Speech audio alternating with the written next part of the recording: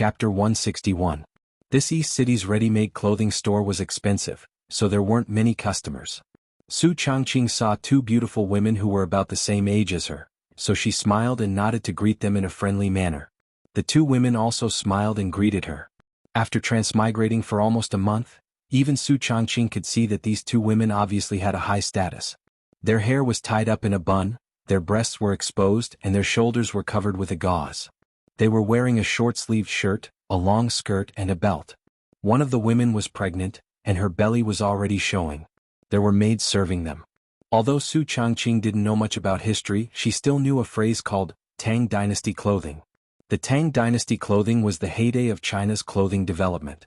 Even in later generations, the shadow of the Tang Dynasty clothing could still be seen in East Asian countries. The Tang Dynasty women's clothing was the most wonderful chapter of China's ancient clothing. Their clothes were beautiful and gorgeous, and the decorations were strange and complicated, making it too much for the eyes to take in. Speaking of which, Su Changqing was secretly shocked by the Tang Dynasty women's clothing, because even in the eyes of later generations, the Tang Dynasty women's clothing was too bold. The light, thin and transparent fabric, coupled with the bare-chested clothing, which was the low-chested clothing of later generations, and the slow-chested gauze skirt, made Su Changqing as a woman blush when she looked at it. In the Tang Dynasty, where plump breasts were considered to be beautiful, the white patch on the chest of a woman with a bit of status was a cheap sight for many men. Not to mention that there was no such thing as underwear in the Tang Dynasty. With such a low neckline, when these women bent down, the fatal temptation of exposing their bodies was simply too deadly. In the Tang Dynasty, bare-chested clothing was not something that just anyone could wear. Women from ordinary families were not allowed to wear such clothes. Only women with high status could wear such clothes. Just like the two beautiful women in the store at this time, who were wearing bare-chested clothing, revealing their plump and snow-white chests. Obviously they were of noble status. Su Changqing didn't want to disturb them, so she led Perrin and whispered about the various clothing in the store. But she accidentally overheard the conversation of the two beautiful women. "Sister, look at this belt. It suits you so well." "It does look good, but it's not convenient for me to wear this belt right now." The pregnant woman sighed and said, "I look ugly no matter what I wear now. I don't even dare to let Erlang see me like this." The beautiful boss stole a glance at the pregnant woman and couldn't help but laugh out loud. Her laughter immediately alerted the two beautiful women, and they both cast inquisitive gazes over. Su Changqing hurriedly bowed to them and explained, "Ladies, I'm really sorry. I accidentally overheard your conversation and disturbed you." However, the two beautiful women didn't blame her and just laughed it off.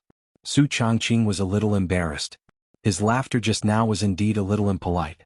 He hurriedly said, "My two wives, actually, I know of clothes that are suitable for pregnant women. Would you be interested?" The pregnant woman's eyes lit up upon hearing this and she hurriedly asked, "Young lady, tell me about it." What Su Changqing thought of was the maternity clothes of the future.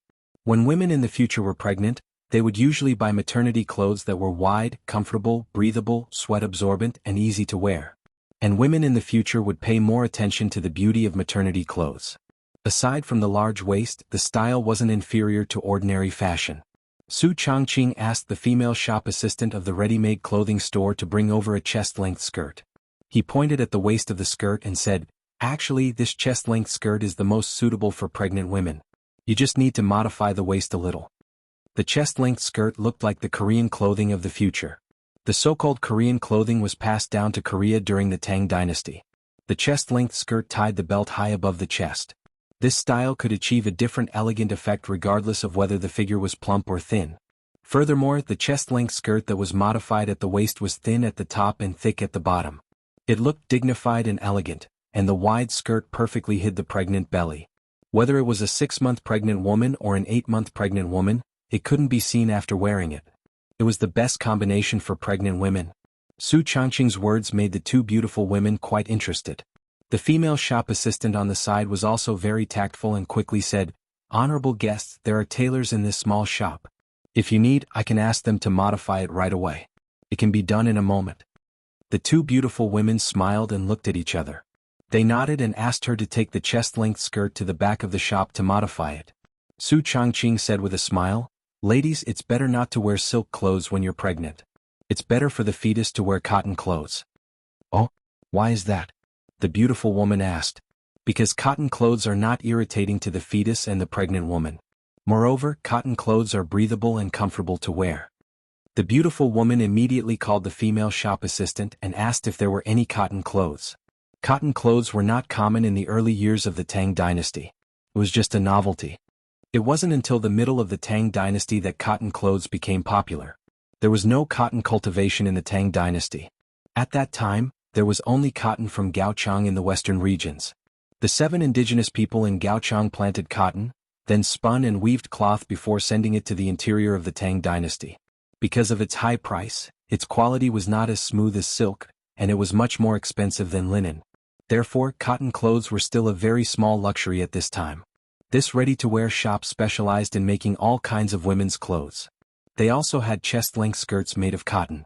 The beautiful woman immediately asked the female shop assistant to modify it. While waiting for the shop to modify the clothes, Su Changqing talked with the 2 beautiful women again. He talked about many methods and tricks for pregnant women in the later generations, which greatly interested the 2 beautiful women.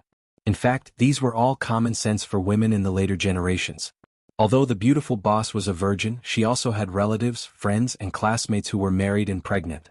Therefore, she also knew a thing or two. The beautiful boss now understood why Li Wangyu often shamelessly plagiarized. She was also the same now. Showing off some common sense of the later generations made the 2 beautiful women exclaim again and again, giving her a great sense of satisfaction. The 2 sides chatted happily. Then the topic changed to the problem of maintaining a pregnant woman's figure. Although women in the Tang dynasty were beautiful with plump bodies did not mean that they were fat. However, it was easy for women to gain weight and lose their shape when they were pregnant. In this regard, the 2 beautiful women who were already mothers were also very distressed. Su Changqing said, "Ladies, you can try practicing yoga. It is very effective for maintaining your figure." Yoga? Isn't that a Buddhist technique? The beautiful woman asked in astonishment. Yoga had been introduced to China as early as the Han Dynasty along with Buddhism. It was mainly used as a Buddhist cultivation method. The Chinese transliteration of yoga was also yoga, which first appeared in the Chinese translation of Buddhist scriptures. However, yoga at this time was very different from the yoga of the later generations. Ancient yoga was mainly used for meditation, which was the so-called repair of the soul. However, the modern yoga of the later generations was used to exercise the body. Modern yoga could adjust the body's muscles, bones, and endocrine system to the healthiest state through long-term exercise. In order to maintain her figure, Su Changqing specially learned yoga exercises and insisted on practicing every day to maintain her good figure. In response to the 2 beautiful women's questions, Su Changqing smiled and explained the difference between her yoga and Buddhist yoga. Hearing that yoga could maintain one's figure and make one young, the 2 beautiful women's eyes lit up.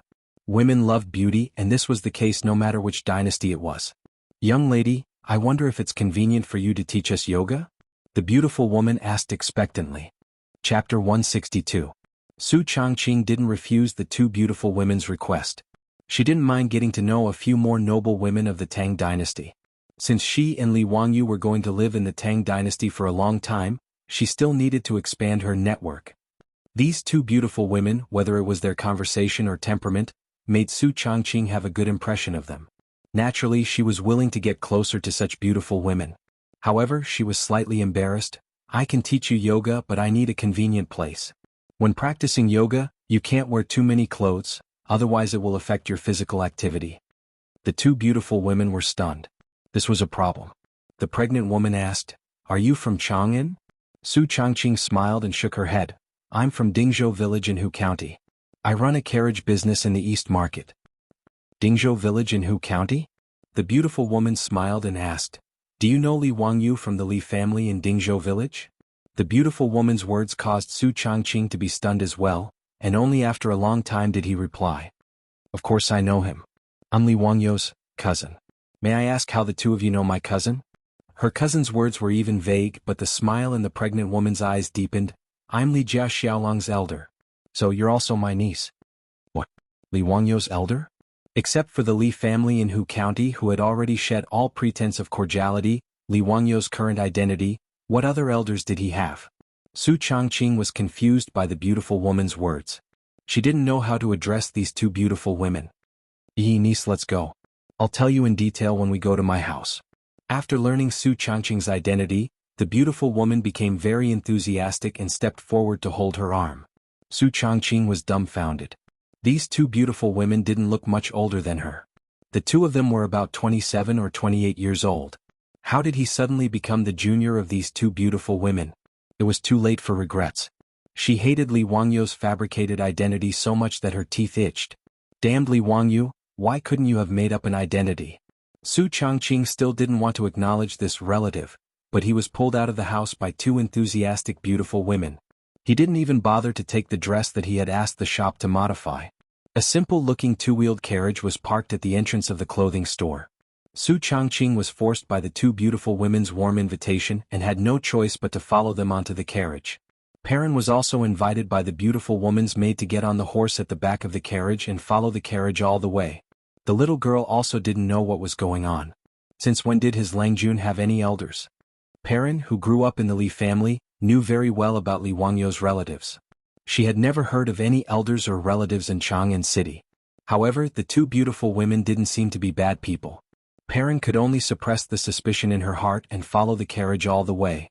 After the carriage drove out of the East Market, Perrin found that there were many strong men on horseback in front and behind the carriage. They were guarding the carriage with solemn faces, which made her even more surprised. It was obvious that the two beautiful women's family power couldn't be underestimated since they had so many troops. Inside the carriage, Su Changqing had been carefully inquiring about who exactly the two beautiful women were. However, the two beautiful women just smiled and didn't say anything. They only told her that she would know when she arrived at the mansion. Perrin, who was riding behind the carriage, was horrified to find that after the carriage left the East Market, it went all the way north and then turned in the direction of the Imperial City. Finally, the carriage drove straight to the Yanxi Gate on the east side of the Imperial City. From here, the Imperial City was to the south and the Imperial Palace of the Tang Dynasty Taiji Palace was to the north. When the carriage passed by the Yanxi Gate, the Imperial guards guarding the gate of the Imperial City didn't stop them for inspection. Instead, they all bowed and saluted. Even if the little girl Perrin was slow at this moment, she realized that the two beautiful women were nobles in the Imperial Palace. This discovery frightened Pei Lan to the point that her entire body trembled. She rode on horseback in a daze and followed the carriage into the Taiji Palace. Su Changqing didn't know where the carriage went like Perrin. She didn't know the way, nor did she know the Imperial Palace of the Tang Dynasty. However, when the two-wheeled carriage stopped, she and the two beautiful women were helped out of the carriage by the maidservants. She was still shocked by the buildings in front of her. Even in the future, she had visited the magnificent palace complex in the Forbidden City, but she was still shocked by the Taiji Palace in front of her. The continuous Imperial City and the Imperial City, the Imperial Palace was majestic, gorgeous, solemn, and had strict security. It had an irreplaceable sense of oppression. In the magnificent era of the Tang Dynasty, whether it was the 150-meter-wide Vermilion Bird Avenue or the palace complex in front of her, they were all so magnificent. The palace complex in front of Taiji Palace was 40 feet above the ground, with its back against the blue sky. It was tall and majestic and it was breathtaking. On both sides of the stairs leading to the main hall were bluestone handrails. The handrails on the upper level were engraved with the image of a swordsman's head, while the middle and lower levels were engraved with the image of a lotus flower. Su Changqing was stunned. A group of palace maids bowed to the two beautiful women beside her and saluted. "Welcome back to the Imperial Palace, Your Highness. Welcome back to the Imperial Palace." Empress? Imperial concubine? The beautiful superior was completely dumbfounded. Her body was stiff, and she didn't know whether she should bow like those palace maids at this time. She actually saw the living Empress Jiangsun. She didn't look like the Empress Jiangsun she had seen in the TV series, but she looked more graceful and luxurious, with a myriad of manners. Perrin had already rolled off the back of the horse. She anxiously bowed and didn't dare to raise her head for a long time. The two beautiful women in Su Changqing's eyes were Empress Jiangsun, who was 5 or 6 months pregnant, and one of the 4 concubines of Pai Lupi, Concubine Yang. Concubine Yang's identity was also very noble. Her father was Emperor Yang of the Sui dynasty. She was a princess of the royal family and was born as an emperor. After Sui dynasty was subjugated by Tang Xing and replaced the Sui dynasty, Concubine Yang married Pai Lupi and gave birth to the 3rd Prince Li Gu and the 6th Prince Li Gu. Because of the special background of Concubine Yang, she didn't want to fight for power. Among the concubines in Pai Lupi's harem, she had a very harmonious relationship with Empress Jiangsun. Today, because Empress Jiang's son felt depressed in the imperial palace, and because she was pregnant, she took concubine Yang out of the imperial palace and went to the east market to relax. Even the honorable Empress Jiang's son and concubine Yang had a strong interest in things like shopping. Although the two women were already the mothers of several princes and princesses, and Empress Jiang's son was the mother of the world and the ruler of the imperial harem, in the end she was only a young woman in her 20s. As the most powerful and open country in history, the imperial palace of the Tang dynasty didn't have the same strict restrictions on the imperial harem in the Ming and Qing dynasties. Not only could the imperial harem leave the imperial harem, but even the concubines didn't live in the imperial palace and built their own mansion outside.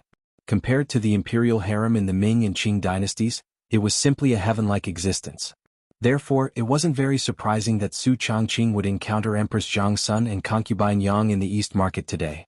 Su Changqing understood a little bit why Jiang's son and concubine Yang said that they were her elders. Li Wangyu was born in the imperial family and hadn't left the imperial harem. Weren't Empress Jiang's son and concubine Yang her and Li Wangyu's elders? My life. I'm afraid that my fake cousin will be exposed. Chapter 163. While the beautiful boss was feeling uneasy, she didn't notice that Empress Jiang's son and concubine Yang were both smiling. She didn't know that ever since Li Wangyu did a series of things, the Li family had entered Pai Lupi's sight. The 100 Horsemen Department, the secret service of the imperial family, had already secretly investigated Li Wangyu and reported all of his recent activities to Pai Lupi. Su Changqing, this woman who suddenly appeared in the Li family, even the 100 Horsemen Department couldn't find out her origin. She was very mysterious. The 100 Horsemen Department even found those servants who were released by Li Wangyu, but they only found out that this woman appeared out of nowhere in the Li family's residence a month ago. As for where she came from, the 100 Horsemen Department didn't know. It was as if this woman suddenly fell from the sky. The 100 Horsemen Department didn't know that Su Changqing really did fall from the sky, but she fell into Li Wangyu's bathtub. If they wanted to find out her origin and where she came from, the 100 Horsemen Department would have to travel 1,300 years and go to the police station in the future. The Li family announced to the public that this woman named Su Changqing was Li Wangyu's cousin, but no one believed this. However, the 100 Horsemen Department's report clearly stated that this woman was very smart and capable, and that she had feelings for Li Jia Xiaolang. Not only did Pai Lupi read the 100 Horsemen Department's report, but Pai Lupi also showed it to Empress Jiang's son for a look. Pai Lupi and Empress Jiang's son didn't care about Su Changqing's origin. A woman wasn't in the eyes of the emperor of the Tang dynasty. She was just Li Jia Xiaolang's concubine, although she was a bit older. However, because Empress Jiang's son had a good impression of Li Jia Xiaolang and met Su Changqing today, she admired Su Changqing very much after talking with her. The more Empress Jiang's son looked at her, the more she liked her. In addition, the yoga that Su Changqing mentioned made her and concubine Yang very curious, so they simply brought Su Changqing back to Taiji Palace and revealed her identity. The so-called niece was just a joke between Empress Jiang's son and concubine Yang and Su Changqing. Empress Jiang's son smiled and invited Su Changqing to follow her into Li Zhen Hall, which was Empress Jiangxuan's bedroom. Li Zhen was the main hall of the second courtyard. In the courtyard was the imperial palace's palace, the palace's palace. Li, is books as always. Strictly speaking, this place was not part of the harem, but Empress Jiang's son lived here in order to accompany Pai Lupi. Only the Tang dynasty had this kind of tolerance. Other dynasties hated that they couldn't lock the harem's empress and concubines behind the palace walls, not to mention that they could go out of the palace to play from time to time. Perrin was so scared that she couldn't speak clearly and didn't dare to enter the palace. Su Changqing simply let her stay outside the hall. Although Su Changqing respected Empress Jiang's son and concubine Yang, because she came from the modern era, she didn't have much respect for imperial power. After all, except for a few countries in the modern era and most countries with monarchs, the monarch was just a decoration. Therefore, even when facing the empress and the harem's imperial concubines, Su Changqing was relaxed and didn't have much uneasiness or nervousness. She asked the palace maids to bring her 3 soft mats and put a towel on them to act as yoga mats. Yoga mats were necessary to practice yoga. Firstly, it was to prevent slippage and protect the safety of the trainer. Secondly, it was to protect the knees and spine. Su Changqing also asked the palace maids to bring them close-fitting clothes. Women in the Tang dynasty often wore short skirts, which couldn't be used for exercise. Fortunately, women in the Tang dynasty also liked to wear hu clothes, which were narrow sleeves and tight, with separate clothes and pants, which could barely be used for yoga exercise. After telling the palace maids to close the door, Su Changqing began to teach Empress Jiangsun and concubine Yang the method of yoga exercise. 2 hours later, the door of Li Main Hall slowly opened. Su Changqing, Empress Jiangsun, and concubine Yang all came out with fragrant sweat. Empress Jiangsun asked the palace maids to bring snacks and food. The three of them sat in the side hall to rest and chat. Nish Changqing, your yoga is really magical. I feel much more relaxed after exercise. Empress Jiangsun said while stroking her slightly bulging belly. Concubine Yang also smiled and nodded. Indeed, Changqing's yoga is really effective. I also feel much more energetic. Your Highness, Imperial Concubine, yoga requires long-term exercise. Today is just the beginning. If you want it to be effective, you must persist in practicing every day. Su Changqing said. Empress Jiangsun said, that's good. Nish Changqing, if it's convenient for you, you can come to the palace every day to teach us. Is that okay? Su Changqing hesitated for a moment, but quickly nodded and agreed. She naturally wouldn't refuse to have a good relationship with the royal family of the Tang dynasty. Empress Jiangsun took a jade pendant from her body and handed it to her. This is my jade pendant. You can keep it well. With this jade pendant, you can enter and leave the palace at any time. Su Changqing didn't refuse. She thanked Empress Jiangsun and took the jade pendant. The front of the jade pendant was carved with a phoenix that symbolized the status of the empress, and the back was carved with 8 characters. Ding has fire virtue, he is a phoenix. Su Changqing didn't know seal script or history, so she naturally didn't know that these 8 characters were taken from the ancient legend of the emperor. Ren has water virtue, he is a dragon. Ding has fire virtue, he is a phoenix. Therefore, the emperor was a combination of dragon and phoenix, incomparably noble. Ding is a phoenix and calls herself the empress. This jade pendant wasn't just a certificate to enter and leave the palace, but also represented the status of Empress Jiangsun. In a sense, it was like the imperial sword and the golden token arrow made up in the TV series of later generations.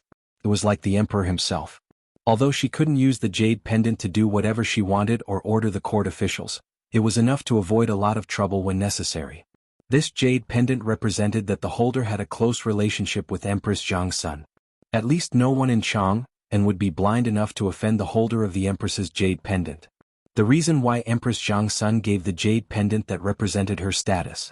She gave it to Su Changqing to give Li Wangyu a backer. She had long known about the filthy things that the Li clan of Hu County had done before. Empress Jiangsun wanted nothing more than to have Pai Lupi remove all of them from the imperial family. They had simply lost all of the imperial family's face. Li Wangyu was now showing more and more ability, so Empress Jiangsun's impression of him was getting better and better. That was why she gave Su Changqing such a jade pendant. She hoped that Li Jia Xiaolang could use this jade pendant to dispel some people's distracting thoughts if he encountered a similar situation again. Su Changqing naturally wouldn't think so much. He simply thought that this jade pendant was a certificate similar to a pass, so he didn't think much and put it away. While the 3 people were chatting by the table, Yang Fei suddenly looked at Su Changqing's clothes and sighed. Changqing, it's really been hard on you. Li Jia Xiaolang actually let you wear Huanzhou clothes. Su Changqing was stunned. What did this mean? Wear Huanzhou clothes? Huanzhou referred to clothes that had been washed many times. Who didn't wash clothes? Why did it become him suffering? While she was still confused, she saw Yang Fei turn to Empress Jiangsun and say, Sister, Li Jia Xiaolang is very pitiful. This made the beautiful superior even more confused. What was Li Wangyu pitiful about? Chapter 164. Su Changqing didn't understand. Concubine Yang meant that Li Jia Xiaolang was so poor that even his woman was still wearing washed old clothes. Yes, in the eyes of Empress Jiangsun and concubine Yang, wearing washed clothes was too shabby. Su Changqing's impression of the Tang dynasty and Empress Jiangsun came from a TV series he watched in modern times, The Rule of Jingguan. In the TV series, Empress Jiangsun was thrifty, righteous, and a motherly model. She once made her beautiful superior cry. In the TV series, Empress Jiangsun even wore patched clothes. In history, Empress Jiangsun and Empress Ma of Zhuyuanzhang were known for being thrifty, but the difference between the two was too big. Empress Ma was only born in an ordinary family.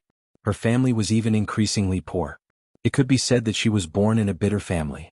Therefore, in history, the only imperial concubine who was thrifty enough to wear ragged clothes was Empress Ma. Empress Jiangsun was born in the imperial family of Northern Wei. As the imperial family, the Jiangsun family produced many capable people from Northern Wei to Sui dynasty. It could be said that the family has mountains and rivers. Therefore, Empress Jiangxuan's thrifty was just not extravagant and wasteful. In the old Tang book, it was recorded that Empress Jiangxun was very thrifty. She only gave what she wore. Translated into the vernacular, it meant that Empress Jiangxun was a very thrifty person. She only asked that the clothes and jewelry she wore and the carriages and horses she used were enough. The so-called enough was not to change the old jewelry and then reuse it, nor was it to reduce the grade of the carriages and horses. It was just that the overall quantity was not excessive. That was all. In the Tang dynasty, including the nobles, they absolutely did not wear washed old clothes. In other words, they would throw away the clothes if they were dirty. Empress Jiangxun, who was known for being thrifty, was also like this. The so-called thrifty was 3 years of new clothes, 3 years of old clothes, and 3 years of sewing and patching. That was a plot purely imagined by the scriptwriter. In history, wearing washed clothes was the model of being thrifty and would be recorded and praised in the history books. For example, in the Book of Sui, Food Records, it was recorded that the emperor bowed and walked frugally, while the 6 palaces wore salty clothes. This was similar to modern luxury clothing in the future. There was once news that high-end clothing was deformed after being dry cleaned. The answer the company received was, "We didn't consider the issue of cleaning when designing this clothing." The level of extravagance in both ancient and modern times was comparable. It was precisely because of this that Yang Fei would look at Su Changqing's clothes and say those words. Empress Jiangxun agreed with Yang Fei's words. She lovingly looked at Su Changqing and felt that Li Jia Xiaolang treated his woman too harshly.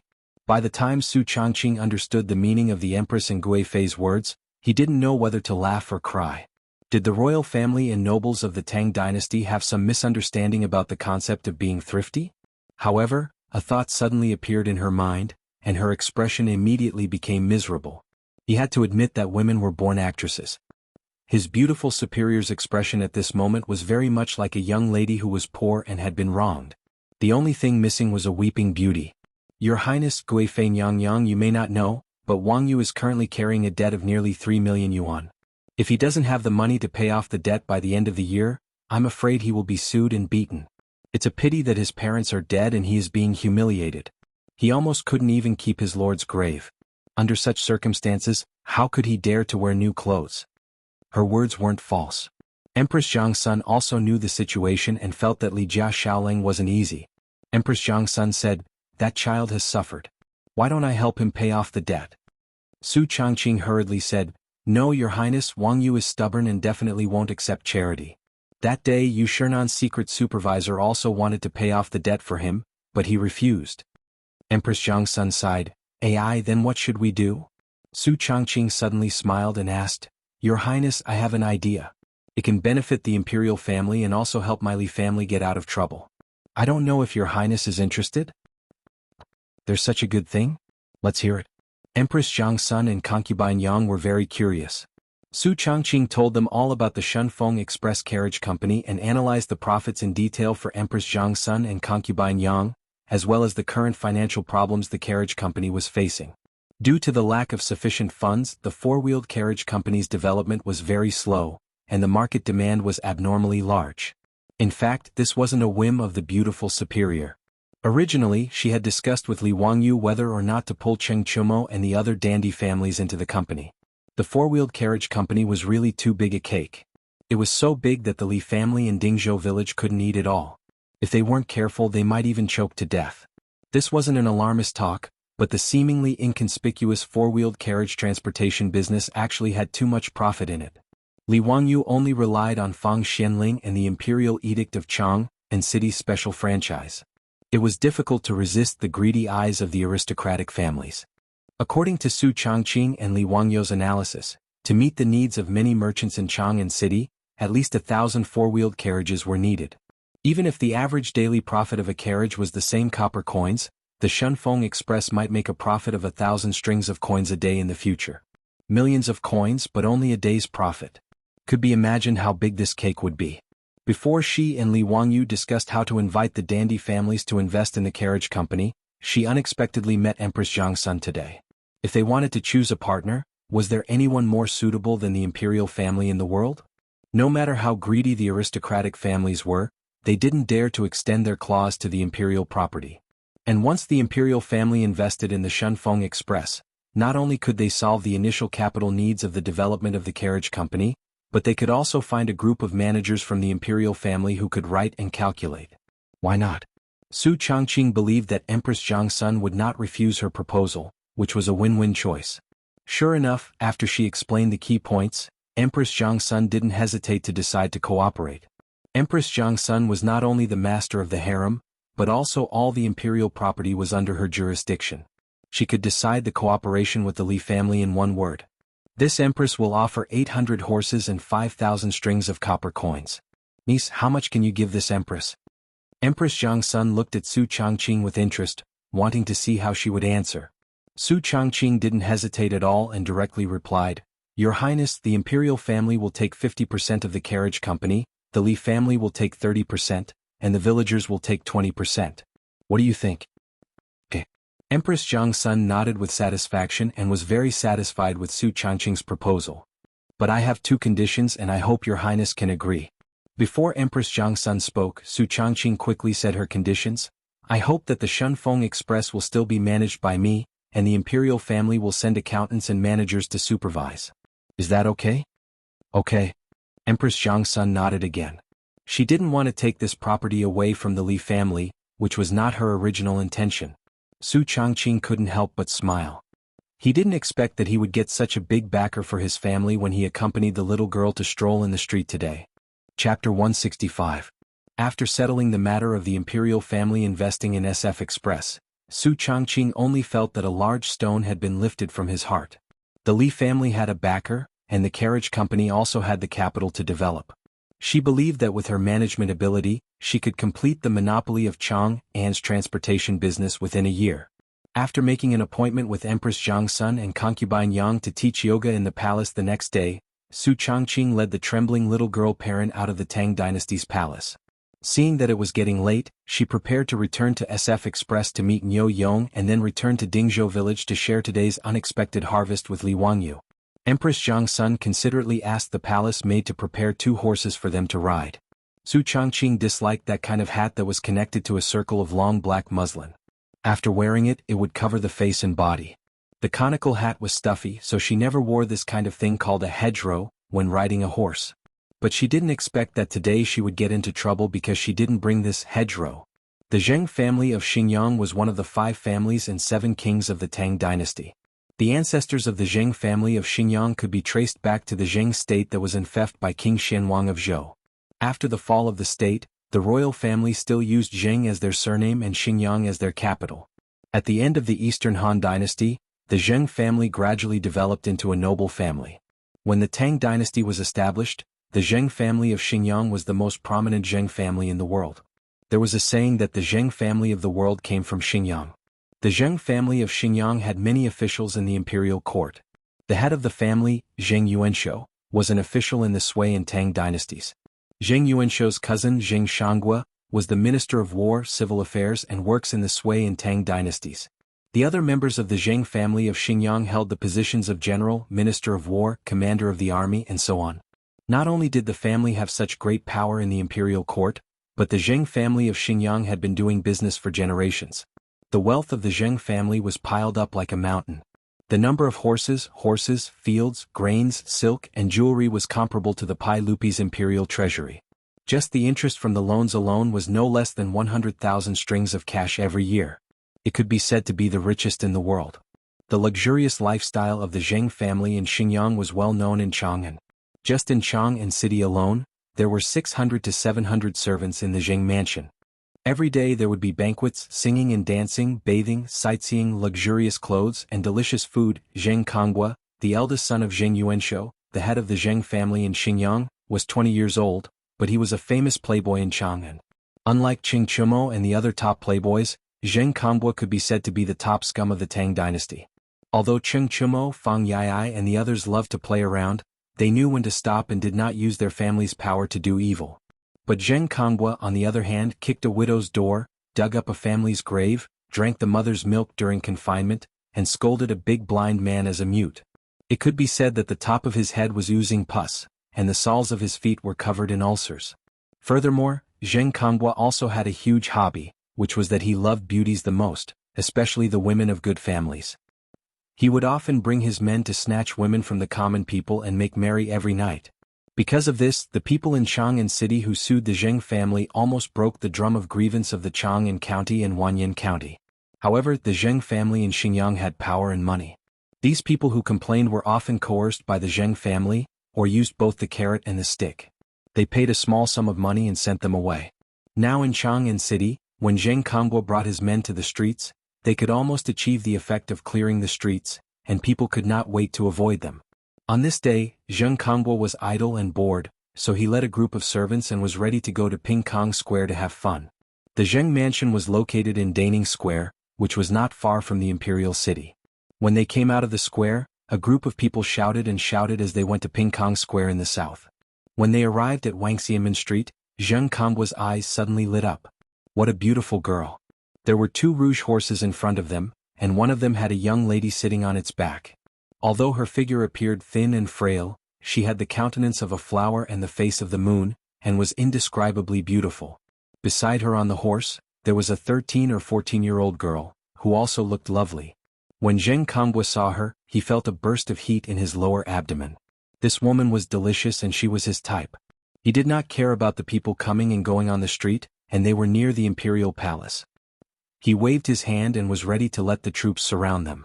He had done this kind of thing many times, so he did not have any scruples. In Chang'an City, no one dared to interfere with the Zheng family's business, including those martial marquises who were patrolling the streets. When he thought that he could drag this young lady back to the mansion, press her on the bed and wantonly ravage her, he felt hot blood rushing to his body. He did not even intend to let go of the pretty girl. Although she was young, she also had a unique flavor. Today's luck was really good, to be able to meet such a pair of beauties as soon as he went out. Zheng Kongbo was going to have a second chance today. Just as Zheng Kongbo felt as if his heart was being scratched by a cat and was impatiently preparing to have his troops surround them and capture them, a servant beside him said softly, "Young master, those 2 horses seem to be horses from the palace. Look at the horses' buttocks. There's a brand from the palace." Horses from the imperial palace? Zheng Kongbo was slightly stunned and reached out to stop the troops. He looked up carefully and found that the buttocks of the 2 rouge horses indeed had a mark of the imperial palace of the Tang dynasty. Damn it, are these 2 bitches from the imperial palace? Zheng Kongbo was full of anger. He thought that he could capture the 2 beauties back to the mansion and enjoy himself, but he did not expect to meet people from the imperial palace. Although he was arrogant and domineering, he was not stupid enough to rob Pai Lupi's women. That would cost him his head. Even the Zheng family of Xinjiang could not protect him. Zheng Kongbo knew his own limits at least. Seeing the 2 beauties go farther and farther, Zheng Kongbo looked at the graceful back and felt very unwilling. He waved the horsewhip and said, "Let's go and see if they are from the imperial palace." A group of people followed the 2 beauties in front of them and went to the East Market. Zheng Kongbo, the eldest son of the Zheng family of Xinjiang, took a fancy to Su Changqing and the little girl Perrin. After they came out of the Taiji Palace, they talked and laughed all the way to the East Market. No one noticed that a pair of wretched and greedy eyes had been staring at them. If Empress Jiangsun had not arranged 2 horses for them, they would have been taken into the mansion by Zheng Kongbo at this time. It was lucky. Zheng Kongbo and his people followed the beautiful boss and Perrin all the way to the yard of the Shunfeng Express carriage in the East Market. Seeing the 2 beauties, he took a fancy to today. Riding into the yard of the carriage, Zheng Kongbo immediately asked the servants to inquire about the 2 women's background.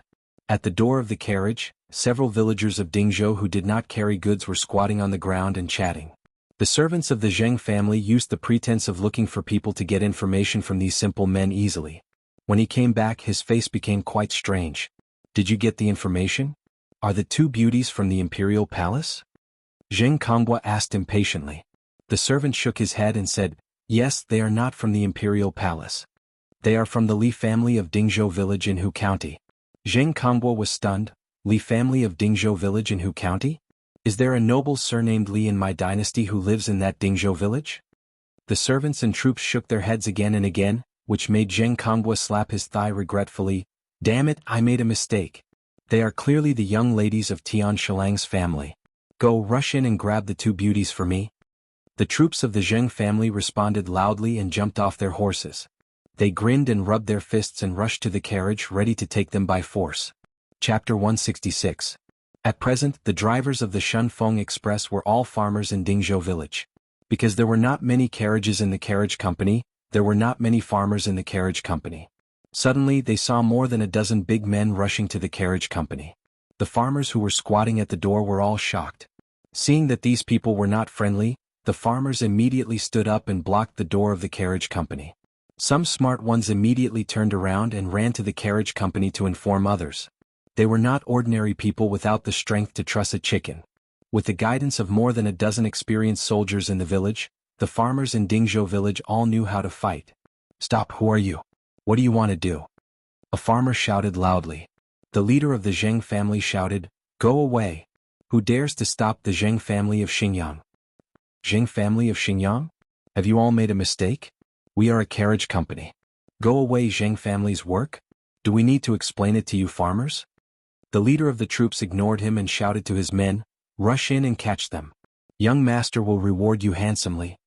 While speaking, the troops of the Zheng family had rushed to the door of the carriage company and waved their fists at the farmers.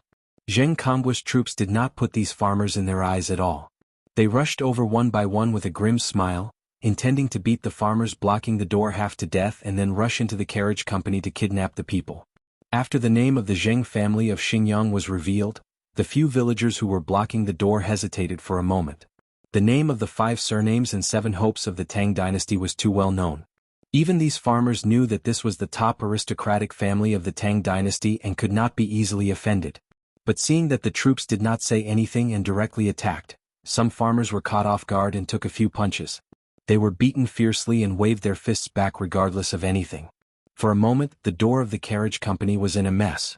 There were only a few farmers at the door of the carriage company. They were surrounded by more than a dozen troops of the Zheng family and were about to suffer. But then he heard Su Changqing's clear voice from inside the carriage, "Stop it!" Having received the manners report, Su Changqing led Niu Yong and the others out of the carriage, wanting to see what exactly had happened. After Su Changqing appeared, the Zheng family troops stopped for the time being. The villagers quickly retreated and blocked Su Changqing's former bodyguard, afraid that they would be injured by this group of people from the Zheng family. "Everyone, did you make a mistake? We are Shunfeng Express Carriage Company. I wonder what business you have with us?" Su Changqing asked in a clear voice. She wanted to clarify things first to see if there was any misunderstanding.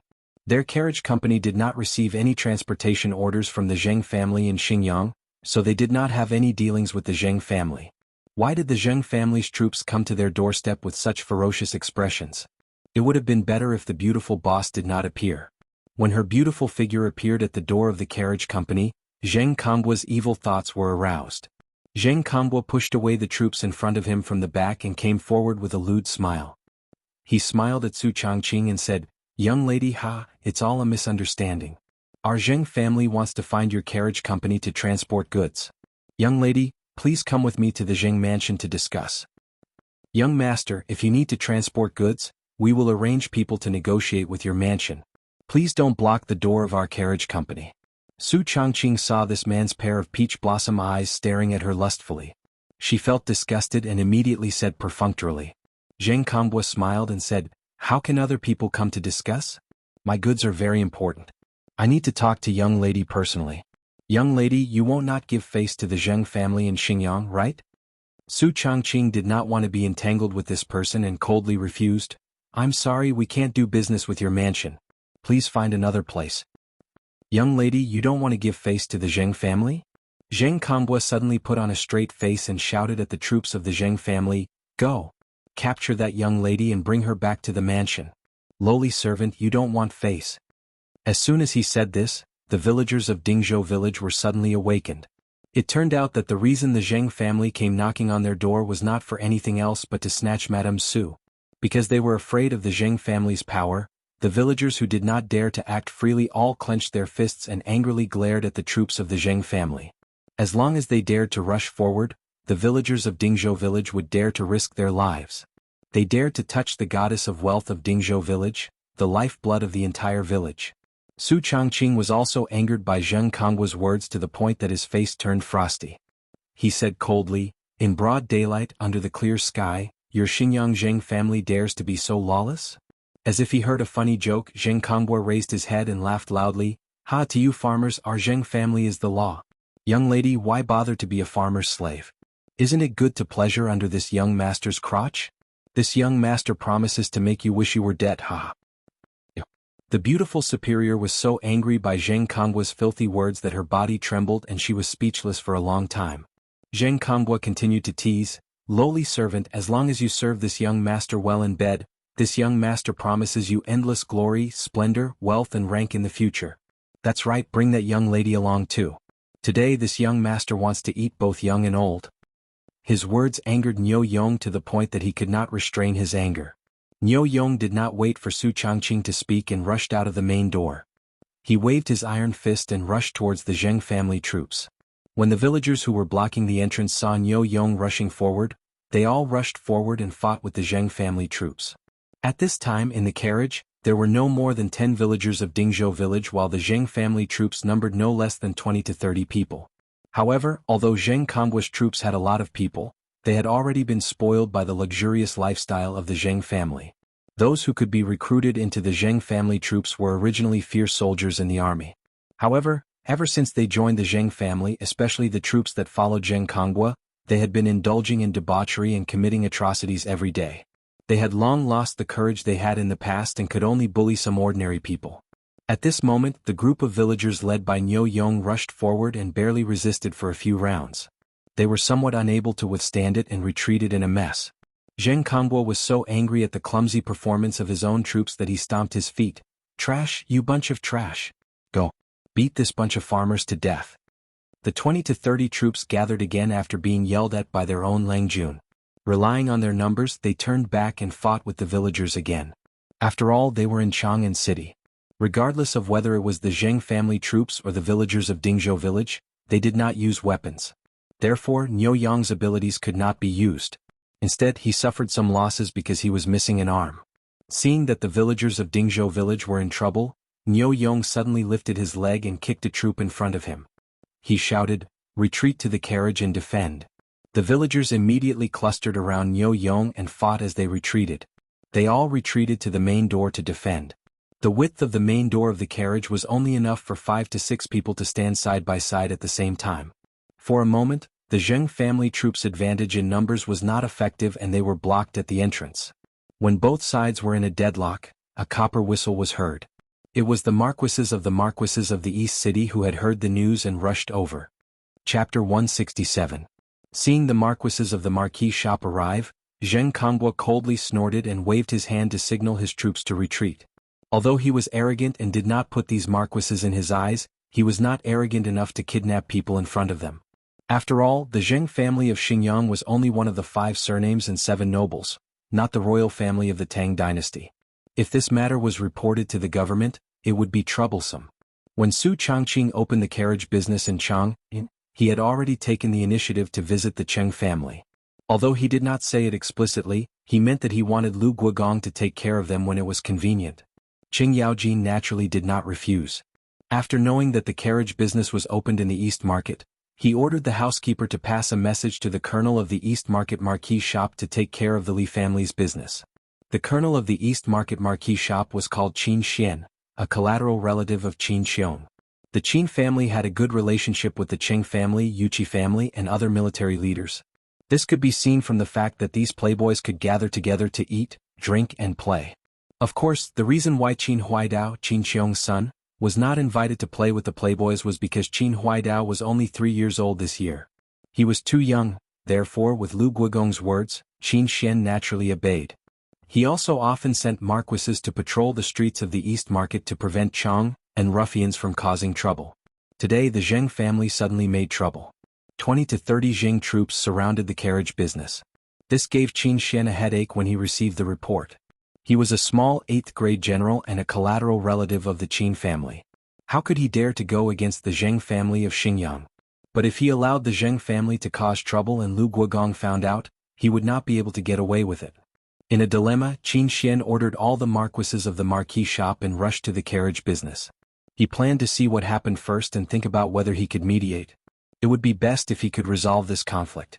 When Qin Xian saw that Zheng Kongbo was there, he felt a headache. Why was it this playboy? He didn't need to think to know that today's incident must have been caused by Zheng Kongwa, the eldest son of the Zheng family, who was used to being domineering. As the colonel of the East City Marquis shop, Xianxia often interacted with the Zheng family's eldest son. If it wasn't for the fact that the Zheng family of Xingyang was powerful, he felt that even death wouldn't be enough to wipe out this guy's crimes. No matter how disgusted he was, Xianxia could only smile and salute Zheng Konghua. "Young Master Zheng, may I ask what brings you here today?" "It's fine." Zheng Konghua replied coldly, "There's nothing for you to do here. You can leave now." He wasn't an idiot. He knew that he couldn't openly announce the fact that he had taken a fancy to a beauty and wanted to snatch her back to his residence. Although Zheng Konghua knew that in Chang'an City, none of these marquises dared to meddle in the affairs of the Zheng family. But no matter what, this was not a glorious matter. Therefore he only wanted to send these martial marquis away, and then let the troops rush into the carriage to kidnap them. "Young Master Zheng, look, there are so many people coming and going in the East City. If this matter gets out of hand, it won't look good for everyone. Why don't you give me face and let this matter go?" Xianxia didn't dare to offend Zheng Konghua, so he could only plead softly. Zheng Konghua glared at him. "Get out. When is it your turn to meddle in my affairs? If I give you face, who do you think you are?" Xianxia's face stiffened after being scolded, but he didn't know what to say. But in his heart he was cursing this bastard. "Who do you think you are? Relying on your family background? Bastard. No matter what, I'm still an 8th grade general of the Tang dynasty. You're just a foppish man who doesn't even have an official title. What right do you have to shout at me? You're a dog dressed like a fly. Why didn't God send down lightning to strike him to death?" But although he cursed in his heart, Xianxia still had to keep a smile on his face and continue to persuade, "Young Master Zheng, it's not that I want to meddle in your business. It's just that Lu Guogong said that I should take care of this Shunfeng carriage company. You see, I have no other choice." Zheng Konghua was stunned. "This carriage company is the property of Duke Lu's mansion?" Xianxia shook his head. "No, it's just that the owner of the carriage company has some relationship with Duke Lu's mansion." His words made Zheng Konghua hesitate. Although the Zheng family of Xingyang was one of the 5 surnames and 7 hopes, compared to Duke Lu who had military power, it was still not enough. The 5 surnames and 7 hopes were noble, but they didn't have much influence in the military of the Tang dynasty. The founding dukes under the sage, whether it was Li Shaogong, Yuqi Jingde, Li Jing, Duan Jishuan, Lu Hongji, Zhang Liang, Chai Shao, Qin Xiong, Ho Junji and other dukes, they were not the same kind of people as the traditional aristocratic families. Zheng Konghua wanted to give up, but he felt that it would be too shameful to leave like this. Plus, he was still thinking about the 2 beauties, so he was even more reluctant to leave. Seeing his hesitation, Xianxia continued to persuade him. "Young Master Zheng, if this matter reaches the ears of Duke Lu or those imperial censors who have nothing better to do, it will be bad for you." Zheng Konghua suddenly smiled sinisterly. "Who the hell said I did it? My troops are just here to enjoy the scenery. What's wrong? Can't I?" Xianxia was stunned. "What the hell? Enjoy the scenery?" Zheng Konghua stretched out his hand to summon the head of his troops and whispered a few words in his ear. The head of the troops immediately nodded with a sinister smile. Under the command of the head of the troops, the 20 to 30 troops of the Zheng family immediately scattered. Except for nearly 10 people who continued to block the entrance of the carriage company, the others all scattered around the carriage company and directly surrounded it. Moreover, not only did they surround the carriage company, but they also pulled out the weapons they carried with them. It looked like they would attack if there was any disagreement. When the villagers in the carriage company saw that the other party had used weapons, and they could only use wooden sticks as weapons at most, they did not dare to rush out and could only guard the entrance. If Li Wangyu were here, he might have adapted the modern poem, Broken Chapter, to exclaim at Zheng Konghua's shamelessness. "You stand outside the door to enjoy the scenery, and the people who enjoy the scenery are looking at you from inside the door? Humph, surname Qin, as you can see, my troops are just here to enjoy the scenery. However, if someone offends them and something unpleasant happens, it has nothing to do with my Zheng family." Zheng Konghua snorted coldly and glanced at Xianxia from the corner of his eyes. This put Xianxia in a difficult position. Zheng Konghua asked the troops to surround the carriage company, obviously wanting to trap them. However, he could not force the people of the Zheng family to leave. He could only watch the troops of the Zheng family and scrupulously besiege the carriage company. Su Changqing saw that the troops of the Zheng family showed their weapons and worried that the villagers of Dingzhou village would be at a disadvantage. He quickly ordered Niu Yong to close the door of the carriage company. Zheng Konghua sent people back to the residence to mobilize a group of troops. In addition to the 20 to 30 troops from before, there were more than 100 people surrounding the Shunfeng carriage company. He had made up his mind to trap this group of farmers and make them obediently hand over the two beauties. Qin Xian was at his wits' end. He could only take the marquis of the East City marquis shop to watch from afar. He was somewhat undecided. He did not know if he should report this matter to the Duke Lu's residence. However, he did not want to completely offend the Zheng family of Xinjiang. He pondered for a while before making a decision. Blocked in the carriage company, Su Changqing and Niu Yong also understood the plan of the Zheng family. They wanted to trap them to death. It was indeed a wild ambition. Chapter 168. With the Wu Ho from the eastern city's Wu Ho shop present and the Dingzhou village's guards, there was no need to worry for the time being that the Zheng family's troops would charge into the carriage and kidnap them. However, there was no food stored in the carriage and they did not consider the possibility of being besieged. 1 or 2 days was not a problem, but if it was too long they might not be able to hold on. But what the Zheng family displayed was an attitude of being unwilling to leave the matter at that, making Su Changqing's head ache. She was an elite in the business world and had never faced such a situation, so she was at a loss. But Niu Yong was very calm. After comforting the villagers and Su Changqing, he decided to return to Dingzhou village to get reinforcements. After arranging for the villagers to guard the door, Niu Yong rushed out of the encirclement of the Zheng family troops and rushed to Dingzhou village to get reinforcements. When the evening drum of Chang and city sounded and the gate of the eastern market was about to close, a dozen riders rushed into the eastern market before the gate was closed. After the drum sounded, the shops in the eastern market closed and the customers went home. In such a big eastern market, nighttime entertainment was not allowed. The sun was about to set, and the bustling eastern market during the day had become empty and quiet. More than a dozen horses' hooves stepped on the bluestone road, making a light sound of hooves. Lang Jun, are we going to kill them directly or what? Niu Yong suffered a big loss during the day, but now his eyes were burning with anger. Although the Zheng family of Xinjiang had mobilized more than 100 troops, Niu Yong did not put them in his eyes. Li Wangyu rushed all the way to Chang'an, and he had been thinking about how to deal with this matter. He naturally knew about the Zheng family of Xinjiang, the top family of the Tang dynasty. If possible, he did not want to have a conflict with them. But since the Zheng family wanted to target his beautiful boss and parent, then no matter how powerful the Zheng family of Xinjiang was, Li Wangyu would have to fight them to the death. Although Li Wangyu was only a white-collar worker in his previous life, he still had the fierceness of a village boy. Since you dare to touch my woman, I will fight you to the death. Although the Zheng family of Xinjiang was a giant to him in Dingzhou village, Li Wangyu was not necessarily afraid of them. If he was really forced into a corner, he would dare to take out the black powder and let the Zheng family of Xinjiang see the power of modern weapons. In the future, even elementary school students knew about the 4 great inventions of China: gunpowder, paper-making, compass, and printing. Li Wangyu believed that he was still capable of producing gunpowder that changed the history of human wars. When he was young, Li Wangyu's village had a small firecracker workshop. Later it was shut down because it was unsafe. Although he had never personally made gunpowder before, he was still very clear about the basic process. If there was a need, he could succeed after a few experiments. Li Wangyu wasn't as impulsive as Niu Yong. The journey had allowed him to calm down. Don't worry, let's observe the situation and then make a plan. Li Wangyu wanted to find a way to contact Su Changqing and ask about the situation before thinking about how to solve the situation. Purely using force to fight with the Zheng family of Xinjiang was not the best choice. He and Su Changqing did not care, but he did not want to implicate the 127 families of Dingzhou village. If he really angered the Zheng family of Xinjiang, then he could only turn the world upside down and then take the 500 villagers of Dingzhou village and retreat to the Qinling mountains to be savages. The threat of the Zheng family of Xinjiang for the first time made Li Wangyu feel that it was not easy to be a small landlord in the prosperous Tang dynasty. He vaguely had a desire for power in his heart. In order not to disturb the Zheng family's troops, the riders slowed down and slowly moved towards the carriage. When they turned a corner and saw the carriage, Li Wangyu signaled everyone to dismount. He planned to observe from the dark before making a plan.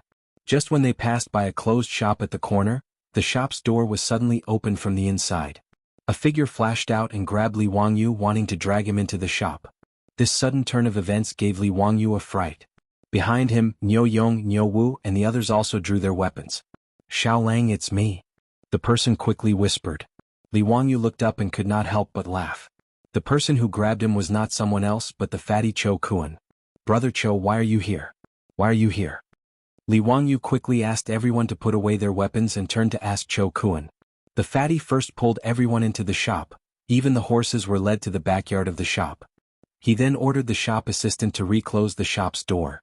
Only then did he pull Li Wangyu to sit down and talk. "Nonsense, this is my family's grain shop. Did you forget that your Miss Su rented my courtyard?" Cho Kun said snappily. Li Wangyu suddenly realized that the courtyard Su Changqing rented from the Cho family was actually next to the Cho family's grain shop in the East Market. Between the Cho family's grain shop and the carriage shop, there was only a 10-meter wide alley. Today Zheng Kongbo brought people to surround the carriage shop, which caused an uproar in the East Market. However, the merchants in the East Market did not dare to provoke the Zheng family of Xinjiang. They just silently shook their heads and whispered to each other that the carriage shop was in big trouble. Cho Yuanliang and Cho Kun naturally also received the news and were very anxious. For Li Wangyu, the Cho father and son both wanted to be on good terms with him. However, today's matter involved the Zheng family of Xinjiang. The Cho family was a merchant family. Even if they had a small family property, they could do nothing. The Cho family sent someone to Dingzhou village to deliver the message, but they missed Li Wangyu and the others. Cho Kun simply ran to his family's grain shop to see if he could help. The carriage shop was surrounded by more than 100 troops of the Zheng family. Cho Kun could only watch helplessly. He was anxious, but there was nothing he could do. "Xiaolang, now the situation is like this. What do you plan to do?" Cho Kun told Li Wangyu what he knew about the situation. Knowing that the one who caused today's absurd matter was the eldest son of the Zheng family of Xinjiang, Li Wangyu also felt a little toothache. What if King B starred? He actually dared to bully him. Li Wangyu suddenly had the urge to go and make explosives. Suppressing his anger, Li Wangyu asked, "I want to get in touch with Changqing first. Brother Cho, do you have a way?" The fat man shook his head. "The Zheng family's troops have surrounded the carriage shop. Even the alley between my family's grain shop and the carriage shop is guarded. Unless we force our way in, there is no way." Damn, this is really a little troublesome. Li Wangyu silently weighed in his heart. Should he directly use force to break in and save his beautiful boss? Is there any way to get in touch with Su Changqing? Damn, the modern era is more convenient. A phone call can solve the problem. When he was depressed, a thought flashed through Li Wangyu's mind.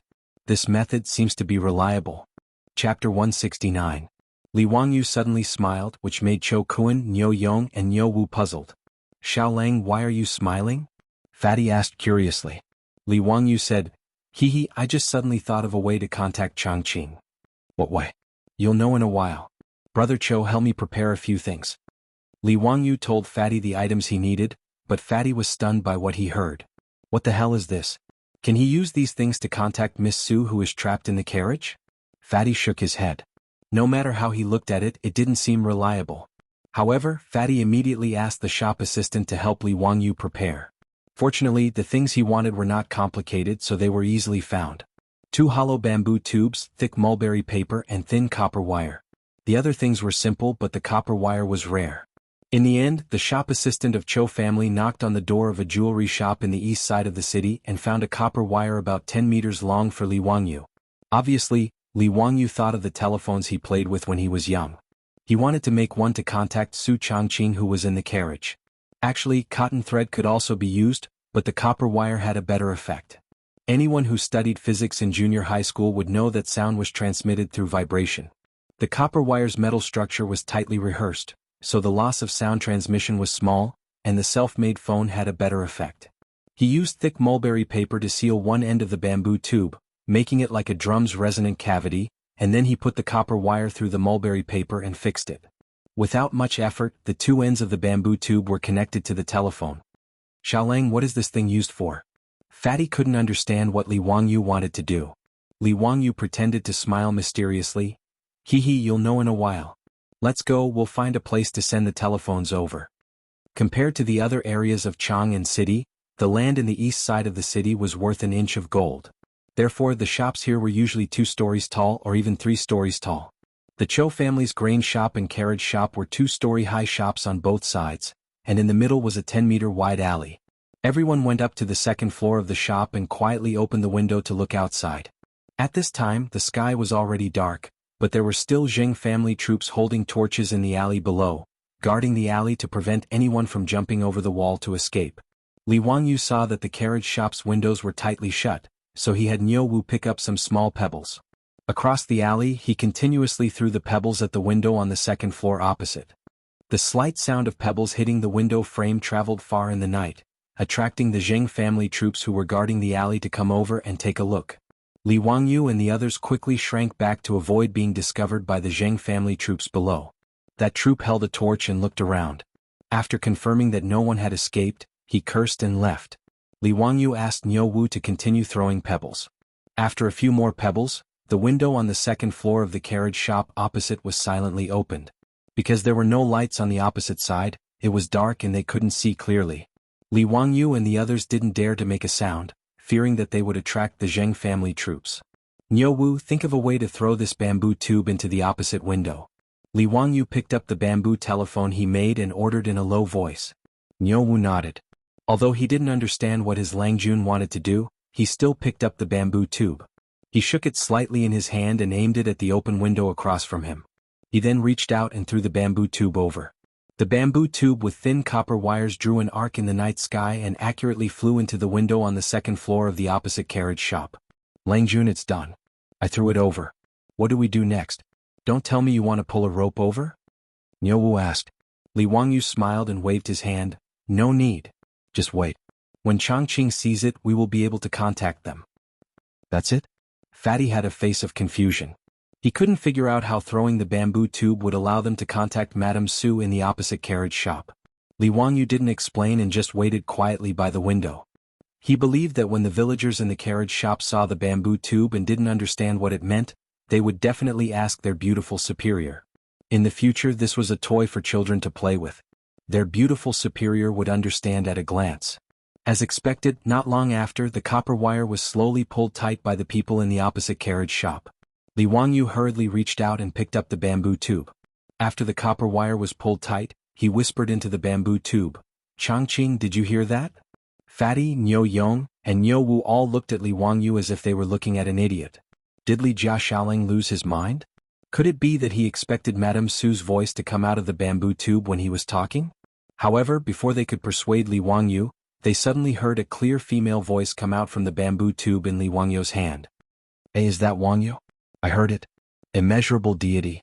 What above? This bamboo tube really came out with a voice? In the exceptionally quiet night, the soft voice that came out of the bamboo tube was unusually clear. The voice wasn't loud, but it made Fatty and the others feel as if they were struck by lightning. They froze on the spot. Everyone dared to use their heads to guarantee that this voice was definitely Madame Su's voice. Is Li Jiaxiaoling really an immortal? This ordinary bamboo tube was refined into an immortal item by him? If not, how could Madame Su's voice come out from the bamboo tube? At this moment, the waiter of the Cho family's grain store directly knelt on the ground and muttered to himself. He wanted to receive Li Jiaxiaolong's blessings. He was directly worshipping Li Wangyu as if he was a bodhisattva.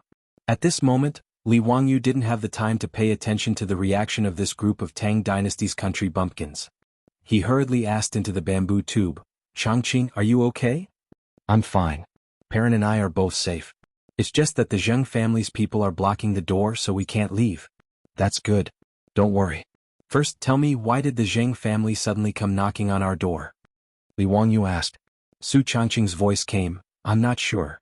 This afternoon, Perrin and I just came back from the palace and the Zheng family came knocking on our door. Wait, what palace? Li Wangyu thought he heard wrong. What did Su Changqing mean when she said she just came back from the palace? Do you know who I met today? Su Changqing told Li Wangyu from the beginning to the end of today's encounter with Empress Jiangsun, then going to the Taiji Palace, and Empress Jiangsun becoming a shareholder of the Shunfeng Express Carriage Company. Her words made Li Wangyu dumbfounded. He didn't expect that when he was dragged to drink wine by Cheng Chumo and the other playboys, his beautiful boss would do so many things. She even met Empress Jiangsun of the Tang dynasty and invited her to teach yoga in the Taiji Palace. What made Li Wangyu even more amazed was that Su Changqing actually persuaded Empress Jiangsun to become a shareholder of the carriage company. Aha, this is really a blessing from the heavens. After learning this information, Li Wangyu raised his eyes and looked down at the Zheng family's troops who were holding torches and besieging the carriage company. Zheng family of Xingyang, you deserve this bad luck. Chapter 170. Li Wangyu was originally anxious and worried, but after hearing the beautiful boss's words, he immediately relaxed. Xingyang's Zheng family was really looking for trouble. The Shunfeng Express Carriage Company that Empress Jiangsun wanted to invest in was actually besieged by the Zheng family's eldest son. Did they want to rebel? Not to mention that the beautiful boss was now Empress Jiang's son and concubine Yang's yoga instructor. How dare they want to snatch it back? It was simply provoking the lion. After listening to Su Changqing's words in the bamboo tube, Fatty Cho Kun didn't have time to study why there was a sound from the bamboo tube, but began to feel lucky. Lucky that their Cho family had a close relationship with Li Jia Xiaolang, otherwise where could they find such a thigh to cling to in the future? He was sure that the Li family's prosperity was in front of them. If they could have a relationship with Empress Jiang's son, why would they be afraid of Xinjiang's Zheng family? However, Li Wangyu was thinking about how to use Empress Jiang's son to dig a huge hole for Xinjiang's Zheng family and let them jump into it. Knowing that Su Changqing had a jade pendant given by Empress Jiang's son, Li Wangyu was even more overjoyed. He immediately asked the beautiful boss to find a pocket, put the jade pendant in it, and slide it along the copper wire in the middle of the intercom. Not long after, a brocade bag was hung on the copper wire in the middle of the intercom and slid into the window along the copper wire. Li Wangyu stepped forward and carefully took the brocade bag and took out the jade pendant. Fatty Cho Kun quickly moved the candlelight in the room and looked at it closely. After seeing the jade pendant clearly, the fatty couldn't help but gasp from the root of his teeth. This was indeed the jade pendant that represented Empress Jiangxuan's identity. The carved phoenix and the 8 seal characters, Ding has fire virtue, she is a phoenix behind the jade pendant clearly showed the meaning of the jade pendant. He looked at Li Wangyu with a bit of respect in his eyes. The Li family of Hu County was really extraordinary. Cho Kun admired his father's unique vision even more when his father asked him to have a good relationship with Li Jia Xiaolang. Xiaolang, what are you going to do now? Hehe, the Zheng family has kicked an iron plate this time. Li Wangyu played with the jade pendant in his hand and pondered for a moment. Then he lowered his voice and whispered to everyone. Fatty, Niu Yong and the others nodded repeatedly. He then communicated his thoughts to Su Changqing through the microphone. His beautiful boss immediately understood his thoughts and naturally did not object. The matter of digging a hole for Madame Zheng of Xinjiang was thus settled. Don't worry, Langjun. When the door opens tomorrow I will go and do it. Niu Wu patted his chest and promised. Li Wangyu then looked at Cho Kun. Brother Cho, when this matter is settled, I will definitely compensate your family for your loss. Fatty Cho Kun chuckled. There's no need for compensation. However, I wonder if my Cho family can join Xiaolang's Shunfeng Express Carriage Company? Well, Li Wangyu hesitated. Now that Empress Jiang's son had joined the carriage company and occupied 50% of the shares, it was not up to him to let the Cho family invest. Xiaolang, my Cho family doesn't ask for much. Her Highness the Empress and Xiaolang's shares, my Cho family naturally does not dare to think about it. I only ask that my family be allowed to buy some shares from Dingzhou village. My family will not treat the villagers of Dingzhou village unfairly. Fatty Cho knew what Li Wangyu was worried about and quickly expressed his thoughts. Li Wangyu pondered for a moment and felt that it was feasible. He nodded. Brother Cho, you can discuss this matter with the old village chief. As long as he agrees to transfer some shares, I have no objections. Fatty Cho was overjoyed to get Li Wangyu's approval. This matter was proposed by him on his own initiative, but Cho Kun believed that even if his father, Cho Yuanliang, knew about it, he would only praise him for doing a good job. If the Cho family could invest in the carriage company, even if it was only a small share, it would allow the Cho family and the Li family to have a closer relationship, not to mention that they would have some connection with the royal family. For a merchant family with no status to speak of, this was much more important than earning more copper coins. After discussing tomorrow's matter, Li Wangyu drove Fatty Cho and the Niu brothers out of the room. After the light bulbs left, Li Wangyu whispered into the microphone with Su Changqing for a long time. But Li Wangyu did not dare to say anything about Aphrodite until he hung up the phone. Delay for as long as possible. The night was silent.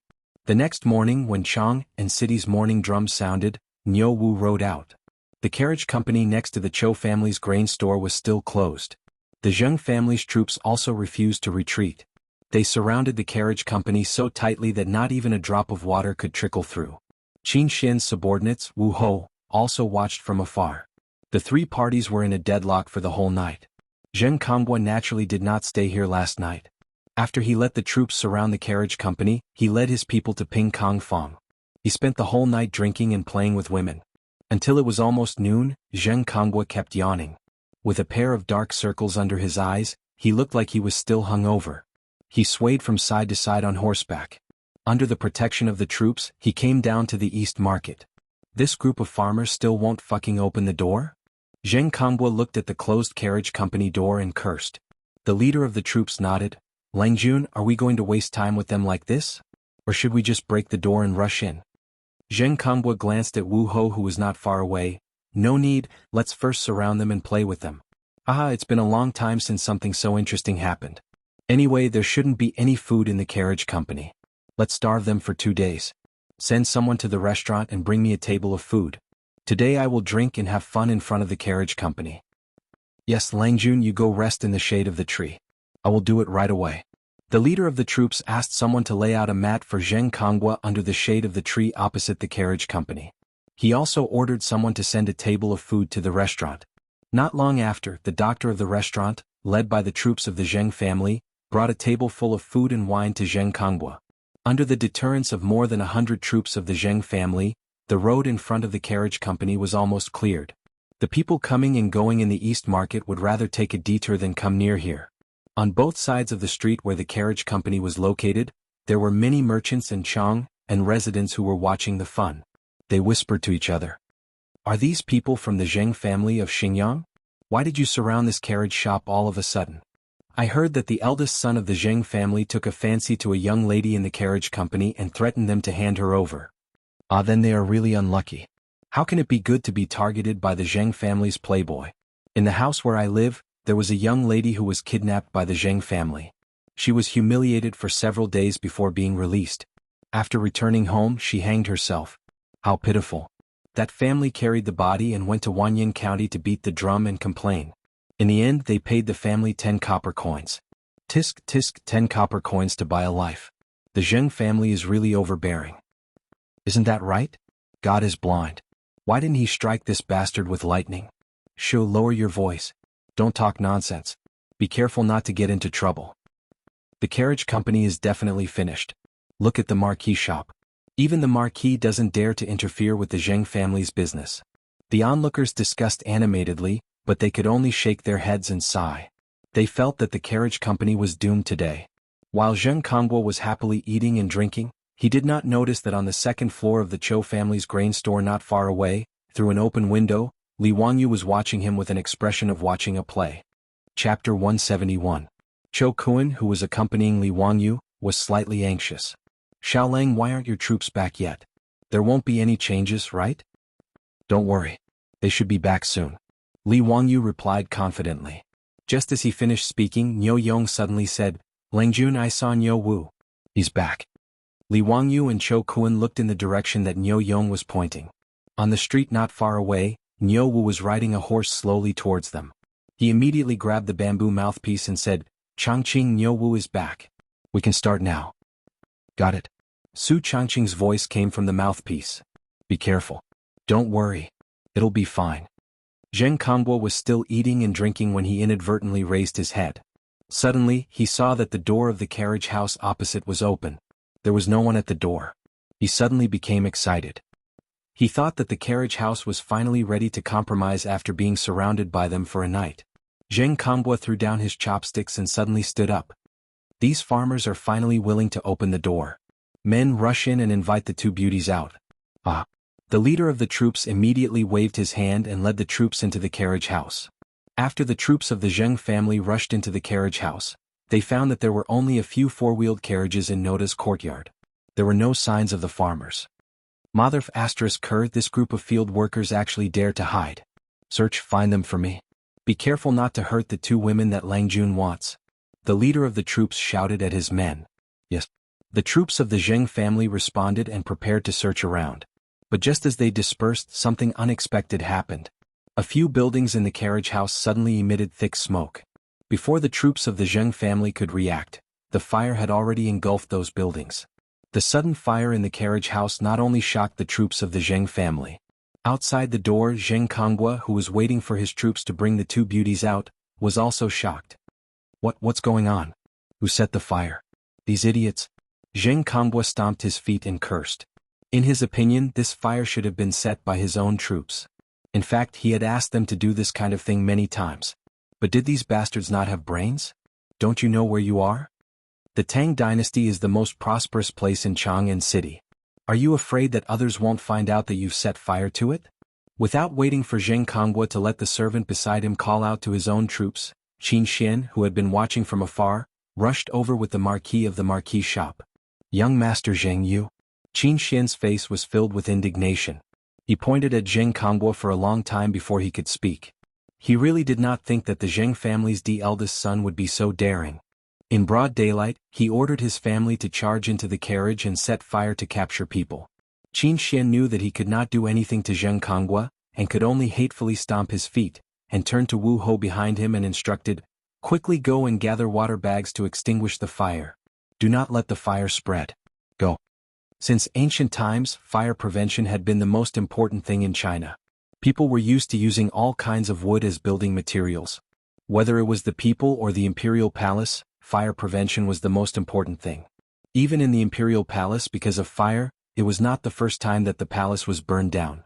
In the Tang dynasty, the responsibility of fire prevention was more important than public security. But fortunately, when Chang'an City was first established, there were sufficient preventive plans on how to prevent fire. The wide road was the best place to isolate the fire. Like the burning carriage, even the nearest building was separated by a 10-meter wide alley. It was very difficult for the fire to spread. Qin Xian led a group of Wu Ho into the carriage and began to use water bags to extinguish the fire. Zheng Konghua was also in a difficult situation. He cursed those stupid troops in his heart. Looking at the burning houses in the carriage, his face twitched. He secretly thought that things were not good. Seeing his own troops retreat from the carriage, Zheng Konghua decided to slip away first. Before he could order his men to flee, he saw a one-eyed man respectfully leading a large number of men and horses, escorting a carriage in front of him. Zheng Konghua did not want to complicate matters at this time. He did not have time to see who this group of people was. He called his troops and was about to leave. But before he could move, he heard a cold and angry voice from the carriage, "Guards!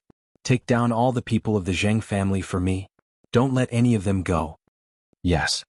A group of fierce soldiers guarding the carriage immediately rushed to the Zheng family's troops after receiving the order from the person in the carriage. The Zheng family's troops naturally wouldn't allow themselves to be captured without putting up a fight.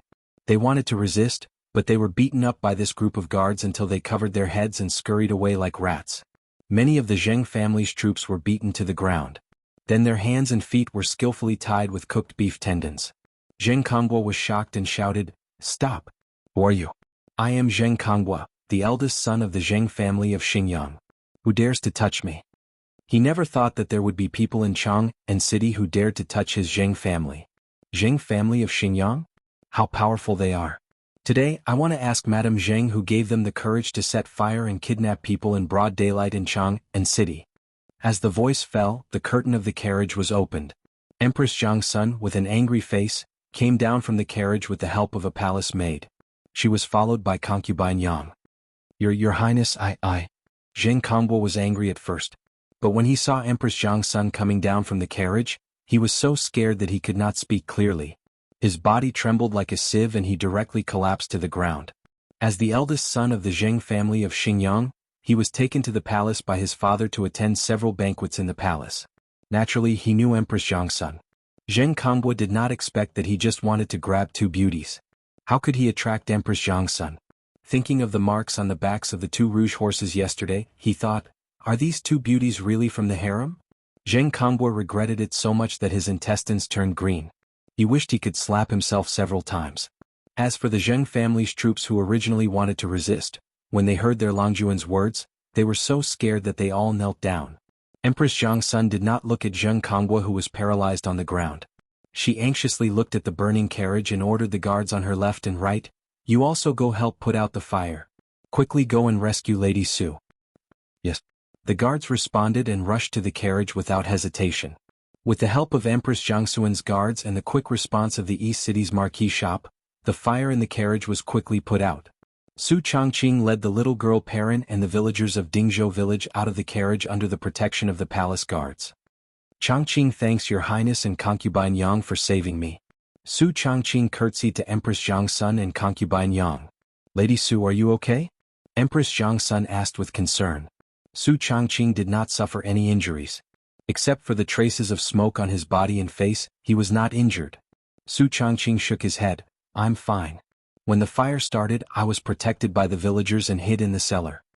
Empress Xianxia nodded. That's good. Fortunately, your family's song came to the palace today to inform me of this matter. Otherwise, the consequences would be unimaginable.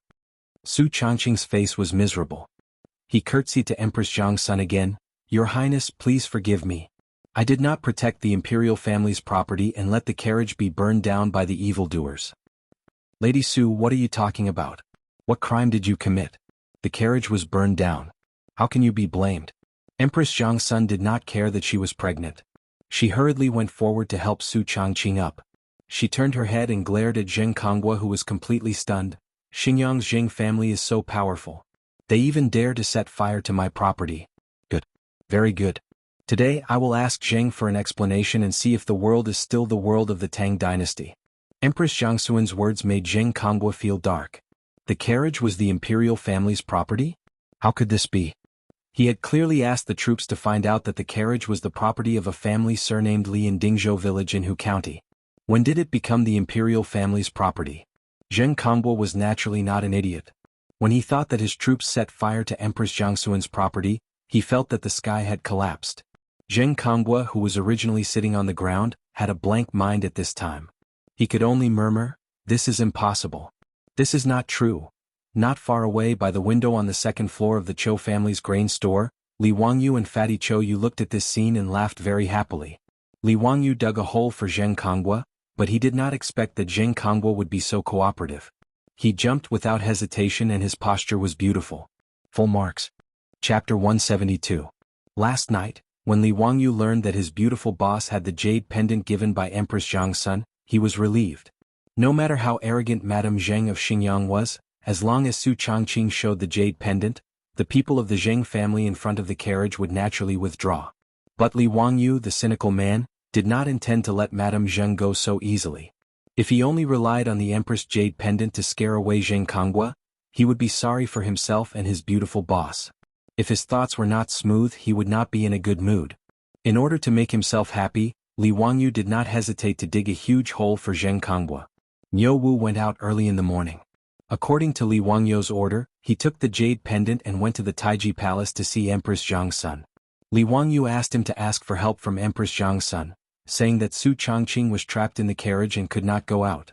Today he could not go to the Taiji Palace to teach yoga, so he asked Empress Jiangsun to help. Since Empress Jiangsun was willing to give Su Changqing the jade pendant, she would not turn a blind eye to her beautiful boss's predicament. At that time, as long as Her Highness sent the palace guards to help the carriage, the next step of the plan could be carried out. In fact, several buildings on fire in the carriage were set by the farmers themselves. After a discussion last night, the beautiful boss asked the farmers to lay a lot of straw around the buildings to ignite the fire. The reason why Li Wangyu said to Chou Kun last night that he would compensate for the loss of these buildings after they were burned.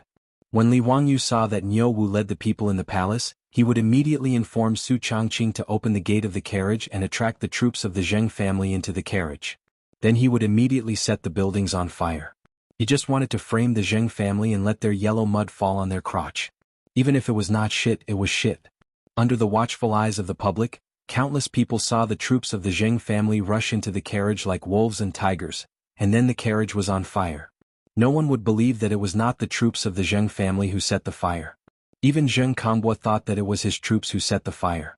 Even those Zheng family troops who had rushed into the carriage thought that it was one of their own who had set the fire casually.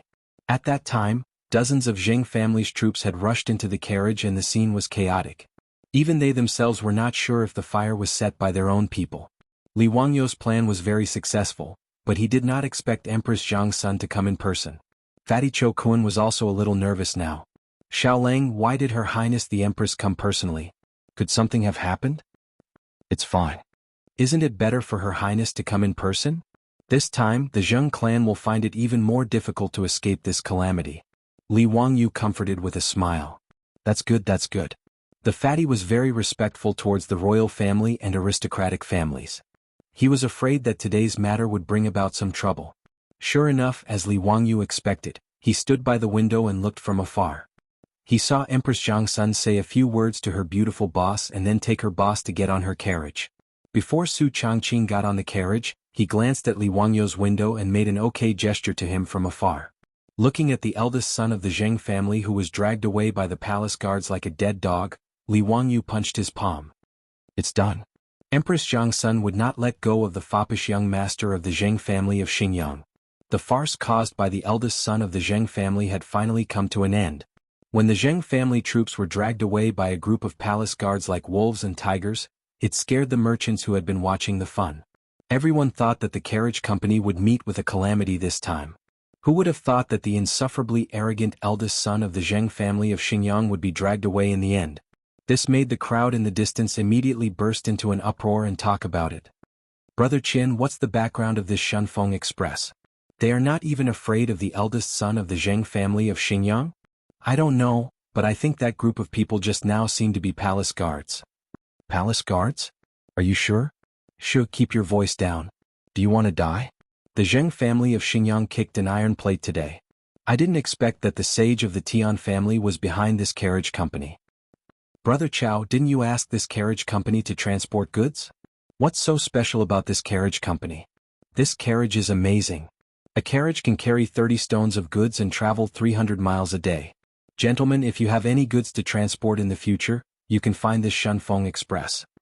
When the merchants who had tried the four-wheeled carriage said that, a group of familiar merchants around them exclaimed. Carriage? Brother Chao, are you right? Tut tut, this carriage is amazing.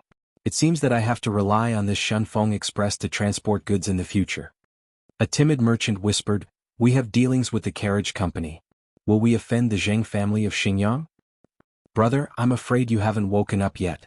The eldest son of the Zheng family of Xinjiang set fire to the carriage company and was dragged away. From now on, who dares to offend the Shunfeng carriage company? Isn't that courting death? Yes, that's right. It seems that my shop will have to be closer to this carriage company in the future. Li Wangyu and Su Changqing did not expect that Zheng Konggua's farce would make the Shunfeng carriage company quickly become famous among the merchants in the east and west of Chang'an City. This advertising effect was an unexpected gain. The villagers of Dingzhou village began to clean up the mess of the carriage company under the leadership of Niu Yong, Niu Wu and the retired soldiers. Fatty Cho Kuan also asked his assistant to help clean up the ruins of the carriage company. The fire of the carriage company did not have a big impact. Su Changqing originally thought that the layout of the courtyard was not suitable for the carriage. This time it was just right to rebuild it. Li Wangyu was worried that the old village chief would be anxious, so he sent someone back to Dingzhou village to inform them that the matter had been solved. The old village chief who received the news immediately led many villagers to Chang'an and began to work on the reconstruction of the carriage company. When the carriage company began to clean up and rebuild in an orderly manner, the Zheng family mansion of Xinjiang was in an uproar. They knew that their son had caused such a big trouble and was arrested by Empress Jiangsun. Zheng Konggua's mother, Zheng Lushi, immediately cried and made a scene in the mansion. She asked her husband, the head of the Zheng family, Zheng Yuanshou, to quickly save her son. Zheng Lushi was the legitimate daughter of the Lu family in Fanyang. She was also one of the 5 families and 7 nobles of the Tang dynasty. Zheng Konggua was her only son and she doted on him since he was young. Zheng Yuanshou also frowned in the face of his wife's crying. Zheng Yuanshou was not worried about the trouble caused by Zheng Konggua. Empress Jiangsun would not do anything to Zheng Konggua. Zheng Yuanshou still had this confidence. What he was worried about was that the things that were being planned in the imperial court would change because of this. Then he would lose more than he gained. After thinking for a while, Zheng Yuanshou sent someone to invite his cousin Zheng Xianxia. Zheng Yuanshou was an official of the Honglu Temple. Zheng Xianxia was an official of the Ministry of Works. Both of them were third-rank officials in the imperial court. In Zheng Yuanshou's study, the two of them dismissed the servants and discussed for a long time with the door closed. Only then did Zheng Xianxia leave. Looking at the towering walls of Taiji Palace outside the Zheng family mansion, Zheng Yuanshou's mouth showed a trace of a mocking sneer. Chapter 173. Su Changqing was taken to the Taiji Palace by Empress Jiangsun. Both Empress Jiangsun and concubine Yang promised her that they would tell the saint to punish the Zheng family's prodigal son. Empress Jiangsun and concubine Yang guessed that Su Changqing was not in the mood to teach them yoga today, so they comforted her and asked someone to send her back. Before Su Changqing returned to the carriage shop in the East Market, the Zheng family of Xinjiang came to apologize first. The Zheng family's housekeeper apologized sincerely and offered 200 taels of gold as an apology. This made Li Wangyu rather surprised. Could it be that the name of Empress Jiangsun was so frightening? How could she make the Zheng family of Xinjiang compromise and let the matter go? In his impression and memory, the 5 families and 7 Wangs of the Tang dynasty were not so easy to deal with. Even Pai Lupi, the emperor of the Tang dynasty, may not be able to subdue them. With hundreds of years of history, there were many talents in the family. The aristocratic families had a high reputation and social status, whether in the imperial court or outside. The most fundamental power of the aristocratic families like the 5 families and 7 Wangs was not in the imperial court, but in the local area. They had great privileges and power, controlled the politics and economy of the state, and could even compete with the central government of the imperial court. If Pai Lupi did not appease these aristocratic families, the chaos at the end of the Sui dynasty would be repeated in the Tang dynasty. The top aristocratic families like the 5 families and 7 Wangs directly intermarried with each other, forming an indestructible marriage relationship, and holding together to maintain their privileges. Their family's sense of superiority once regarded the royal family of Li Tang as a nouveau riche. Li Wangyu had read in the history books that Emperor Tang Wenzong wanted to marry his daughter to the 5 families, but the result was shameful rejection. There was even a prime minister of the Tang dynasty who sighed, "The only regret in this life is that he can't marry a daughter of the 5 families." This showed the influence of the 5 families and 7 Wangs. In Li Wangyu's plan, the Zheng family of Xinjiang should not admit defeat so easily. He even planned to use the power of Zoroastrianism to attack the Zheng family's industry with the sweets. Now the housekeeper of the Zheng family came with the gold to apologize, which was full of sincerity and gave enough face to Empress Jiangsun. The several buildings of the carriage shop that were burned down were renovated, which was a matter of 100 copper coins. The housekeeper also promised Li Wangyu that the eldest son of the Zheng family would be sent back to his hometown of Xinjiang to reflect. Zheng hoped that Li would be merciful and let this matter be dropped. "Li Jia Xiaoling, this is a gift, please accept it. Please accept it. Today's matter is all a misunderstanding. Our Zheng family will go to Her Highness and ask for forgiveness." The Zheng family's housekeeper chuckled and ordered people to place the gold on the table. Although the housekeeper said the housekeeper of the Tang and family was still, that was still, who was who was who was who was and was who was. To the face, throw to the face it, face to the face and shouted tis to and shouted and then "You're sit. Get out as far as you can." But in this way he could vent his anger, but his beautiful superior, Perrin, the old housekeeper Li Heng, the Niu brothers, and the 127 families of Dingzhou village would be in a desperate situation. Li Wangyu clenched his teeth and suppressed the anger in his heart. He squeezed out a smile and said, "Housekeeper Zheng, I'll accept the gold. Today's matter is a misunderstanding, I won't pursue it." "Well, with Li Jia Xiaolong's words I can go back and explain to my master. So I'll take my leave." The housekeeper of the Zheng family stood up with a smile. In his view, the Zheng family of Xinjiang had given enough face to this young man, so he naturally didn't dare to refuse. The fact was, Li Wangyu didn't dare to refuse the kindness of the Zheng family of Xinjiang, so he could only pinch his nose and accept it. Li Wangyu looked at the back of the housekeeper of the Zheng family with his hands clasped behind his back. A desire for power surged in his heart again. If he, Li Wangyu, had power and influence, how could the Zheng family of Xinjiang dare to do this? When the housekeeper of the Zheng family came to visit, Zheng Yuanshou's wife, Zheng Lushi, also came to the palace in person to apologize to Empress Jiangsun. Zheng Lushi confessed that her son lacked discipline and damaged Empress Jiangxuan's property. The Zheng family was willing to compensate. Zheng Lushi gave Empress Jiangsun 1,000 taels of gold as compensation and promised to send her son back to Xinjiang to reflect on his mistakes. Xinjiang Zheng Lushi bowed her head and admitted her mistake. Empress Jiangsun naturally couldn't continue to hold on to Zheng Konghua. She knocked on Zheng Lushi's head and told her to discipline her son well in the future. Zheng Lushi thanked Empress Jiangsun and immediately left, leading Zheng Konghua back to the Zheng family. On the same day, Zheng Yuanshou sent his troops to send Zheng Konghua back to Xinjiang. Empress Jiangsun didn't think much of the debauchee of the Zheng family. In her view, he was just another good-for-nothing from an aristocratic family who didn't live up to expectations. Empress Jiangsun was surprised that the Zheng family of Xinjiang could bow their head and admit their mistake so quickly and compensate 1,000 taels of gold. However, she didn't think much of it. In the evening, Empress Jiangsun ordered the palace servants to send the imperial meal to the Li Zheng Hall. She was going to accompany Pai Lupi to eat. The Li Zheng Hall was where Pai Lupi's study was located. Usually, official business was handled in the Li Zheng Hall. Unexpectedly, as soon as she entered the hall, Empress Jiangsun saw Pai Lupi angrily scolding a chamberlain, complaining that the tea he poured was too hot. Empress Jiangsun waved her hand, having the trembling eunuch kneeling on the ground withdraw.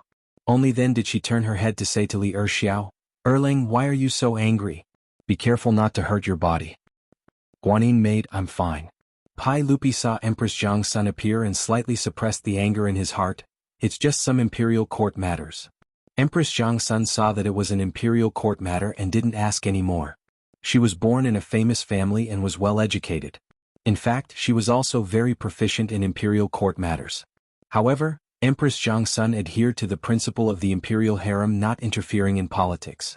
Every time Pai Lupi asked her opinion on government affairs, Empress Zhang's son never expressed her opinion and kept her mouth shut.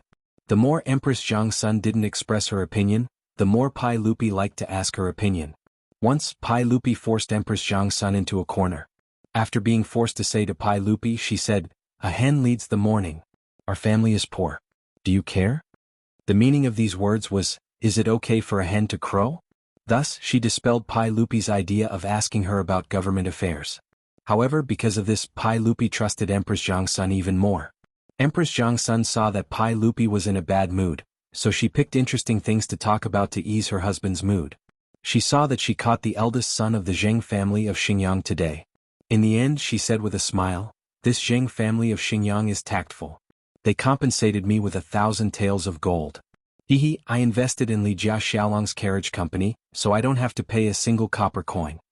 Empress Zhang's son said this as a joke, but Pai Lupi suddenly stood up. "What? There's such a thing? What about the eldest son of the Zheng family?" Zheng Lushir took him back. "What? Is it inappropriate?" Empress Zhang's son asked.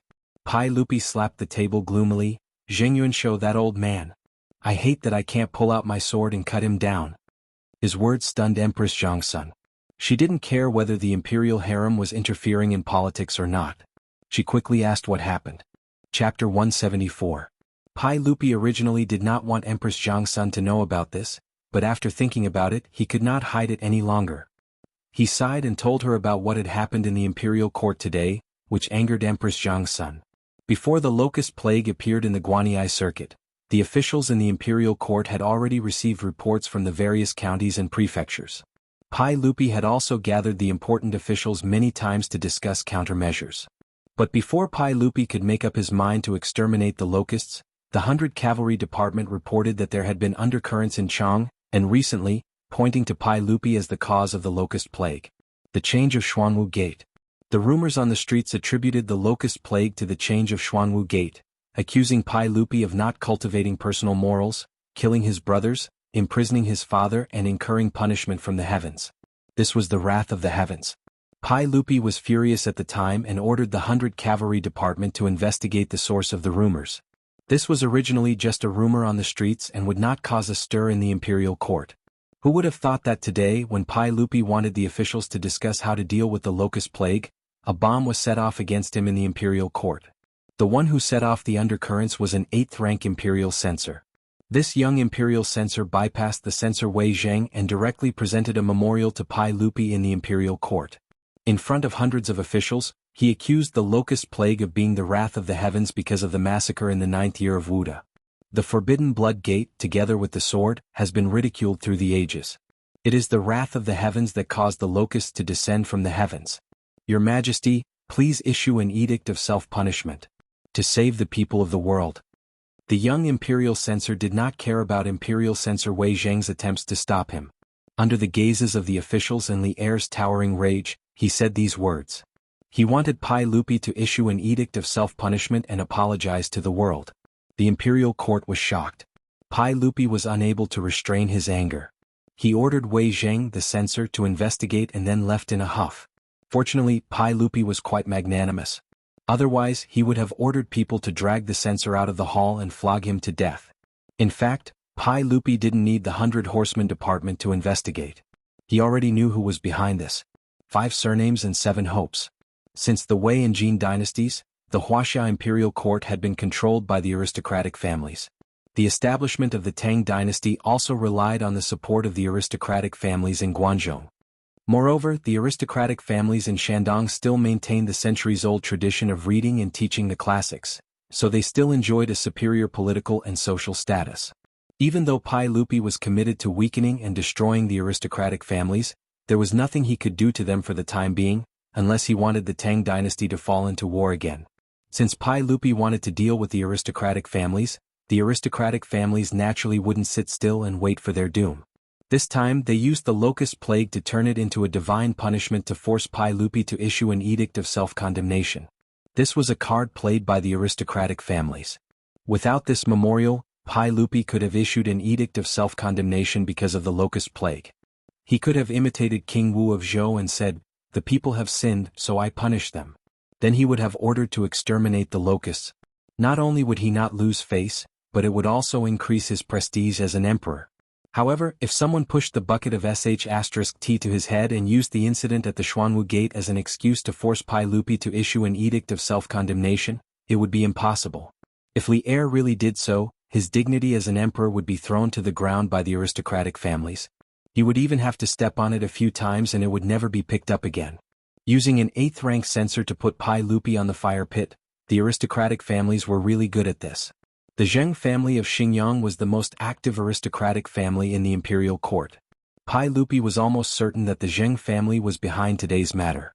If he had known about Zheng Kongwa's matter earlier, he might have been able to use this foppish son of the Zheng family to force the Zheng family of Xingyang to make concessions.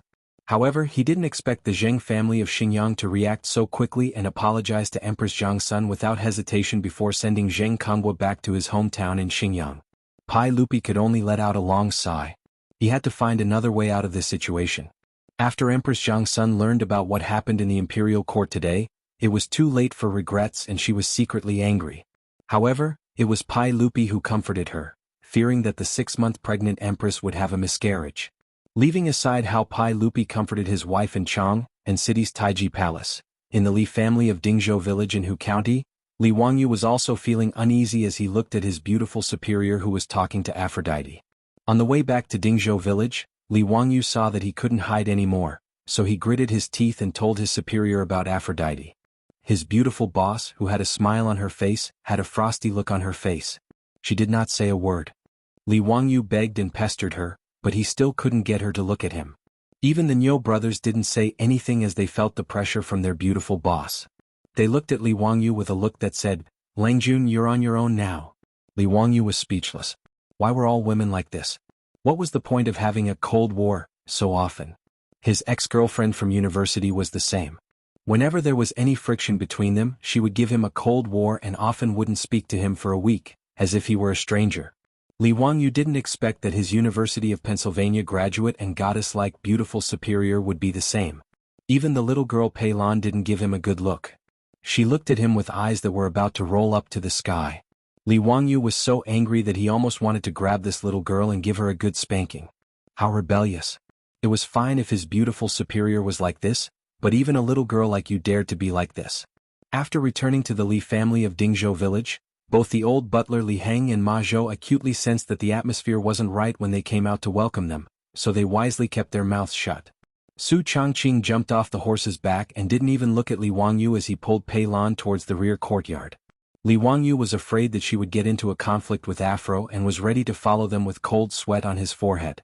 If they really got into a fight, he would be able to mediate. Just as he was about to leave, he heard Niu Yong whisper to Niu Wu, "Erlang, watch carefully. In the future, you'd rather offend Lang Jun than Mrs. Su." Big brother is right. Mrs. Su's aura is really scary. Niu Wu nodded his head vigorously. Ma Zhou chimed in from the side, "Indeed, my teacher is no match for Mrs. Su at all. I could tell from the start. I wonder if Mrs. Su and Afro will get into a fight?" Niu Yong and Niu Wu nodded in unison, meaning that they would. "See my foot. See my foot." Li Wangyu really wanted to find a baseball bat and beat these 3 rascals out of the door. Who would want such a troop and disciple? He had forgotten that he had also thought that his beautiful boss and Afro would get into a fight and was even prepared to mediate the situation. On the other hand, the old butler Li Heng stood at the side with a chuckle and had no intention of going to the backyard to mediate at all. Li Wangyu dawdled in the front yard for a long time and stretched his ears out to see if there were any sounds of fighting in the backyard. However, he didn't hear anything even after waiting for a long time. After thinking about it, he straightened his clothes and prepared to go to the backyard to see what was going on. As he dawdled into the backyard, he didn't see the expected scene of the main wife scolding the mistress and the mistress resisting unwillingly. Su Changqing was actually chatting amiably with Afro in an unusually harmonious atmosphere, while Perrin was fuming at the side. What the hell was going on? Something didn't seem right. Chapter 175. How could Li Wangyu know what Su Changqing was thinking? In fact, Su Changqing was already mentally prepared that Li Wangyu would bring a woman home, but she didn't expect it to be so fast. Although she hoped to live with Li Wangyu in the Tang dynasty for the rest of their lives, she didn't believe that Li Wangyu as a man would still insist on monogamy in the Tang dynasty, where 3 wives and 4 concubines were the norm. Not to mention in the Tang dynasty, even in the future, Su Changqing was pessimistic about whether a husband and wife could live together for the rest of their lives. Because her father was like that. Su Changqing went to the United States to study in high school, and then studied at the University of Pennsylvania. Her family's economic conditions were naturally quite good. Her father had a successful career and was famous for his success. However, Su Changqing's father, who was elegant and graceful in her eyes, also had more than one mistress outside. When she first learned the news from her mother, her whole person collapsed. She didn't believe that her father would do such a thing. Originally, in the eyes of Su Changqing and all the other people who didn't know the truth, her parents were a loving couple, a model couple. However, Su Changqing's father still couldn't resist all kinds of temptations. Although he didn't abandon the family and abandon his wife, his behavior made Su Changqing no longer believe in the constraints of marriage and a man's self-control. After Su Changqing's mother knew that her husband had an outside mistress, not only did she not cry and make a scene and ask for a divorce, but she also made 3 rules with her father. First, he had to go home every day. Second, he couldn't bring an outside woman home. Third, she had to manage the family's finances. In this regard, the beautiful superior couldn't understand her mother's practice at all. Wasn't she condoning her husband to cheat? It wasn't until a long talk with her mother that she understood her mother's idea. In her mother's words, if she quarreled with her husband and even divorced, those foxes would benefit. As long as he stood on the side of righteousness, those mistresses would not be able to cause any trouble. However, because of the guilt in his heart, her father treated her mother even better. He happily handed over all the financial power of the family to her mother. In this regard, although Su Changqing did not completely agree with his mother's approach, he had to admit that she was a smart woman. Even her father was like this, not to mention Li Wangyu. After transmigrating to the Great Tang 1,300 years in the future, without the constraints of law and morality, Su Changqing did not believe that Li Wangyu would be loyal to one woman. Therefore, Su Changqing had a premonition that there would be another woman around Li Wangyu. However, no matter how rational Su Changqing was, no matter how clear her thoughts were, she was still an ordinary woman. She could be considered to have good self-restraint by merely giving Li Wangyu a cold shoulder. What made her even angrier was that Li Wangyu dared to bring a woman home after transmigrating to the Tang dynasty for only a month. If she did not suppress him, what would happen?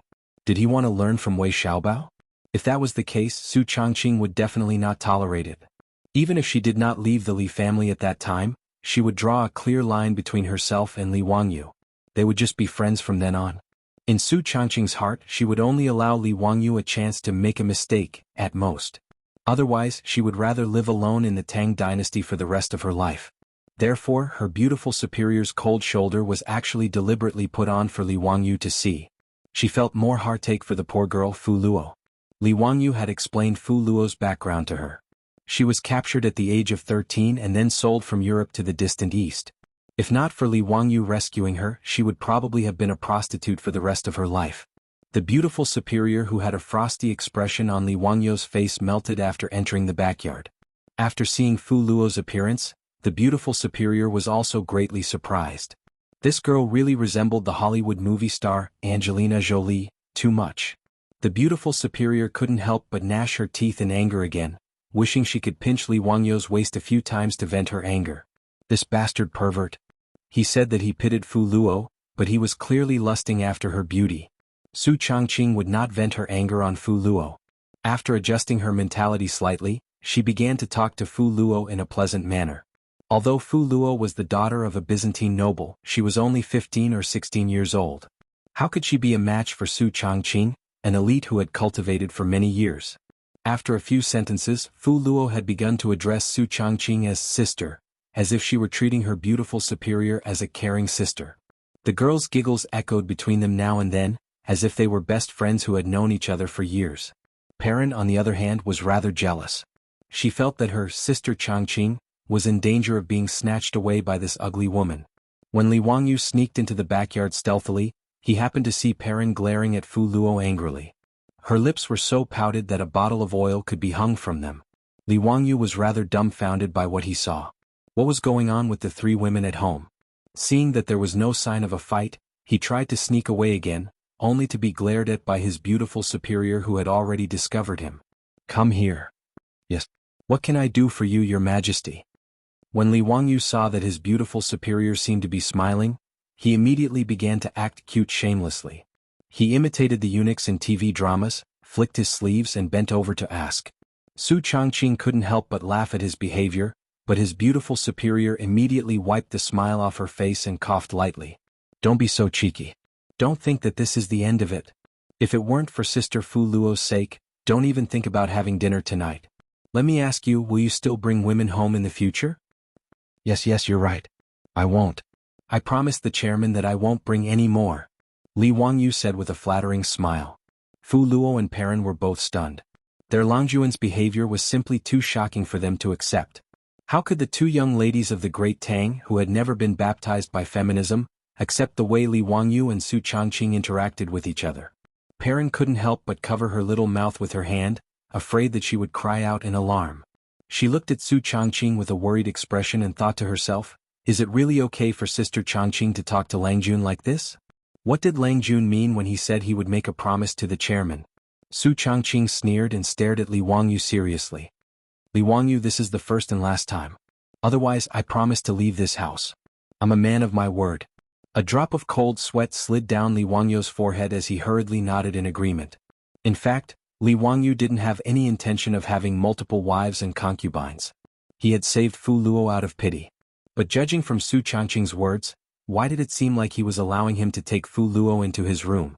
Is there such a good thing? Li Wangyu really wanted to look up at the sky and see if the sun had risen from the west. Chapter 176. In the end, Aphrodite still ended up staying with the Li family, although her identity was still a bit unclear. In fact, even Su Changqing's identity was still unclear in the eyes of the old steward Li Heng, the Niu brothers and Ma Zhou. But ever since Aphrodite moved into the house, Li Wangyu began to feel unhappy. With another woman, not only did nothing unsuitable for children happen as he had hoped, even his original benefits were cancelled. Aphrodite was brought into his room by his beautiful superior, making Li Wangyu completely give up on the idea of secretly eating her. And his original benefit of being able to hold hands with his beautiful superior was also cancelled, making him very depressed. But Li Wangyu's depression only lasted for a day, because the next day, Qing Chumo and the group of wastrels came to Dingzhou village again. "Zio, what kind of sacred sun fire are you going to collect for the Zoroastrianism today? How exactly are you going to do it?" Qing Chumo roared as soon as he entered. "It's a secret, you'll know at noon." Hearing Li Wangyu's answer, the group of wastrels couldn't help but want to beat him up. This kid was really too infuriating. That day at the Zoroastrianism temple, Li Wangyu said that he was going to collect the sacred sun fire for the Zoroastrianism. Not only was Sabeo Milman surprised, but the group of wastrels was also very curious as to how this sacred sun fire could be collected. But no matter how they asked, Li Wangyu just said, "It's a secret, you'll know in 3 days," to send them off. Li Wangyu's deliberate mystery piqued the curiosity of the group of wastrels. No one could figure out how Li Jia Xiaolang was going to collect the sacred sunfire. As the saying goes, curiosity killed the cat, and the group of wastrels felt like a cat was scratching their hearts. So early in the morning, as soon as Chang and city gates opened, a group of people rushed to Dingzhou village, urging Li Wangyu to hurry to the Zoroastrianism temple. Li Wangyu and Miraman had originally agreed to meet at noon, but they couldn't resist the urging of these rich playboys. They had no choice but to say goodbye to their beautiful boss and follow them out. They rode to Chang'an City. Along the way, Qing Chumo and the others talked about how the Li family's carriage company had been burned down by the Zheng family of Xinjiang. Everyone was filled with righteous indignation. They only found out about this after the fact. Originally, she wanted to help Li Wangyu vent his anger, but unexpectedly, Madame Zheng had already sent that bastard Zheng Kongwa back to Xinjiang. This group of silk pants naturally couldn't go to the Zheng family to cause trouble, so they could only mark the Zheng family's black mark in their hearts. Cheng Chumo and the other debauchee clans were not on the same boat as the 5 surnames and 7 Wangs. Although Qing Yaojin's wife was the first daughter of the Chui clan, he was still most loyal to Pai Lupi. He didn't have much contact with aristocratic families. Furthermore, the incident that had happened in the imperial court the day before yesterday had caused Qing Yaojin and the other generals to be even more furious. If it wasn't for Pai Lupi's prohibition, they would have probably taken their weapons and attacked these aristocratic families. Ziyu, when that Zheng Kongbo returns to Chang, and we brothers will definitely help you vent your anger. Cheng Chumo patted Li Wangyu's shoulder and comforted him. Fang Yai also patted his chest and assured Li Wangyu, "That's right, Ziyu. Don't worry if that bastard dares to return to Chang'an, we will definitely teach him a lesson." Li Wangyu was greatly moved and saluted the group of silk pants. "Many thanks, brothers. After today's matter, I will treat you all to a drink. Are we still going to that Hu wine shop?" Chai Lingwu's eyes lit up when he heard about drinking. Li Wangyu was speechless. These bastards, they still mention the Hu wine shop.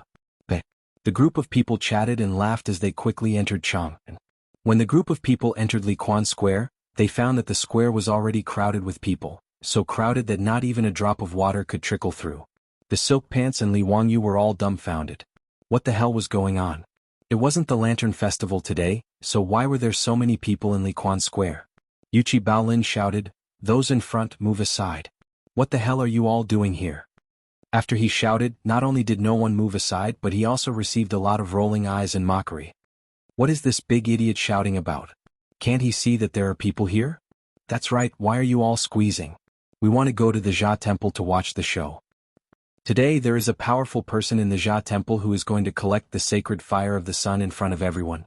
Who doesn't want to witness such a miracle with their own eyes? Why should we move aside? I heard that the powerful person who can collect the sacred fire is 8 feet tall and his waist is also 8 feet wide. His fists are as big as a mill and his arms are as thick as pillars. When Li Wangyu heard this, he almost fell off his horse. Was he a freaking ball? An alien version of a ball? Damn, the society was indeed very important. It was only right to not believe in rumors and not spread them. It turned out that Jia Temple was afraid of being held accountable for the extinguishing of the sacred fire, so he simply spread the news in Chang, and that the Jia Temple was going to collect the sacred fire of the sun in front of everyone. In the Tang dynasty, there was an extreme lack of entertainment among the people. After hearing about this bizarre event, not only did all the Sushans in Chang'an come, but even the ordinary citizens of Chang, and came to Liquan Square to watch the show. As a result, more and more people came. Liquan Square had become a sea of people, and even the streets outside the square were almost filled with people watching the show. When Li Wangyu heard about this, he was sweating like a waterfall. In the current situation, he and the silk pants couldn't enter the Jia Temple. He didn't know if the crowd would be disappointed if he, the main character, didn't go in at noon. Fortunately, this awkward situation didn't last long. Milliman, who was in the Jia Temple, also noticed the crowded situation outside the Jia Temple. He quickly asked the priest to go out and help the silk pants. With a group of Jia Temple priests leading the way, Li Wangyu and the silk pants finally squeezed into the Jia Temple through the gate of Liquan Square. Fortunately, only the priests of Jia Temple were allowed to enter today. The other residents of Chang, and including the believers of Jia Temple, could only watch the sacred fire collection ceremony outside the gate of the Jia Temple. It had to be said that the residents of Chang, and were very gossipy. In order to watch the show, someone quickly brought a ladder. As a result, the top of the Zoroastrian temple's wall was instantly filled with people who came to watch the show. Some of the bolder ones even sat on the wall, causing the faces of the priests of the Zoroastrian temple to twitch. Xiaolang, what else do you need to prepare to collect the sacred fire of the sun? If you need anything, just tell me. I'll immediately get someone to prepare it for you. When Milliman saw Li Wangyu, he immediately greeted him. Whether Li Wangyu could collect the sacred fire of the sun in front of everyone today was a matter of life and death for him. He couldn't help but pay attention to it. Li Wangyu said, "Prepare a large block of ice for me as well as some tools for cutting ice. Also, prepare a room for me." Block of ice? Milliman and the silk pants were all stunned. Why would he want ice? What? Don't you have ice in your Jia Temple? Li Wangyu asked. Milliman shook his head. No, of course we have ice. How big do you need? I'll immediately get someone to prepare it for you. The rich and powerful in Chang, and all dug ice cellars to store ice for use in summer. The Jia Temple of the Sagians didn't lack copper coins, so naturally, they also dug ice cellars to store ice. Li Wangyu said, "The size of a millstone is fine." Milliman nodded and immediately ordered the priest to prepare the things Li Wangyu needed. After the ice and the tools for cutting ice were delivered, Li Wangyu ignored the burning eyes of the silk pants and directly shut them out of the room.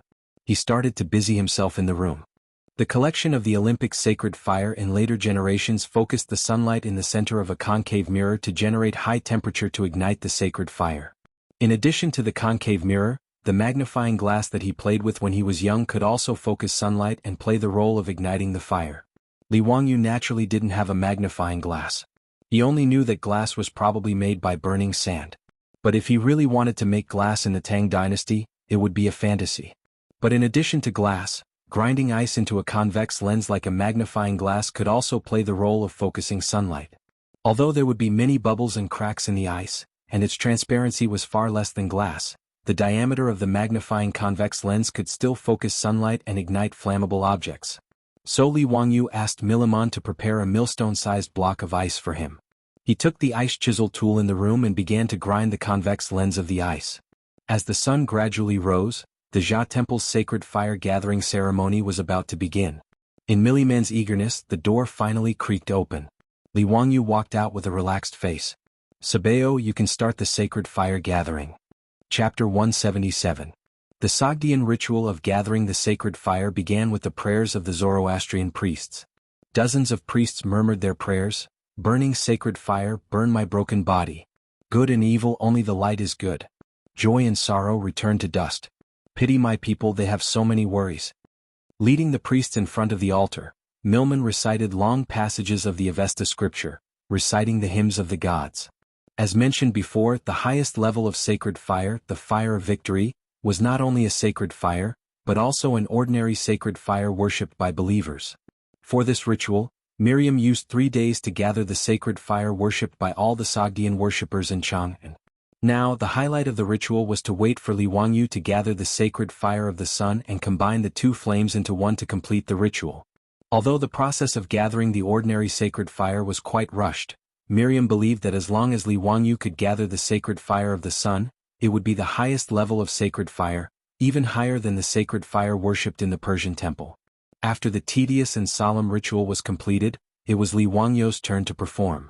Li Wangyu's small body could not carry the convex lens of ice the size of a millstone. However, there were foppish sons who fought to help him carry it. When Li Wangyu asked who was willing to help light the sacred fire, the foppish sons almost fought. Clearly, in terms of muscle, the 3 Qing brothers could crush the foppish sons. Even the Yuchi twins could not compete with them. Under the resentful gaze of the foppish sons, the 3 Qing brothers carried the huge convex lens of ice onto the stage. However, Li Wangyu did not intend to reveal the secret of using the convex lens to make fire. After grinding the ice in the room, he asked Milman for some silk and satin, and wrapped the ice with the satin. No one could see the original shape of the convex lens of the ice that the 3 Qing brothers carried out. In the open space of the Zoroastrian temple, the best materials for starting the fire had already been prepared. The oily sandalwood was placed in the bronze cauldron. According to Li Wangyu's instructions, sandalwood shavings were scattered on top of the cauldron to start the fire. It was noon and the sun shone down from above. Li Wangyu instructed the 3 Qing brothers to raise the ice convex lens high above their heads. Then, according to the light spots formed by the sunlight passing through the ice, he instructed the 3 brothers to adjust the angle of the convex lens. This strange action attracted the attention of the crowd outside the Jade temple and caused a commotion. What kind of trouble is this? Didn't he say that he wanted to collect the sacred sun fire? What are these 3 big guys holding? Why does it look like a block of ice? That's right, there's a round ice cube wrapped in the silk. Is it used to retrieve the solar sacred fire? I don't understand. How can this ice produce fire? Isn't this nonsense? You can gather flames from ice? I'm afraid even an immortal wouldn't be able to do that. TSK. If I can get some kind of holy flame from this, I'll eat this pile of dog shit. Not only were the onlookers outside the Zoroastrian temple discussing incessantly, but even the priests of the Zoroastrian religion were astonished. When Milman saw this, he was so regretful that his intestines turned green. Was he out of his mind? How could he so easily believe this young man's nonsense and believe that he could collect the solar sacred fire? He wanted to shout out to stop this farce, but when he opened his mouth, no sound came out. Since it had come to this, he would just let this group of dandy do it. In any case, if he couldn't collect the solar sacred fire, his position as Sabeo would come to an end. Since that was the case, he could only pray for a miracle. Ching Chimo held the large ice convex lens and asked in a low voice, Ziyu, are you sure you can really collect the solar sacred fire like this? This is not a joke. If you trick the Sogdians, they will really go crazy. Brother Chumo, you can rest assured. There's no problem at all. Brother Chuliang, don't keep swaying. Hold it up properly. Li Wangyu instructed them to adjust the angle of the ice cube while smiling at Cheng Chumo.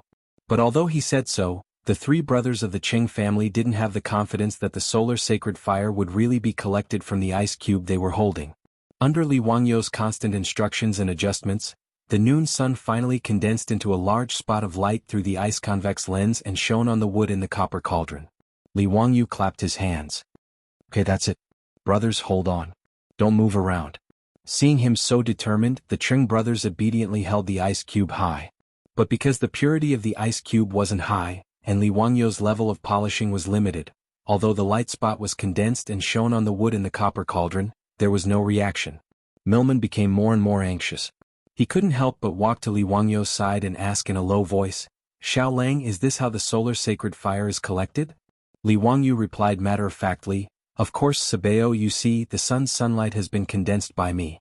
Soon, the solar sacred fire will come to your temple. Don't worry, wait patiently for a while." These people of the Tang dynasty naturally didn't know what a convex lens was. A convex lens that was thicker in the center and thinner at the edges had a light-gathering effect.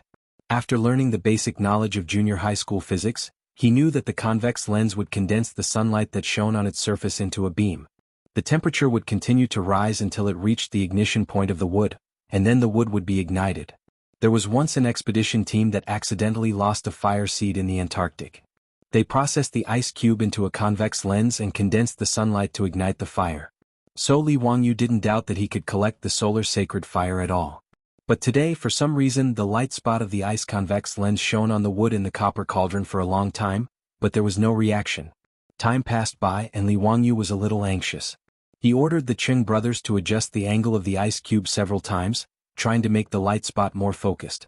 Milman didn't care about the solemnity of the ceremony and kept walking around the copper cauldron, making Li Wangyu dizzy.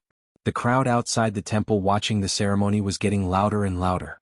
The group of playboys also looked at each other and thought that things were not good. If the gathering of the solar sacred fire failed today, the consequences would be unpredictable. Fang Yai secretly elbowed Chai Lingwu. "Brother Lingwu, if Zio can't get the solar sacred fire, we'll have to protect him and rush out." Chai Lingwu wiped the sweat on his forehead and nodded.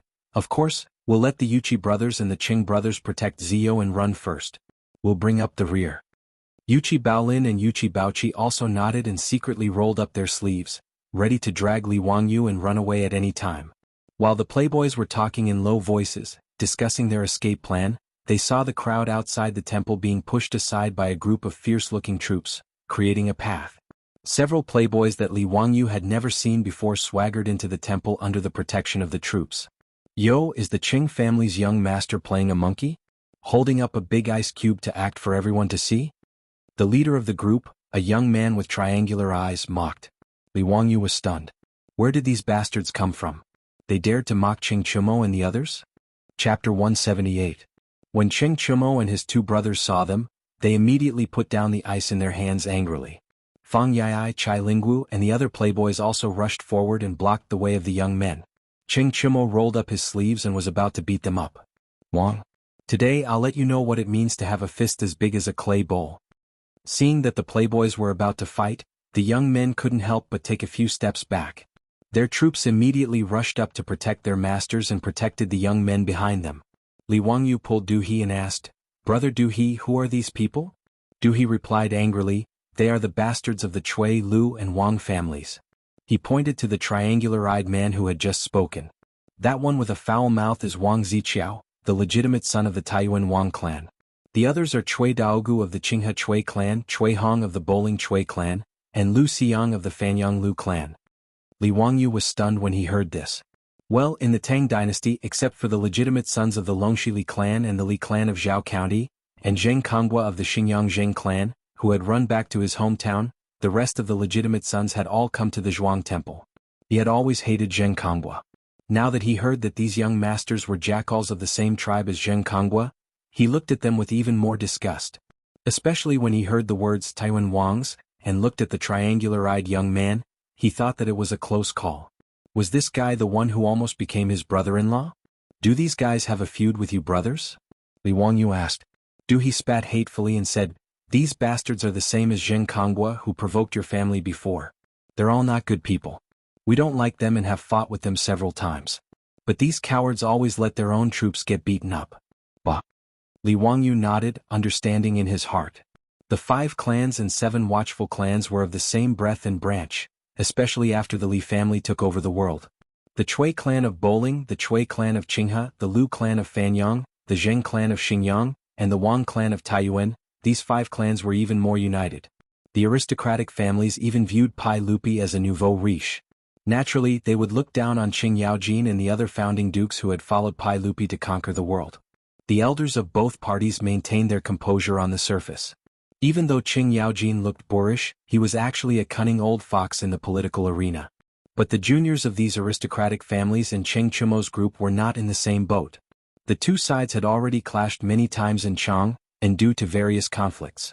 Li Wangyu looked at those foppish sons of aristocratic families with disdain. They only knew how to bring a group of troops to put on airs and flaunt their prowess. Li Wangyu had never seen Cheng Chumo and the other top foppish sons of the Tang dynasty go out with their troops. Even if they fought, they would do it themselves. Even Du He, Du Go, Wei Shuyu and the other sons of civil officials were the same. Wang Ziqiao and the others, who were protected by the troops, began to clamor again when they saw that they were not in danger of being beaten. Wang Ziqiao mocked, "What, you are playing the people of Chang and like monkeys and you don't allow us to say anything?" Cui Daogu said, "We heard that some idiots were going to help the Jia sect collect some holy fire. We originally wanted to broaden our horizons. But we didn't expect such a farce. Ah, it's really funny." Lu Xiang pointed at Li Wangyu and laughed. "I heard that you idiots are getting worse and worse. You actually listen to this young man's nonsense. If he can make fire out of ice, I will kneel down and kowtow to you, okay?" Several people laughed and were very proud. Their words made the crowd outside the Jia sect also began to jeer. Bursts of laughter came, making Cheng Chumo and the others blush. Miliman and the other priests and priests of the Jia sect were also suspicious at this time, wondering if they had really been cheated. Cheng Chumo and the others were so angry at Wang Ziqiao's words that they clenched their fists. The veins on their necks bulged and their faces flushed. Although the foppish sons did not believe that Li Wangyu could collect the holy fire from the sun out of thin air. But at this time, everyone was bound together for good or ill. Mocking Li Wangyu was mocking them. Cheng Chumo and the others were speechless by Wang Ziqiao and the others. Their anger was stuck in their throats and they were very sullen. Yuchi Baolin, Yuchi Baoqi and the Qing brothers looked at each other and wanted to directly rush up and talk with their fists. Wang Ziqiao and the others were good at talking. When they saw that Cheng Chumo and the others wanted to fight, they quickly retreated behind the troops and poked their heads out to continue to clamor. "What? Now that we've revealed the truth, you want to attack us out of anger? A group of idiots with nothing but brute force. You were sold and you still helped count the money. You really lost face for your duke's mansion. Hey, you want to fight? I'm so scared, huh?" The originally solemn Jia sect holy fire gathering ceremony, because of the provocation of Wang Ziqiao and the others, became a mess. The Chang and residents outside the Jia sect also did not mind that things were getting out of hand, for fear that the two sides would not fight. Milliman's face was as black as the bottom of a pot.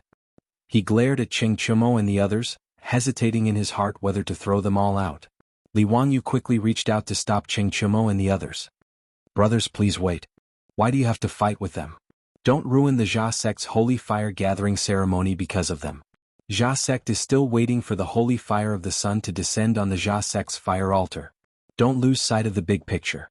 Li Wangyu seemed to be persuading them, but in fact he was giving Wang Ziqiao and the others a hard time.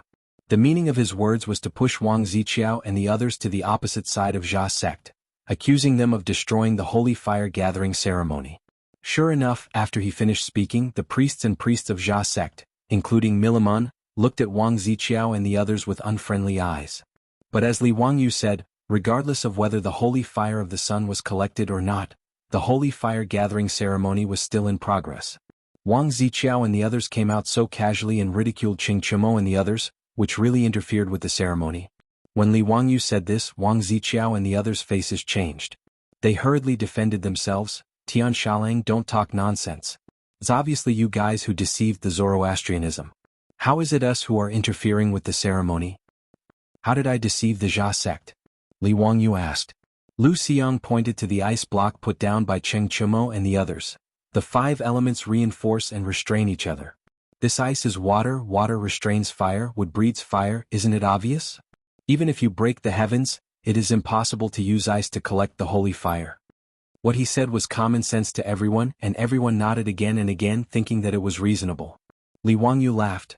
Then if I can use this ice block to help Jia sect collect the holy fire of the sun, what will you say? Just like you said just now, kneel down and kowtow to us? Do you dare to bet? Chapter 179. Li Wangyu's words made the faces of Wang Ziqiao and the others change. Nonsense. How dare a brat like you do this? Who do you think you are? How dare a man in white speak so arrogantly? Tian Shilang, you have no manners at all. Do you have the right to speak here? Cheng Chimo put his arm around Li Wangyu's shoulder and said, he is my brother. You don't agree? Do you dare to bet with me? Lu Xiang, Wang Ziqiao, and the others looked at each other, their eyes fierce.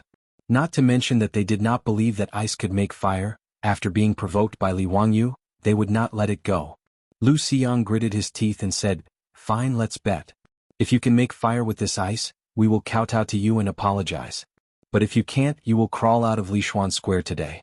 Do you dare to bet? Hiss, the bet proposed by Lu Xiang made Cheng Chimo's teeth ache. He was gambling with his own face. He was really ruthless. If he really lost and crawled out of Lishuan Square in front of everyone, he would be too ashamed to face anyone in Chang'an. But before the foppish sons could speak, Li Wangyu looked at them and said, brothers, I promise that I can make fire with ice. Do you believe me? Cheng Chimo hesitated for a moment, then slapped Li Wangyu's shoulder and said, Zio, I'm going all out. I'll believe you this time. Yes, let's bet. I believe Li Jia Xiaolang. I'll bet with them. Damn it, I'll make you kneel and kowtow to me today. Come, let's make an oath. If you don't admit it when you lose, I'll beat you until your mother can't recognize you. Fang Yai shouted. Wang Ziqiao and the others sneered and looked at the foppish sons as if they were idiots. They did not hesitate to make an oath and set the bet.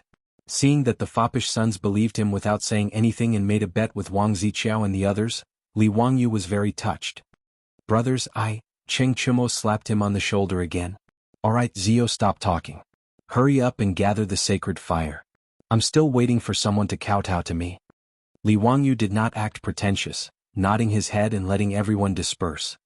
He had the 3 brothers of the Cheng family carry the ice again, preparing to gather the sunlight and gather the holy fire again. He instructed the Cheng brothers to adjust the angle of the ice convex lens to find the best focal point. The sunlight shone on the ice again, and through the ice, it focused on the wood in the copper cauldron. This time, the 3 brothers of the Cheng family were incomparably focused. They carried the huge block of ice without moving an inch. Everyone held their breaths again. Everyone inside and outside the temple turned their eyes to the bronze cauldron. Wang Ziqiao and the others were also a little nervous. They also stared at the wood in the copper cauldron. However, after a long while, the copper cauldron was still the same as before. There was no change at all. Wang Ziqiao, Cui Daogu, Cui Hong, and Lu Xiang could not help but breathe a sigh of relief. They looked at each other, feeling that today they could make Cheng Chimo and the others lose a lot of face.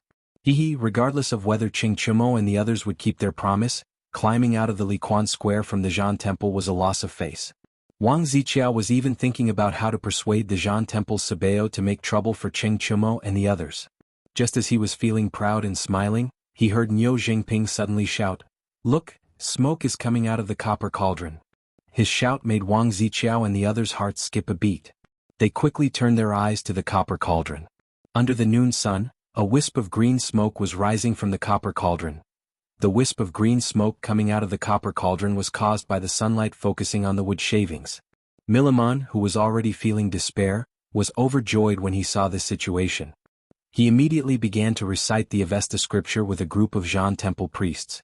As the Zhan Temple priests recited the scripture, the green smoke in the copper cauldron became thicker and thicker. A flame suddenly rose from the wood shavings, and then the flame slowly began to devour the wood in the copper cauldron. Sacred fire. It's really the sacred fire of the sun. Milamon exclaimed. Witnessing this miracle with their own eyes, the priests and priests of Zhan Temple immediately knelt down. A miracle had come to the Zhan Temple. No one doubted the authenticity of the sacred fire of the sun anymore. This flame was really created out of thin air after the sunlight gathered. The noon sun, after passing through the ice, actually created the sacred fire. This scene was too shocking. Milamon was so excited that his heart was beating so fast that it almost jumped out of his throat. His glory and wealth were saved. At this time, Milimon had already forgotten who extinguished the sacred fire in the Zhan Temple altar. He only knew that the Zhan Temple in Chang, and city's Liquan Square had the world's top sacred fire. And all of this was brought to him by the young man from the Tang dynasty in front of him. Milimon didn't have time to express his gratitude to Li Wangyu now. He hurriedly called the priests of Zhan Temple who were responsible for looking after the sacred fire to come forward and carefully guard the precious sacred fire of the sun. The priests and priests of Zhan Temple excitedly recited the Avesta scripture in unison, while the Sogdian believers outside the Zhan Temple knelt down and murmured prayers. The sacred fire of the sun had descended on the Zhan Temple in Liquan Square of the Tang dynasty. This was the supreme glory of the Zhan Temple of Zhan Temple. The residents of Chang and who were watching the fun and didn't believe in Zhan Temple at this time, saw Cheng Chumo and others really use ice to condense the sunlight out of thin air and create a flame. Everyone exclaimed, "My mother, the 3 young dukes of Duke Lu's mansion, have they become immortals? Using a piece of ice to create the sacred fire of the sun? Amazing, amazing, this is really the means of immortals. Where is the brother who said that if he used ice to collect the flame he would eat dog shit? Where did he go? The brother who said that he would eat dog shit ran away. I don't know what these young masters are going to do. There will be a good show to watch. Isn't that right? If these young masters of aristocratic families were to kowtow to the young dukes, then they would really lose all face. Ah, interesting." Li Wangyu saw that the convex lens of the ice was successful in condensing the sunlight and called the 3 brothers of the Cheng family to break the ice. He didn't want to reveal the mystery of collecting the sacred fire. If Zhan Temple learned it, it would be worthless.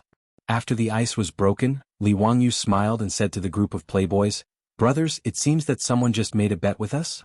Little brother's memory is not good. What did we bet on?" "Ah yes, someone didn't know life from death and made a bet with us." Fang Yai laughed and looked at Wang Ziqiao and others. When the sandalwood in the copper cauldron ignited the flame, Wang Ziqiao and others' faces turned pale. "This is impossible, impossible, how can the ice produce a flame?" Lu Xiang looked at the copper cauldron and exclaimed.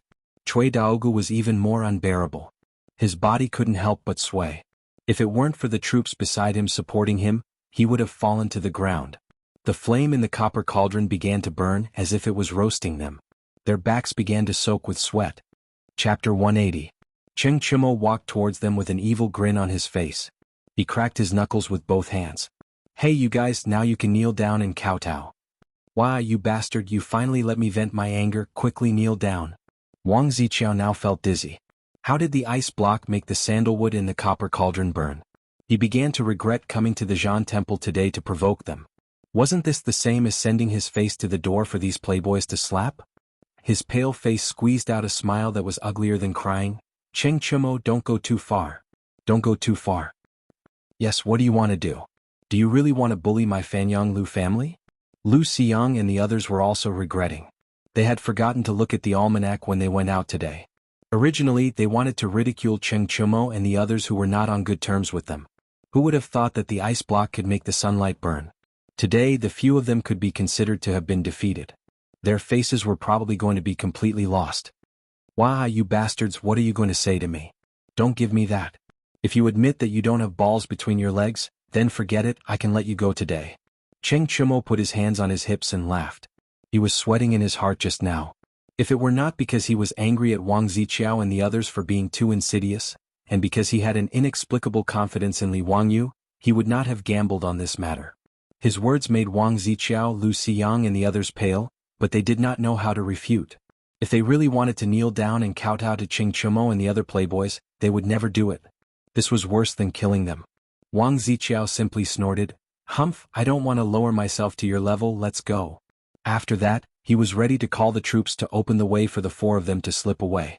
They would rather renege on their gambling debts and bear the infamy of going back on their words than kneel down and kowtow in front of countless onlookers. The bet between Wang Ziqiao and Cheng Chumo had long been heard by the crowd outside the Zhan Temple. As the saying goes, watching a good show is not a bad thing, so everyone began to kick up a fuss. Normally, Wang Ziqiao, Cui Daogu, Cui Hong, and Lu Xiang were profligate disciples from aristocratic families that absolutely no one dared to offend. But now, under the watchful eyes of countless people, it was unknown who took the lead. Waves of shouts came from Liquan Lane, "Kneel, kneel, kneel. Kowtow, kowtow, kowtow." Wang Ziqiao and the rest were infuriated by the uproar. They felt a burning pain on their faces. They had really lost a lot of face today. They pretended to be deaf and mute, pretending that they did not hear those voices. Under the protection of their own troops, they rushed out of the crowd in a sorry state. After leaving Lishan Square, Wang Ziqiao grabbed Lu Xiang and said, "Brother Xiang, I can't take this lying down. We can't just let today's matter go like this." Cui Daogu's face was also gloomy as he gnashed his teeth and said, "Today's humiliation is comparable to the humiliation of Han Xian's crotch. I will definitely get my revenge." "You're going too far. This was going too far. I swear I can't exist under the same sky with them. But Cheng Chumo and those bastards, we can't easily offend them. Our troops don't dare to really make a move against them." Wang Ziqiao and the others were like Zheng Konghua. They were young, but their bodies had long been hollowed out by wine and women. Every time they had a conflict with Cheng Chumo and the other playboys, they did not dare to fight personally. They only dared to let their troops fight. But when their troops faced Cheng Chumo, Fang Yai, and Chai Lingwu, these playboys of the Tang dynasty's top noble families, how could they really dare to make a move? If they injured these young masters, how many heads would they have for Qing Yaojin to chop off? If they really angered Qing Yaojin and Yuqi Jingde, these founding generals, even their main families, these aristocratic families, could not protect them. Therefore there had been several conflicts and Cheng Chumo and the others had always won, which made Wang Ziqiao and the others depressed. Today they thought it was an opportunity to mock Cheng Chumo and the others, but they did not expect that they would lose all their face. Cui Hong suddenly opened his mouth and said, "Cheng Chumo and those bastards can't be touched, but can that Tian Shilang also not be touched?" He was referring to Li Wangyu, the only one in the temple who was wearing a white robe at that time. Wang Ziqiao's triangular eyes flashed with a cold light. "Yes, I can't deal with those bastards of the Cheng and Yuqi families, but I, your father, can't deal with the Tian Shilang? I will now send people to watch that guy and see where he is from. Later, I will find someone to deal with him. Yes, that's right. I, your father, will kill this reckless guy. Brother Ziqiao, find out who this Tian Shilang is. If you don't destroy his family, this matter will not be over." Lu Xiang and the others also laughed. Suppressing people with power was what people like them should do. Idiots like Cheng Chumo who liked to make a move were simply a disgrace to the nobles. "Let's go and have a drink. Today's my treat. Find a few young ladies to relieve the heat." Lu Xiang called out to the other playboys and rode away. After Wang Ziqiao and the others fled the temple, the group of playboys laughed loudly. Cheng Chumo and the other playboys naturally would not force Wang Ziqiao and the others to kneel down and kowtow. That would be tantamount to shedding all pretense of cordiality. But for these playboys who ran rampant in Chang, there was not much difference whether they kneeled or not. In short, today the Taiyuan Wang clan, the Bowling Chui clan, the Fanyang Lu clan, and the Qinghe Chui clan had lost all face. Under the mocking eyes of the playboys, Wang Ziqiao and the others covered their faces with their sleeves. Under the protection of their own troops, they escaped from Liquan Square in a sorry state. This made Cheng Chumo and the others unable to help but laugh, feeling very happy. After the sacred fire gathering ceremony in the Zhan temple, the crowd outside the temple gradually dispersed. But what they saw and heard today would be talked about by the people of Chang, and for a long time. Some busybodies, including the Zhan sect, tried to copy what Li Wangyu did that day. They found all kinds of ice and shone it under the sun, trying to find out the mystery of ice. But including the Zhan sect, no one succeeded in using ice to ignite the fire. This made Li Wangyu even more mysterious. Milimon was now more and more certain that the sacred fire in the Zhan temple was extinguished for no reason that day. It must be the work of this young man in front of him. But even after racking his brain, he still could not find the mystery of the sacred fire extinguishing by itself, so there was no way to prevent it. If he did not want this to happen again, it was necessary to be on good terms with Li Wangyu. Otherwise, even if the sacred fire of the sun was enshrined in the Zhan temple, it might be extinguished again one day, and then he would have a heart attack. Milimon waved his hand and asked the clergyman to bring a tray covered with silk cloth. He stretched out his hand and opened the cloth with a smile on his face. "Xiaolang, I have offended you before, please forgive me. These gold and jewels are a little token of gratitude from the Zhan sect. Please accept them, Xiaolang. But I also ask Xiaolang not to gather the sacred fire of the sun in the future. Is that okay?" On the tray there was a neat pile of gold ingots as well as all kinds of sapphires, rubies, and other jewels from the western regions. These gold and jewels, under the illumination of the sun, all emitted a dazzling light, very tempting. Chapter 181. Seeing the tray full of gold and jewels, Li Wangyu was a little surprised. He didn't expect Milimon to be so generous. Milliman's generosity, in addition to wanting to have a good relationship with Li Wangyu, was also a hush money. He didn't want Li Wangyu to know how to use ice in the future. If the method of getting fire from the sun was popularized everywhere, then there would be nothing sacred about the Zhan Temple sacred fire. The moment the holy flame was ignited, Milliman even had the thought of killing him to silence him. However, with this group of silk pants backing Li Wangyu, Milliman quickly dispelled this idea in his mind and decided to bribe him with money. Li Wangyu listened to his words and understood that he wanted him to keep it a secret and maintain the sacred feeling of the Zhan Temple sacred fire. Sabeo, you are too polite. You can rest assured that I will keep this matter a secret for Zhan Temple. That's good. Thank you for your trouble, Xiaolang. Li Wangyu was also not polite. He smiled and thanked Milliman, then grabbed the gold ingots and jewels and stuffed them into the hands of the playboys. Come, everyone has a share. Brothers, let's divide it. Cheng Chumo and the others quickly refused. Today they were very satisfied to see Wang Ziqiao and the others suffer. How could they have the nerve to take the gold and jewels? Not to mention these playboys were not short of money, and Li Jia Xiaolang still owed a lot of debt. The gold and jewels on the tray, at a glance the playboys could roughly estimate the value. It was about 4 or 5 million yuan. This Zhan Temple could be considered a big deal. Li Wangyu saw that the crowd didn't want it, so he threw the gold ingots and jewels back on the tray. Brothers, if you look down on these things, then this little brother also doesn't want it. Fang Yiai and the others looked at each other. In the end, Cheng Chumo laughed and reached out to grab a handful of gold ingots and jewels. Everyone, don't waste Ziyu's good intentions. Come, everyone has a share. Today let's learn from the people of Jianghu. Divide the gold and let's go drink a big bowl later, wah. Hearing Cheng Chumo's words, the group of debauches also came forward with smiles on their faces, and each of them grabbed a handful of gold ingots and jewels. To them the amount of money was not important. What was rare was Li Wangyu's sincerity. 5 to 6 million taels of gold and jewels, the group of silk pants, including Li Wangyu, each received 5 to 600,000 copper coins, which could be considered a small fortune. After everyone put away the gold and jewels, Cheng Chumo waved his hand and said, "Let's go. Today at Ping Kong Fong this old man will treat. We won't go home until we're drunk." Ah, let's go. Let's go home drunk today. After bidding farewell to Milliman, a group of playboys clustered around Li Wangyu as he mounted his horse, laughing and joking as they headed towards Peace Square. Li Wangyu, on the other hand, was laughing bitterly in his heart.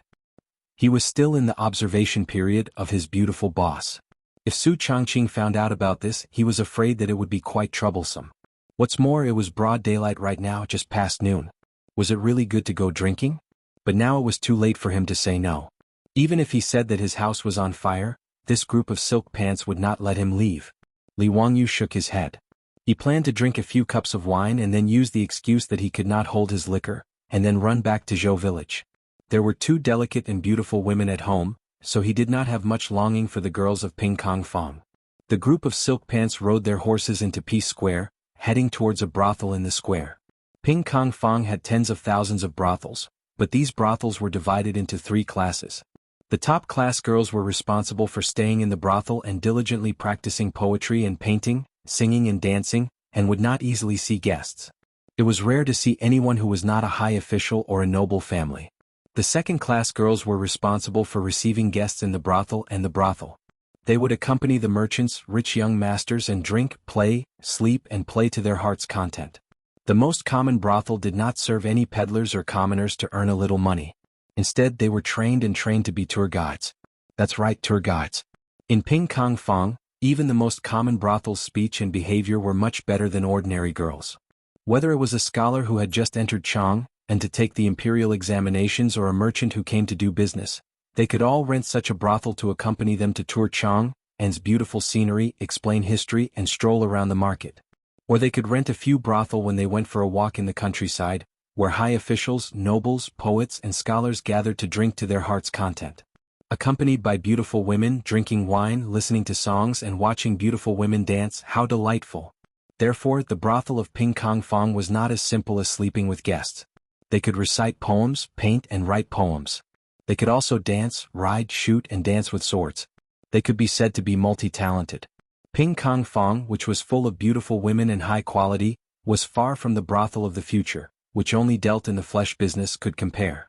It was also because of this that Ping Kong Fong had a unique charm in the Tang dynasty. Meng Jiao once wrote a poem, riding the spring breeze, the horse gallops, seeing all the flowers of Chang, and in a day.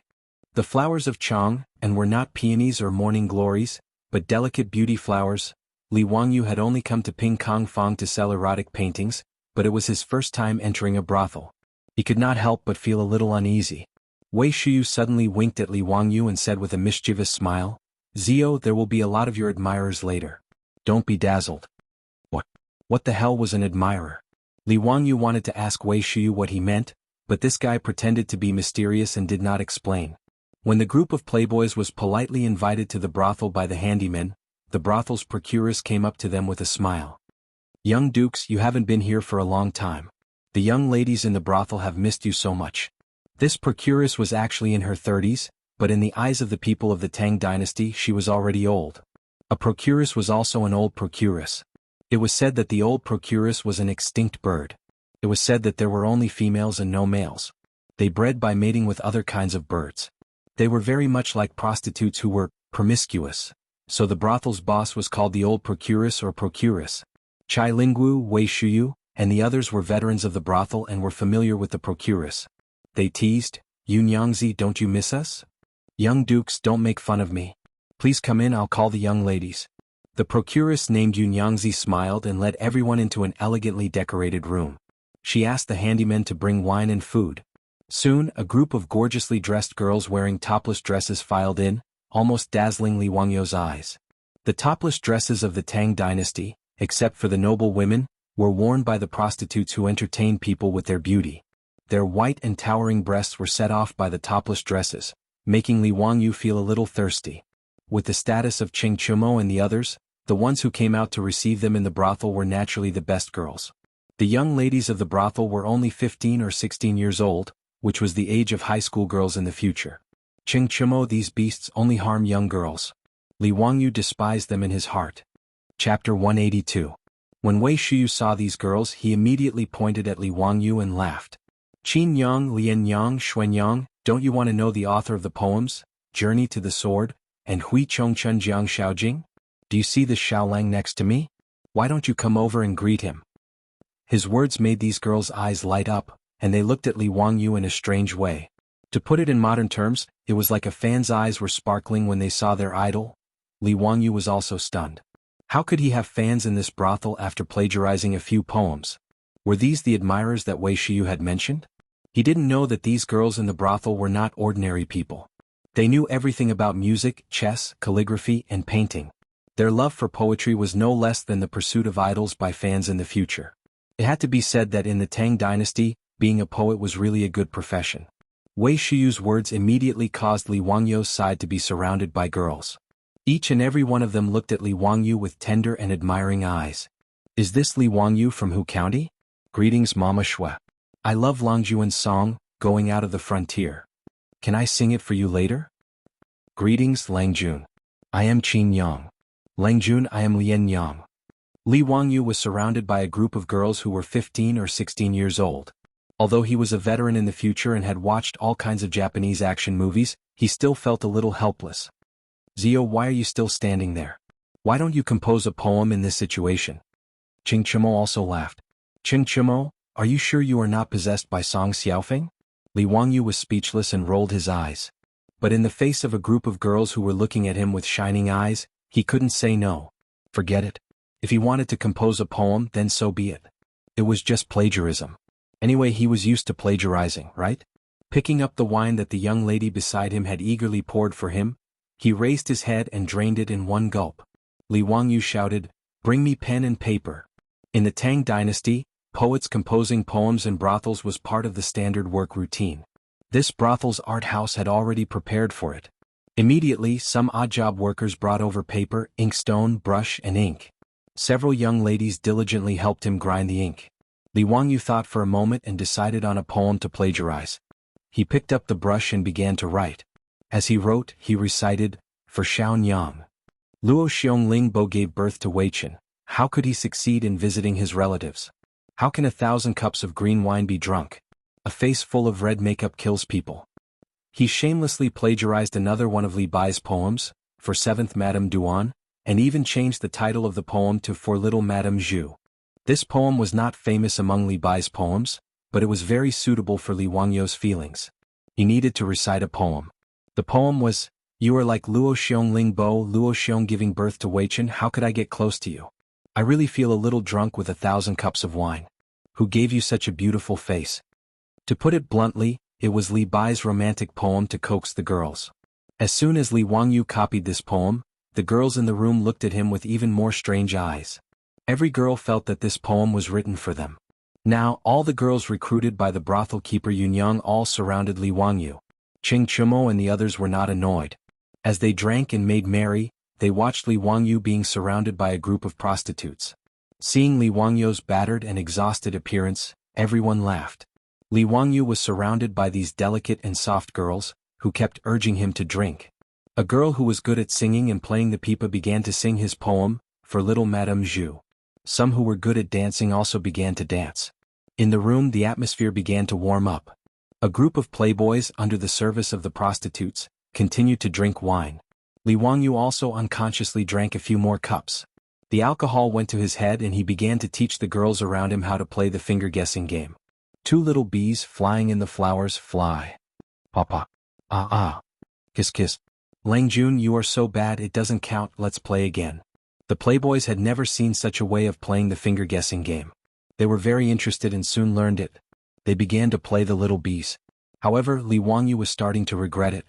The scene in the VIP room was 2F*King painful to the eyes. Can you imagine the scene of the burly Ching Chumo and Yuchi Baolin playing the little bees game? Especially when the two of them played the same game, the way they puckered their lips and kissed made Li Wangyou feel nauseous and disgusted. He wanted to vomit. In the room, after 3 rounds of wine, the atmosphere was in high spirits. Li Wangyou was thinking about how to disguise himself and retreat. Just as he was thinking of an excuse to let the playboys let him go, the door of the room was suddenly slammed open and several figures rushed in. Cheng Chumo, Fang Yi and the others heard the noise and glared at the newcomers. They wanted to see who was so blind that they dared to disturb their good mood. When they saw the newcomers, the group of playboys laughed instead of being angry. "Yo, surnamed Wang, are you here to kowtow to us?" Fang Yi clapped his hands and laughed. "Was it because there were too many people just now? Come, there are fewer people now, hurry up and kowtow." The people who rushed into the room were Wang Ziqiao and the others who had just been humiliated by them at Li Quanfang. It could be seen that Wang Ziqiao and the others had drunk too much. Their bodies were swaying and if not for the troops supporting them, they would not have been able to stand. Wang Ziqiao didn't pay any attention to the profligate son's taunting words. He stared at Li Wangyou with bloodshot eyes and cursed fiercely, "So you, Tian Xiaolang, are the little bastard of the Li family of Hu County." Li Wangyou had not yet spoken when Ching Chumo and the other playboys pushed the table and stood up, glaring at Wang Ziqiao. "Surnamed Wang, clean your mouth." There was actually a reason why Wang Ziqiao had rushed in like this. Today, after they had been defeated at Li Quanfang, they had left behind a few troops to follow them and gather information while he, Lu Xiang, Cui Daogu and the others went to Ping Kong Fang's brothel to drink. Because they had a belly full of anger today after drinking a few cups of wine, the 4 of them quickly began to get drunk. Just as they were drinking, they saw the troops come back to report that Cheng Chumo and the others had also come to the brothel to drink in the private room next to theirs. Originally, Wang Ziqiao and the others were still a little afraid of Cheng Chumo and the others. They were afraid that the matter of kneeling and kowtowing would be brought up again and they would be the ones to lose face. Just as they were about to leave the brothel early, they heard the troops report that they had found out the identity of the white-clothed youth. After hearing that the youth was actually Hu County's Li Wangyou, Wang Ziqiao could not bear it anymore. He slapped the table and stood up. Using the alcohol, he rushed to the room next door, planning to teach Li Wangyou a lesson. The reason why Wang Ziqiao hated Li Wangyou so much was because of the Taiyuan Wangs breaking off the engagement. Chapter 183. When Li Wangyou's father, Li Zhou, was still alive, the Taiyuan Wangs wanted to be on good terms with the imperial family, so they took the initiative to arrange a marriage between their daughter and Li Zhou.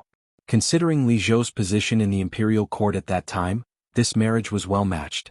Even though the 5 families and 7 families looked down on the imperial family of Li Tang and felt that they were nouveau riche, this did not affect the marriage of the Wang family's daughter. In the patriarchal society of the Tang dynasty, women were just appendages of the family. As the daughter of the Taiyuan Wangs in the eyes of the Wang family, she was not that important. It was very appropriate to use this to win over an important official in the imperial court. Who would have thought that after the Xuanwu Gate incident, Li Yuan would abdicate and Pai Lupi would ascend the throne. Then Li Zhou would be demoted and dismissed and then die of illness. This naturally made the Taiyuan Wangs want to break off the marriage. Although it was not very pleasant to hear, the Taiyuan Wang clan would definitely not sacrifice a daughter of the Wang family to marry a disciple of a ruined family. Originally, whether it was the Li family or Li Wangyou's previous owner, they would not break off the marriage even if they were beaten to death. If the Taiyuan Wang clan were forced to do so, they would really cause trouble in the Yamen. If it really came to that, no matter how unwilling the Taiyuan Wang clan was, they could only pinch their noses and let their daughter marry over. But it just so happened that Li Wangyou's soul transmigrated to the Tang dynasty and replaced the stubborn Li Wangyou. After receiving 170 taels of gold from the Taiyuan Wang clan, he happily wrote a letter to break off the marriage and ended the marriage. Logically speaking, Li Wangyou and the Taiyuan Wang clan should have nothing to do with each other anymore. But who would have thought that in just a month the Li family, which the Wang family thought was ruined, would actually be made famous by Li Wangyou. Li Wangyou's stunning performance at the Zhujiang Pool Poetry Meet began to spread in Chang, and along with those legendary masterpieces.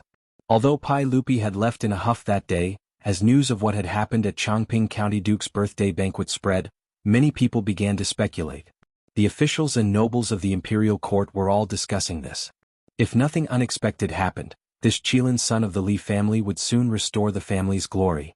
2 days ago, the eldest son of the Zheng family in Xinjiang set fire to a carriage shop in the East Market, which made Empress Jiangsun furious.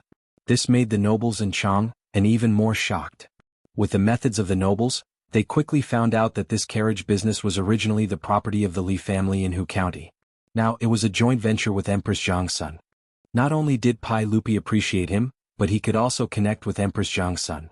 This made the nobles in Chang, and think more highly of Li Wangyou. Of course, Li Wangyou did not know about this at all. How could he have known that the bearded man he had dissed several times was the emperor of the Tang dynasty, Pai Lupi? The more outstanding Li Wangyou was, the more short-sighted and snobbish the Wang clan of Taiyuan was. These days, the Wang clan of Taiyuan had taken the initiative to annul the marriage with the Li family in Hu County. This had become a joke among the nobles in Chang'an. At every noble banquet or gathering, the matter of the Wang family annulling the marriage would be brought up and ridiculed. Even Prince Qiao, the eldest son of the Wang clan of Taiyuan, was ridiculed by the nobles in Chang, and because of this. Prince Qiao was engaged to Li Wangyou, and he was the elder brother of the little fat girl of the Wang family. If not for the annulment of the marriage, Li Wangyou would have to call him brother-in-law. Now Prince Qiao hated the Li family in Hu County to the core. The Wang family did not feel that they had done anything wrong by annulling the marriage. Everything was the fault of the Li family in Hu County, and it was all Li Wangyou's fault. In the Wang family's view, Li Wangyou's actions today were deliberately slapping the face of the Wang clan of Taiyuan. What right did a farmer have to be so domineering? Prince Qiao was planning to go to Hu County in a few days to seek revenge on the Li family, but he did not expect that the culprit who had caused him to lose so much face today was Li Wangyou. So when he heard the troops explain Li Wangyou's identity, he felt his blood boil. Coupled with the stimulation of alcohol, he brazenly barged into the VIP room where Li Wangyou and the others were, wanting to get even with Li Wangyou. Of course, Li Wangyou did not know the whole story. After being scolded by Prince Qiao, he still did not understand what had happened. On the other hand, Du He, Du Go, Wei Shuyu, and the others remembered that the nobles in Chang, and had been laughing at the Taiyuan Wang clan for annulling the marriage. They immediately realized what had happened. Surnamed Wang, do you have any shame? Fang Yai also slammed the table and stood up, pointing at Prince Qiao and scolding him. Prince Qiao's face was gloomy, and he did not even look at the group of wastrels. Today's matter has nothing to do with you. I only want to get even with this Tian Shaoling. If you insist on interfering, then you will be making an enemy of the Taiyuan Wang clan. Bastard. Do you think I'm scared? So what if I become an enemy of the Taiyuan Wang clan? Do you think my Cheng family is afraid of your Wang family? The 3 brothers of the Cheng family also angrily rebuked. Fang Yai, Yuqi Baolin, Yuqi Baoqi, Wei Shuyu, Niu Jingping, Chai Lingwu, and the Du brothers also pushed aside the singers beside them and stood behind the Cheng brothers. Do you Taiyuan Wang still want to cover the sky in Chang, and with one hand? Today we will protect Li Jia Shaoling. What are you going to do? You. Prince Qiao really wanted to ignore everything and order his troops to rush up and beat up all these bastards. But even if he had drunk too much wine, he did not dare to do so. Although the 5 families and 7 hopes had great political and economic power, if they really fell out with these founding dukes, it would not be good for them. Li Wangyu was a little confused. Why did it seem like the spearhead was now pointed at him? He and the Taiyuan Wang clan had no enmity in the past, nor did they have any recent grievances. What did this Prince Chao mean? Brother Chumo? What's the situation? He whispered to Cheng Chumo. This question stunned Cheng Chumo. Well, they are about to fight and you still don't understand the situation?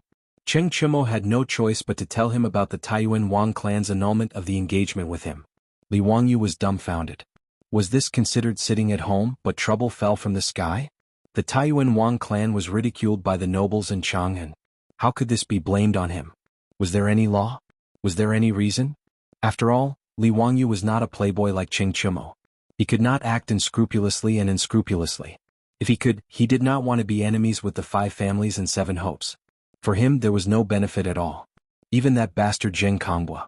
If he had not coveted his beautiful boss, Li Wangyu would not have meddled. He touched his nose a little helplessly and said to Wang Ziqiao, "It was your Wang clan who proposed the annulment of the engagement. What did it have to do with me? Isn't it a little overbearing for the Wang clan to blame me?"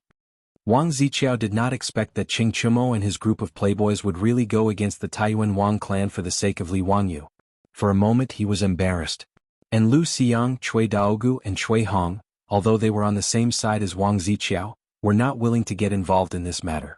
After all, the annulment of the Taiyuan Wang clan's engagement was not something they could talk about openly. Even the 4 families secretly made fun of the Taiyuan Wang clan because of this matter. Wang Ziqiao did not care about losing face. He stared fiercely at Li Wangyu and said, "Don't say these useless things. I just ask you, do you dare to bet with me?" Chapter 184. Wang Ziqiao didn't give up and wanted to make trouble for Li Wangyu, which made Li Wangyu a little impatient. "Why should I bet with you?" Li Wangyu asked. He didn't see any advantage in betting with Wang Ziqiao. Whether he won or lost, it didn't seem to be good for him. If he won against Wang Ziqiao, he was afraid that his entanglement with the Wang clan of Taiyuan would be deeper, but if he lost, he knew that he would be the unlucky one. Wang Ziqiao snorted, "Humph, as expected of a young man, you don't even dare to bet. If you want to be a coward, I have nothing to say." Before Li Wangyu could say anything, Cheng Chumo waved his hand and said, "Zio, just bet with him.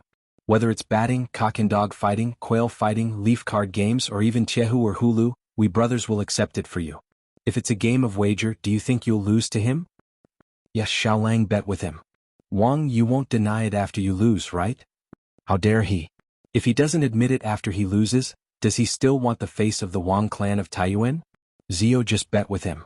"That's right. Wang, tell us, what do you want to bet?" "No matter what you want to bet, we brothers will accept it for Li Jia Xiaolang." Fang Yai and the others were also enjoying the show and started to urge Li Wangyu to bet with Prince Qiao. Seeing that the playboys wanted him to accept Wang Ziqiao's bet, Li Wangyu was a little dumbfounded. The people of the Tang dynasty really liked to gamble. Many emperors of the Tang dynasty liked to gamble. Emperor Xuanzong of Tang and Yang Guifei often gambled for fun. Wu Ziqian also once hosted gambling games and invited civil and military officials to join in.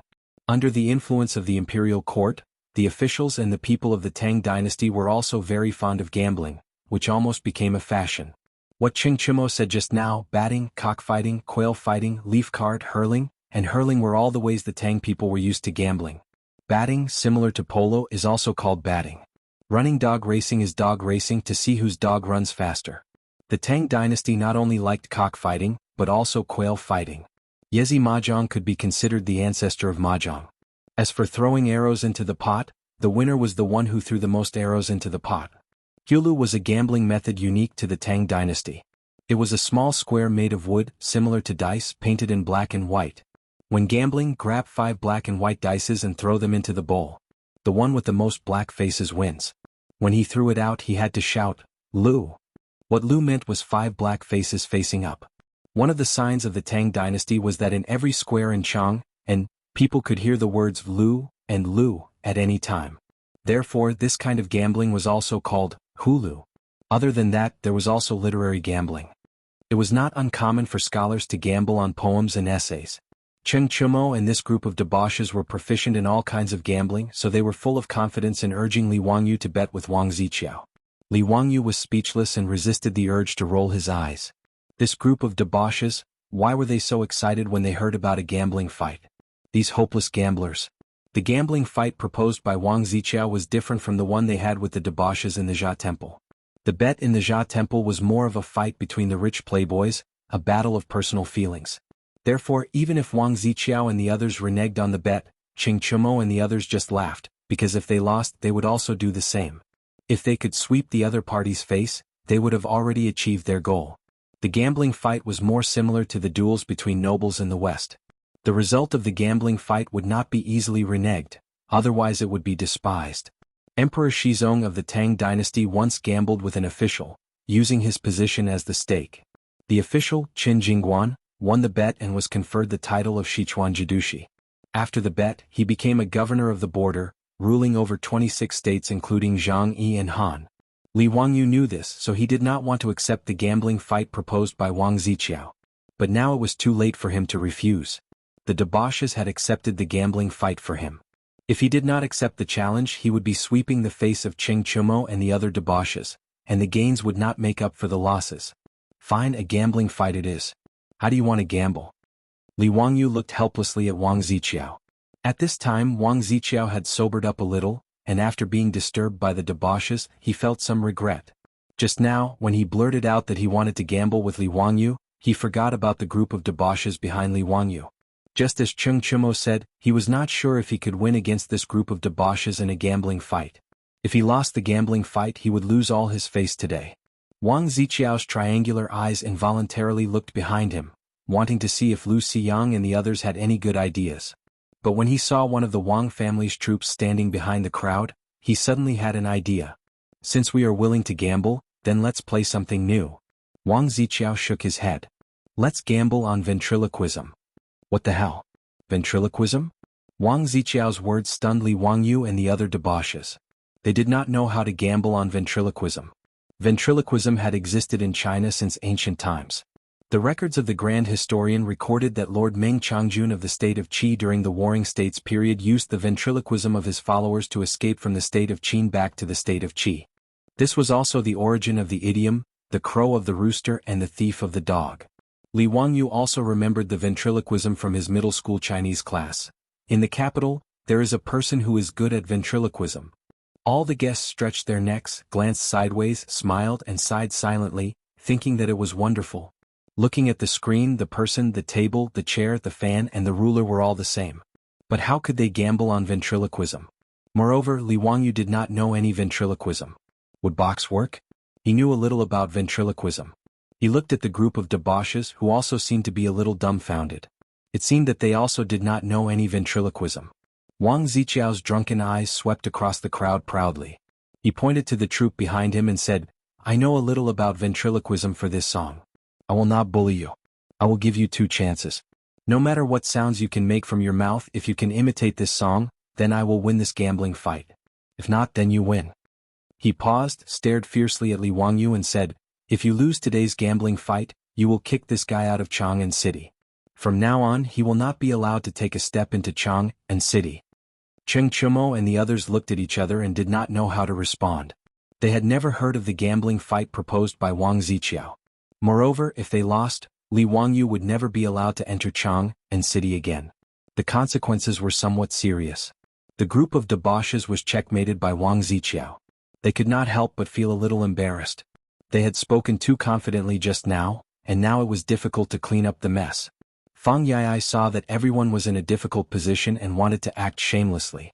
He wanted to lose some face and ruin this gambling fight.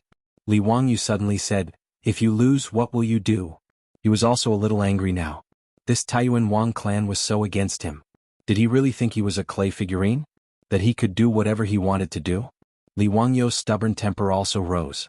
So what if he was from the Taiyuan Wang clan? Today he would fight with him. Wang Ziqiao laughed and said indifferently, If I lose from now on, I will avoid you in Chang'an City. As long as I see you, I will bow to you and avoid you. How about that? For these young masters, if Wang Ziqiao really lost, it would be a really shameful thing. If the legitimate sons of the 5 families and 7 families bowed to a white figure and avoided him, then he would lose all his face. But Wang Ziqiao did not think that he would lose at all. This troop of his had no other skills, but in this Chang'an City, they had never met a match. This troop of the Wang family could be considered a strange person. He did not know where he learned this skill from, but it was very good. He could imitate a bird's call and even make the bird unable to distinguish him and land on his shoulder. He could imitate all kinds of people after hearing it once. He could even imitate a woman's voice. Wang Ziqiao did not believe that he could not win this gambling fight by relying on his troops' skill.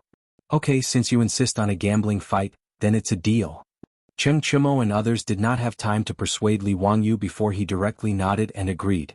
Li Wangyu glanced at the proud Wang Ziqiao and said in his heart, "If you are willing to die, then I am willing to bury you." Chapter 185. Although Li Wangyu did not learn any ventriloquism, he did not think it was a big deal. He had seen a lot of ventriloquism performances on TV in the future. It was not a big deal. Besides, even if the ventriloquism of the Wang troops was as good as the performers in the textbook, ventriloquism, so what?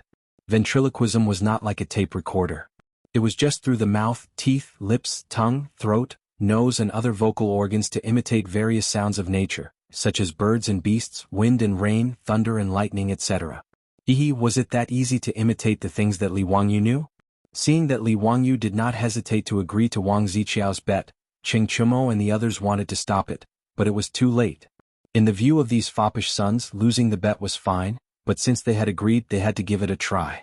Several foppish sons gathered together to discuss what sound they should make to prevent the Wang troops from imitating. This made Li Wangyu a little dumbfounded. Such a simple thing, why did they make it so complicated? Brother Chimo, Li Wangyu was just about to say that he could do it himself, but Cheng Chimo waved his hand to stop him. Zio, if you have something to say, say it later. This matter cannot be sloppy. Let us discuss it first. Zio, don't worry. Today's bet, brothers will let you win.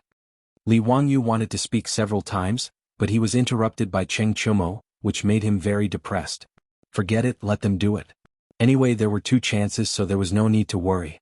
Li Wangyu simply acted as if nothing had happened. He sat back down at the table and let the young ladies pour him wine. He then began to drink the wine on his own. Cheng Chimo and the others discussed for a long time and came up with several ways that they thought could stump the Wang troops.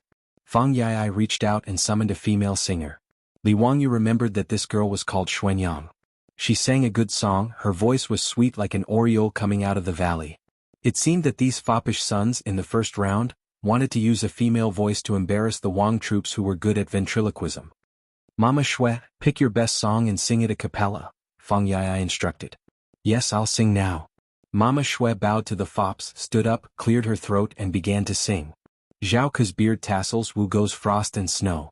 The silver saddle shines on the white horse, like a shooting star. Killing 1 person every 10 steps, leaving no trace for 1,000 miles. When the matter is done, I leave with a flick of my sleeve, hiding my identity and name. Mama Shui was singing the poem Ode to Gallantry that Li Wangyu had plagiarized. The poem was magnificent, and Mama Shui's voice was firm. Her voice was as smooth as a pearl and smooth as jade, and it even had a skillful tuning, making her singing sound sometimes moving and sometimes quiet, sometimes fast and sometimes slow. It was very pleasant to listen to. At the end of the song, even Cheng Chimo and the others could not help but shout out, "Good," and then looked at Prince Chiao. Wang, come on. Let me see what your song is capable of. They didn't believe that anyone could imitate Mama Shui's voice. But Wang Ziqiao didn't care at all. He raised his eyelids slightly and motioned his troops to come forward. The troops of the Wang family came forward, grinned at the fops and then began to sing. As soon as his voice came out, everyone in the room was stunned as if they had seen a ghost. Yuchi Baolin turned her head and looked at Mama Shui next to her, trying to confirm if she was singing. The voice that came out of the mouth of the troops of the Wang family was exactly the same as that of Mama Shui. This strange scene caused everyone to have goosebumps involuntarily. When the troops of the Wang family finished the song, the room was so quiet that even a pin drop could be heard. After a long time, Cheng Chimo swallowed a mouthful of saliva and looked at the man with his eyes wide open. Are you a man or a ghost? Wang Ziqiao smiled. How about it? One more chance? Do you want to continue? The fops looked at each other, not knowing what to do. This troop of the Wang family could even imitate a female voice that he had only heard once. What other sounds could they make that he couldn't imitate? Seeing that the fops were silent, Wang Ziqiao couldn't help laughing. He felt that he had finally gotten his revenge today. Later he would ask his troops to throw Li Wangyu out of Chang'an City, and then he would slowly play with this arrogant boy. Li Wangyu, however, was neither hurried nor slow. He finished the wine in his cup in one gulp and stood up. What's the hurry? Isn't there one more chance? Li Wangyu looked at Wang Ziqiao and asked, do you have to imitate whatever I sing? Yes, that's it. Then it's simple. Tell him to listen. Li Wangyu cleared his throat and was about to speak when Qing Chumo pulled him back. Zio, are you sure you can do it? Hee, brother Chumo, don't worry.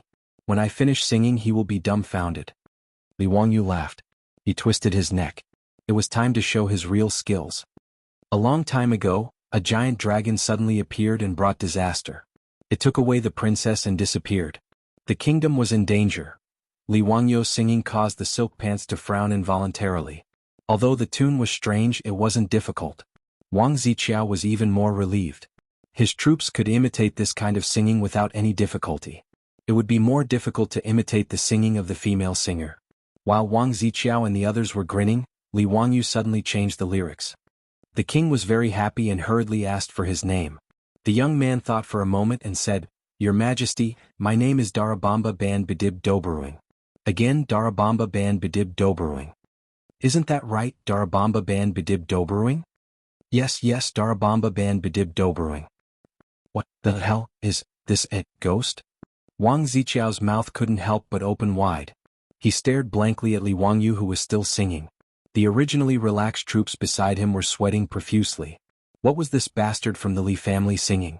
Li Wangyu was laughing in his heart as he sang. The song he was singing was called Darabenba. It was a song sung by the virtual singer Luo Tianyi in the future. The melody of this song was very brainwashing, but it was impossible to remember the lyrics. The lyrics of Darabenba were simply magical.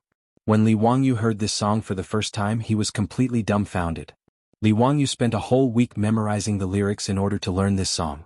He didn't memorize the lyrics because he had nothing better to do. He just wanted to show off. Back then, Li Wangyu had to attend the company's annual meeting in order to impress everyone and show his face in front of his beautiful boss. That was why he had spent so much effort to learn this song. Who would have thought that after transmigrating to Tang dynasty, there would come a day where he could use this song?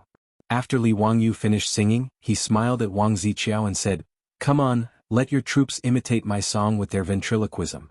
In the private room, the fops were dumbfounded. The singers were also dumbfounded. Wang Ziqiao was even more dumbfounded. Imitate your ass. Chapter 186. Wang Ziqiao's face twitched. He really wanted to grab Li Wangyu's collar and spit on his face. You call this a fucking song?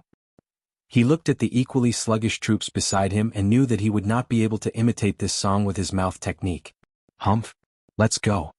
Wang Ziqiao knew that he had lost this gambling fight again. He pulled his face and turned to leave. Wait, surnamed Wang, did you forget something? Qing Chumo shouted, Don't forget, you said it yourself, salute and avoid. Now you can salute and get out.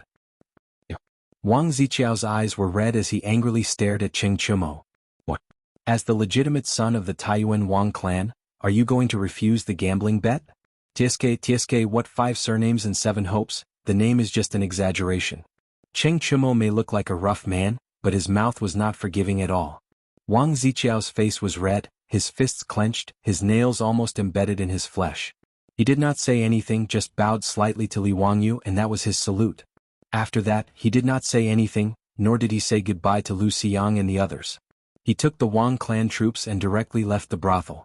Wang Ziqiao only felt that the humiliation he received today could only be washed away with blood. These playboys did not feel that there was anything wrong with their actions. All the mistakes were Li Wangyu's fault. As the legitimate son of the Taiyuan Wangs, Wang Ziqiao now hated Li Wangyu to the bone, and was only thinking about how to retaliate. Lu Xiang, Cui Daogu and Cui Hong did not expect such a result. They did not say anything and each took their own troops and left. After they left, Qing Chumo and the others laughed until tears came out. They kept calling for wine. Today they would not leave until they were drunk. Li Wangyu wanted to slip away at this time, but it was naturally too late, and he was poured wine by the playboys. No matter how low the alcohol content of the wine was, in the end, he still closed his eyes and drank it all. After the farce in Chang, Li Wangyu behaved himself for a period of time. He stayed in Dingzhou village every day and did not run around. Defeating the legitimate son of the Taiyuan Wang clan was not necessarily a good thing for Li Wangyu. He was not like Qing Chumo and the other dandy who could go against the Taiyuan Wangs. As a commoner, Li Wangyu knew his place. Therefore he hid in Dingzhou village intending to lie low for a while. The playboys had come to Dingzhou village several times, wanting to invite him to Chang and for a drink, but he had found various excuses to refuse. He spent his days at home cultivating his relationship with his beautiful boss, chatting with Aphrodite about life, teaching Ma Zhou and Yan Liben, and discussing with Lu Shenwei how to build a Taoist temple. His days were rather carefree. In the 3rd month of Zhenguan, the plague of locusts had begun. Li Wangyu's thousands of ducks were also driven by the duck girl from the duck shed to the various fields in the village to hunt for locusts. However, the locusts seemed to be endless. One day they ate up all the locusts in the field, and the next day more locusts would appear out of nowhere. But compared to the fields in the villages around Dingzhou village was much better. Although this year's grain yield would definitely be reduced, at least there would be some harvest during the autumn harvest. As for the other villages, Li Wangyu estimated that if the government did not order to exterminate the locusts, this plague of locusts would undoubtedly cause a great famine in Guanzhong Road. Li Wangyu had only seen this kind of locust plague in Africa on television in his previous life. It made one's scalp tingle and one could not bear to look at it directly. In the camera, the locusts covered the sky like dark clouds, and wherever they passed, not a single blade of grass grew. In his previous life, there were planes spraying pesticides in Africa, but they still could not stop the plague of locusts. Li Wangyu could not imagine that he would soon face such a situation. But he could only do so much. If the Tang dynasty wanted to save itself, it could only rely on itself. Li Wangyu was not God. Saving a village was already his limit. People could only save themselves. He could not save thousands of people. Having thought this through, Li Wangyu heaved a long sigh and decided not to dwell on it any longer. On this day, Li Wangyu had nothing to do, so he went to the Ganhe River to fish to pass the time. While he was leisurely, he heard a noisy voice not far away. Li Wangyu curiously looked from the bushes and was surprised to see Yang Quan leading a group of people to the Ganhe River. They were pointing at the 5 water wheels and his 300 mu of paddy fields. He noticed that Fang Xianling and the bearded man were also among them. In the crowd, there was also the man who had eaten breakfast at Chongren Fang. What are they doing? Tang dynasty cadres going to the countryside for inspection? What are they doing in Dingzhou village? Such a group of officials in the capital, and their official positions were much higher than Yang Quan, who was a 7th-grade county magistrate. Li Wangyu felt sorry for Yang Quan. Receiving superiors was not necessarily a good job. Li Wangyu did not want to be nosy. He just pretended that he did not see this group of people and continued to fish. He had a fixed fishing position on the riverbank, located under a bush. There was no sun here and it was difficult to see him from the outside. But he could see the situation around him. Langjun, could it be that these people are here for you? Niu Wu asked in a low voice. Li Wangyu signaled him to be quiet. Don't worry about them. Just pretend that you didn't see them. But Li Heng led them here. Niu Wu pointed at the thin figure in the crowd and said. When Li Wangyu saw this, his nose almost went crooked from anger. As expected, who else could that old man be but Li Heng? Once there was a traitor in the family, it was not easy to hide. The old housekeeper Li Heng had a bright smile on his face. He followed behind Yang Quan and guided the county magistrate. Obviously, Yang Quan had already been to his house. Li Heng was very flattering and betrayed his master. Zio, you are so elegant. You are actually hiding here to fish. Yang Quan stroked his beard and greeted Li Wangyu, who was behind the bush. Seeing that he couldn't avoid it, Li Wangyu patted his butt helplessly and stood up to greet Yang Zhua and the others. At the same time, he glared fiercely at Li Heng, who didn't know what was going on. I have stolen half a day of leisure. Minghouse, why did you come to Dingzhou village today? Li Wangyu replied casually. Stolen half a day of leisure. Half a day of leisure is rare. Xiao Lang casually recited a poem. Do you have a complete poem? Before Yang Quan could reply, Fang Xianling walked out from the crowd and smiled at him. I said it too casually. Plagiarized another sentence? Forget it, I'll just plagiarize it. Li Wangyu bowed to Fang Xianling. Greetings, Minister Fang. You flatter me. As the saying goes, a piece of writing is made by nature. I only have this sentence. After saying that, Li Wangyu was stunned again. What the hell did I plagiarize again? Is this a poem from the Southern Song Dynasty? Chapter 187. As soon as Li Wangyu said this, everyone could not help but clap their hands and applaud. Good. What a wonderful summary. That's the essence of poetry. Fang Xianling praised. Li Zio is only 16 years old, but he can speak so well. No wonder Zio's poems have been spread all over Chang. He's really a young talent. No wonder he can write such good poems. In the crowd, Pai Lupi could not help but clap his hands and applaud. Now Li Wangyou's sentence, how can I bow to the powerful and make me unhappy? The bad feelings he brought to Pai Lupi had long disappeared. Now Pai Lupi liked Li Wangyou more and more. Li Wangyou's face turned slightly red from the praises of the crowd. He quickly changed the topic and asked, is there a reason why Prime Minister Fang came to Dingzhou village today? Fang Xianling twirled his beard and smiled, nothing, we're just here to enjoy the flowers. Spring? Enjoy the flowers? Black lines appeared on Li Wangyou's forehead. What nonsense was this? If it was March in previous years, it would be a good time to enjoy the flowers. But this year there was a locust plague in Guangzhou. Even around Dingzhou village, even if Li family's ducks kept hunting for locusts, there was no spring scenery in the fields. Of course, enjoying the flowers was not a good thing, but enjoying the locusts flying in the sky was a good thing. Fang Xuanling's words were an excuse. In fact, Pai Lupi wanted to visit Dingzhou village. He, Zhangsun Wuji, Du Ruhui and the others naturally needed to accompany him. As the emperor of the Tang dynasty, Pai Lupi did not come to Dingzhou village because he had nothing to do. There was a reason why he came incognito with Fang Xianling, Zhangsun Wuji and the others. First, he came to see with his own eyes the water wheel that did not require manpower and could automatically carry water for irrigation. He also wanted to see the effect of Li Wangyou's 300 mu of saline alkali soil. Second, the locust plague in Guangzhou was getting worse and worse. There were reports of the locust plague everywhere. Pai Lupi also wanted to see the extent of the locust plague. Third, the case of the locust plague and divine punishment in the court was still unresolved. This made Pai Lupi feel depressed, so he took this opportunity to walk around and relax. Pai Lupi, accompanied by Fang Xianling, Du Ruhui and Zhangsun Wuji, came to Dingzhou village under the lead of Hu County Magistrate Yang Quan. After seeing the water wheel with their own eyes, and seeing that the saline alkali soil had been improved and rice had been planted, everyone was full of praise. Zhangsun Wuji lowered his voice and smiled at Pai Lupi, congratulations to His Majesty. Our Tang dynasty has this method of water wheel and saline alkali soil. It can increase the number of mu of land and prevent the land from being drought-stricken. This is great news. Fang Xianling and Du Ruhui were also full of praise. Pai Lupi, who was originally in a bad mood, also showed a satisfied smile. He was even more satisfied with Li Wangyou. The Qilin son of the old Li family not only had outstanding literary talent, but also had such knowledge of worldly affairs. It was really rare. He did not know where he learned this ability. Whether it was the water wheel or the four-wheeled carriage for the Tang dynasty, they were all national weapons. Li Wangyou could be said to have made a great contribution to the Tang dynasty.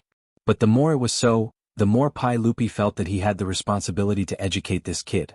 This kind of thing was beneficial to the country and the people, but he did not want to give it to the imperial court. Instead, he used it to exchange for some farmland, cattle, and the exclusive right to operate the Chang'an carriage. It was really abominable. Moreover, this kid also urged Empress Zhangsun to invest in his carriage business. He did not think about how to repay the imperial court. Instead, he thought about the business of merchants all day long to earn those stupid things. He really deserved a beating. Thinking that he was Li Wangyou's elder, Pai Lupi's words were not so pleasant to hear. They carried a lecturing tone. Kid, come here. Let me ask you.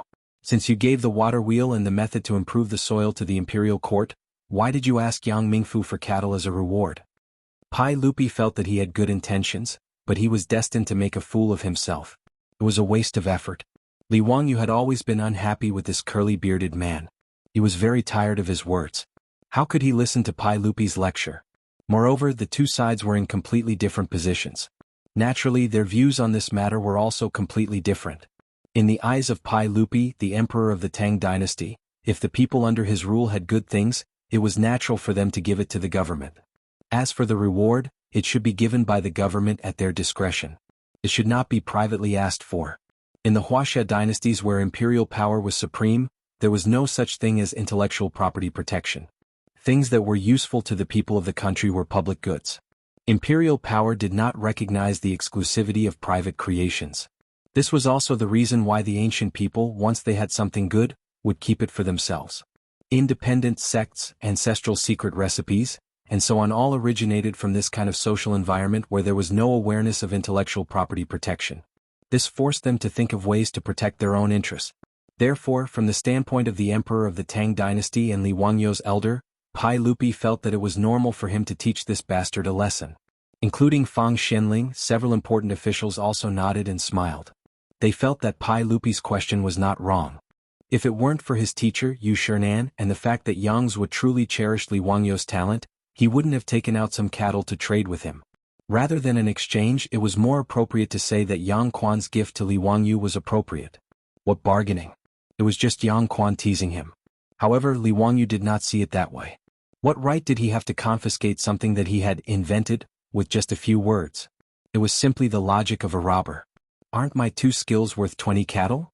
Li Wangyu straightened his neck and replied in an unfriendly tone. Pai Lupi was stunned. Of course it is worth it, but how can it be calculated like this? The water wheel is a public weapon that has contributed to the country. How can it be used for personal gain? Why not? I want cattle for the sake of the Tang dynasty. Li Wangyu's words made everyone dumbfounded. You asked Yang Quan for cattle for the sake of the Tang dynasty? What kind of logic was this? Fang Xianling was afraid that he would talk nonsense, so he quickly coughed. Xiaolang, why do you say that? Don't joke around.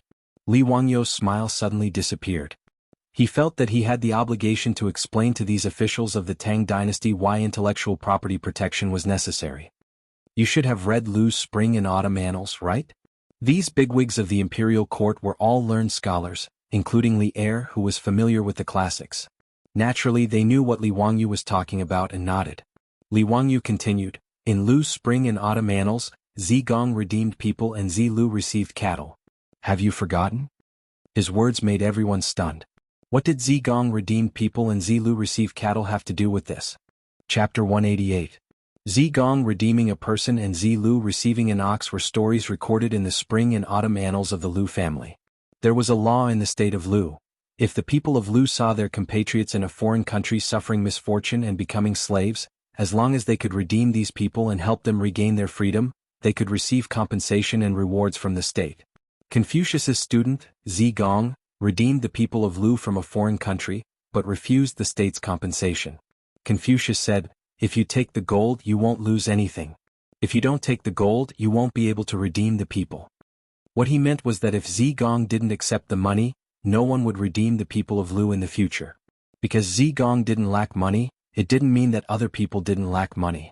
However, because of Zigong's example, other people of Lu might not be willing to accept the state's compensation and rewards.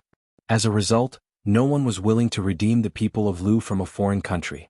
When Zilu saved a drowning person, that person thanked him and gave him an ox, which Zilu accepted. Confucius said happily, from now on, the people of Lu will be brave enough to save drowning people. Zigong redeeming a person and Zilu receiving an ox were mainly to show that going against common sense and against human morality was the most evil thing in the world. Raising the standard of morality infinitely, or treating one's own morality as public morality, these two methods would only lead to one result, which was to make morality awkward. It would make ordinary people's faces change color when they hear about morality, and then they would distance themselves from morality. All the big shots present, including Pai Lupi, naturally understood this principle, but they didn't understand how it was related to what Li Wangyu said. Li Wangyu pointed to the water wheel by the river and said, if I didn't ask Yang Mingfu for an ox and gave it to the imperial court for free in the future, who in the world would be willing to study the study of things? Study the study of practical application? Everyone might as well wait for someone else to create it and then use it. How is this different from Zigong redeeming a person? As the saying goes, the world is bustling for profit, and the world is bustling for profit. Zilu receiving an ox seems to be a small matter, but it can encourage people to do good. For the sake of the Tang dynasty, I asked for compensation from Yang Mingfu. Is there anything wrong with that? His words made Pai Lupi, Zhang Sun Wuji, and the others somewhat unsure how to refute him. The logic seemed to be correct, but it went against the principle of the supremacy of imperial power that had existed for thousands of years. Effort should be rewarded. This was the meaning behind Li Wangyu's two allusions. Pai Lupi snorted discontentedly. Are you going to ask the sage for the water wheel technology and you're going to ask him for the cattle? Why not? Li Wangyu asked curiously, don't you have to pay to buy things in the palace? Why do you want to snatch my family's belongings by force? The imperial court will naturally reward you. How can this be called stealing? Pai Lupi said angrily. Why should I reward him? This is what I deserve. Why did the imperial court bestow it upon me? You stole my things and then gave them to me as a reward. Isn't that the same as robbing? Li Wangyu's eyes almost rolled to the sky. His words made Li Er speechless for a while. Pai Lupi had the urge to take off his boots and slap him. This bastard brat didn't give him any face at all. I've been insulted again. Li Wangyou's words made everyone have the urge to cover their faces with their sleeves. This brat is getting serious again. Everyone present, except for Yang Quan, had seen Li Wangyou's previous 2 insults to Pai Lupi. Fortunately, Pai Lupi was open-minded. Otherwise, Li Wangyou's grave would already be 3 feet tall. Yang Quan was anxious and quickly said, "Zio, how can you say that? Answer properly." Fang Xianling also coughed softly. What uniquely means is that the imperial court's reward will only be greater. Why did Xiaoleng only use the water wheel and the method to improve the soil in exchange for a mere 20 cattle? Yang Mingfu wouldn't give me more. Li Wangyou muttered. Fang Xianling was also depressed. Did this brat understand what he said? In fact, Li Wangyou naturally knew that if he offered the method to make the water wheel to the Tang dynasty in the name of offering, he would receive far more. It was even possible that he would be promoted to an official. But the problem was that he wasn't willing. First, he didn't want to be an official. Second, Li Wangyou was also a stubborn little donkey. As he said, it was obviously his and he was willing to sell 20 cattle.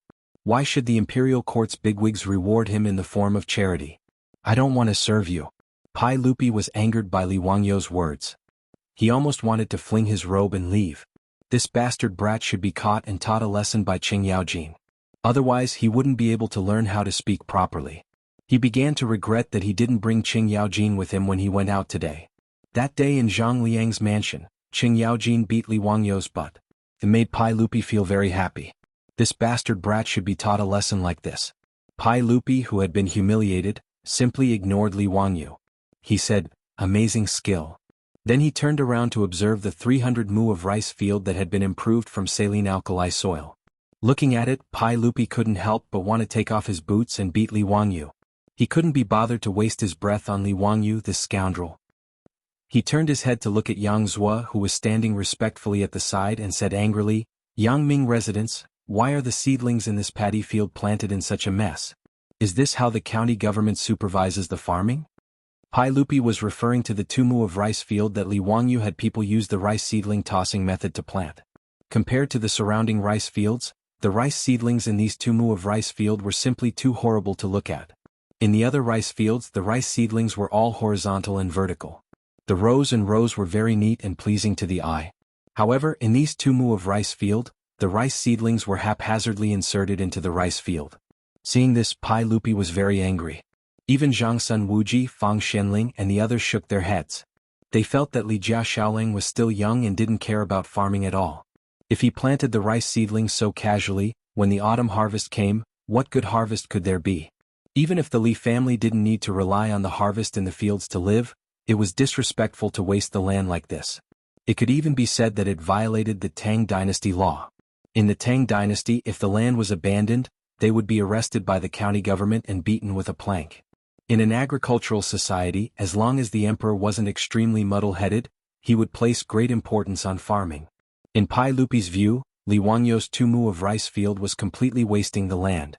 Therefore, when he asked Yang Quan, there was a bit of anger in his words. How could Yang Quan understand why Li Wangyou planted the rice in such a way?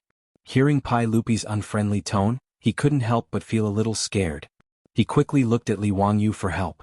Zio quickly explained to Eunuch Li. Li Wangyou rolled his eyes.